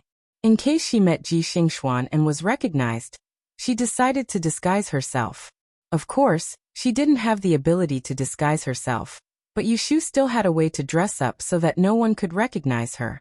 She fished out an old dress from the cabinet, cut a few holes, tore the hem of the dress, and put it on over the cotton jacket. She untied her hair, combed it into a crooked bun, and tied it with a piece of cloth that she tore off from her clothes.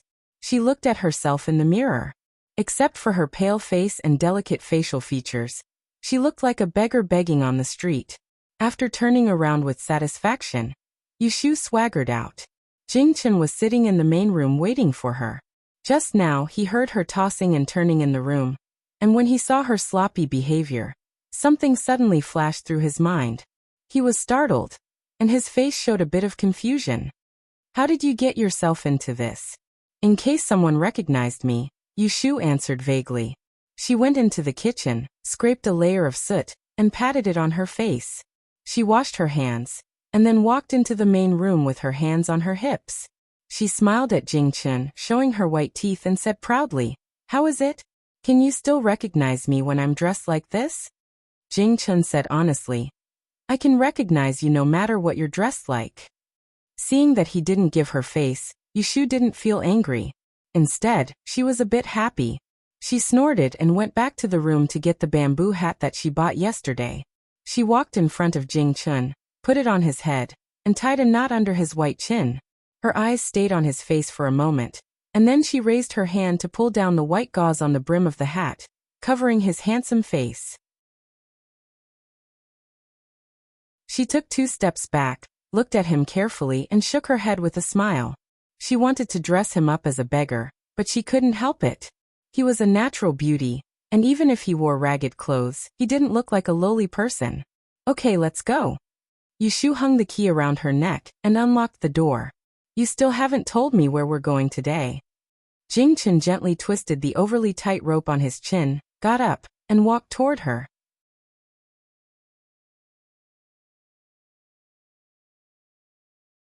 Chapter 212. At noon on the 28th of November, Ji Xingxuan arrived at Changchun Square as promised and stopped by the street. She got off the sedan chair and looked around the street. She didn't find anyone suspicious, so she led her maidservant through the busy street to the market on the opposite side of the street. The anonymous letter she received only asked her to keep the appointment at Eternal Spring Square at noon today. Firstly, it didn't ask her to go alone, and secondly, it didn't explain how the transaction would be carried out. She couldn't even confirm what the other party wanted. But Ji Xingxuan wasn't worried. Ji Huaishan had arranged for 5 or 6 guards to disguise themselves as passers-by in the vicinity. Even her maidservant knew some martial arts. As long as the person showed up, they wouldn't let him go no matter what. Ji Xingxuan deliberately arrived a moment earlier, but it wasn't noon yet. After waiting for a long time, no one came. It wasn't fun to stand on the street in winter, and the cold wind made her face hurt. Fortunately, she was dressed warmly. A light red fur cloak wrapped around her slim figure, and a green veil covered her face, revealing only her white forehead and eyes. Even if it was only half covered, it was enough to make passers-by turn back and stare. The winter sun was half hidden in the clouds. Hearing the ringing of the bell tower in the distance, Ji Xingxuan became alert and looked at the passers-by in front of her. Suddenly, she felt something was thrown behind her. The maidservant beside her made a sound, and bent down to pick up a crumpled paper ball. Mississippi Ji Xingxuan took the paper ball and quickly looked behind her, but she could only see a short figure sneaking into the crowd and disappearing in the blink of an eye. She didn't ask the maidservant to chase after him, but opened the paper ball and unfolded it. On it was written, "Go south, there is a blind old beggar. Put the red string in your hand into the broken alms bowl in front of him. Take 5 steps back and wait for a while, and you will get what you want." Ji Xingxuan thought. Sure enough, the anonymous person with Easy's test paper didn't want to meet her face to face, fearing that she would see through his identity. Now she was very curious. Since the other party didn't show up, how did he plan to take away the calamity blocking stone in her hand? And how was he going to exchange the test paper with her? Could it be that from the very beginning, that person had the intention to gain something without risking anything? She furrowed her brows and carefully put the ball of paper into her sleeve. She whispered a few words to the maidservant, and told her to inform the guards in the dark to pay attention to the beggar. After a while, when the maidservant came back, Ji Xingxuan walked into the street south of the road. With one step, She went from the north to the south of the city. The people of Anling said that there was a street called Qianyuan Street. It was divided into the north and south by only one street, but there were two different scenes. The north side was neat and tidy, while the south side was bustling with people. Changchun Square was originally a vegetable market. Early in the morning, farmers would enter the city to sell their wares. There were only a few types of winter vegetables such as green and white spinach and radish. They were all placed on the ground. Many people who lived in the north of the city would come here to buy, so this street was always bustling during the day. There were more and more people on the street. Ji Xingxuan had her maidservant walk in front of her to clear the way so that she wouldn't run into other people, but the crowd still made her feel a little uncomfortable. Behind her, a few guards followed. She looked carefully on both sides of the road. After walking for about 100 steps, she saw the blind beggar mentioned in the letter at the foot of the wall of a bun shop. This old man had white hair and a haggard expression. He was curled up at the foot of the wall. His clothes were tattered and his eyes were covered with a dirty black cloth. There was no doubt that he was blind. In front of him, there was a broken pottery bowl with only 3 to 5 copper coins. Last year, there was a drought in the north and many beggars fled to Anling City.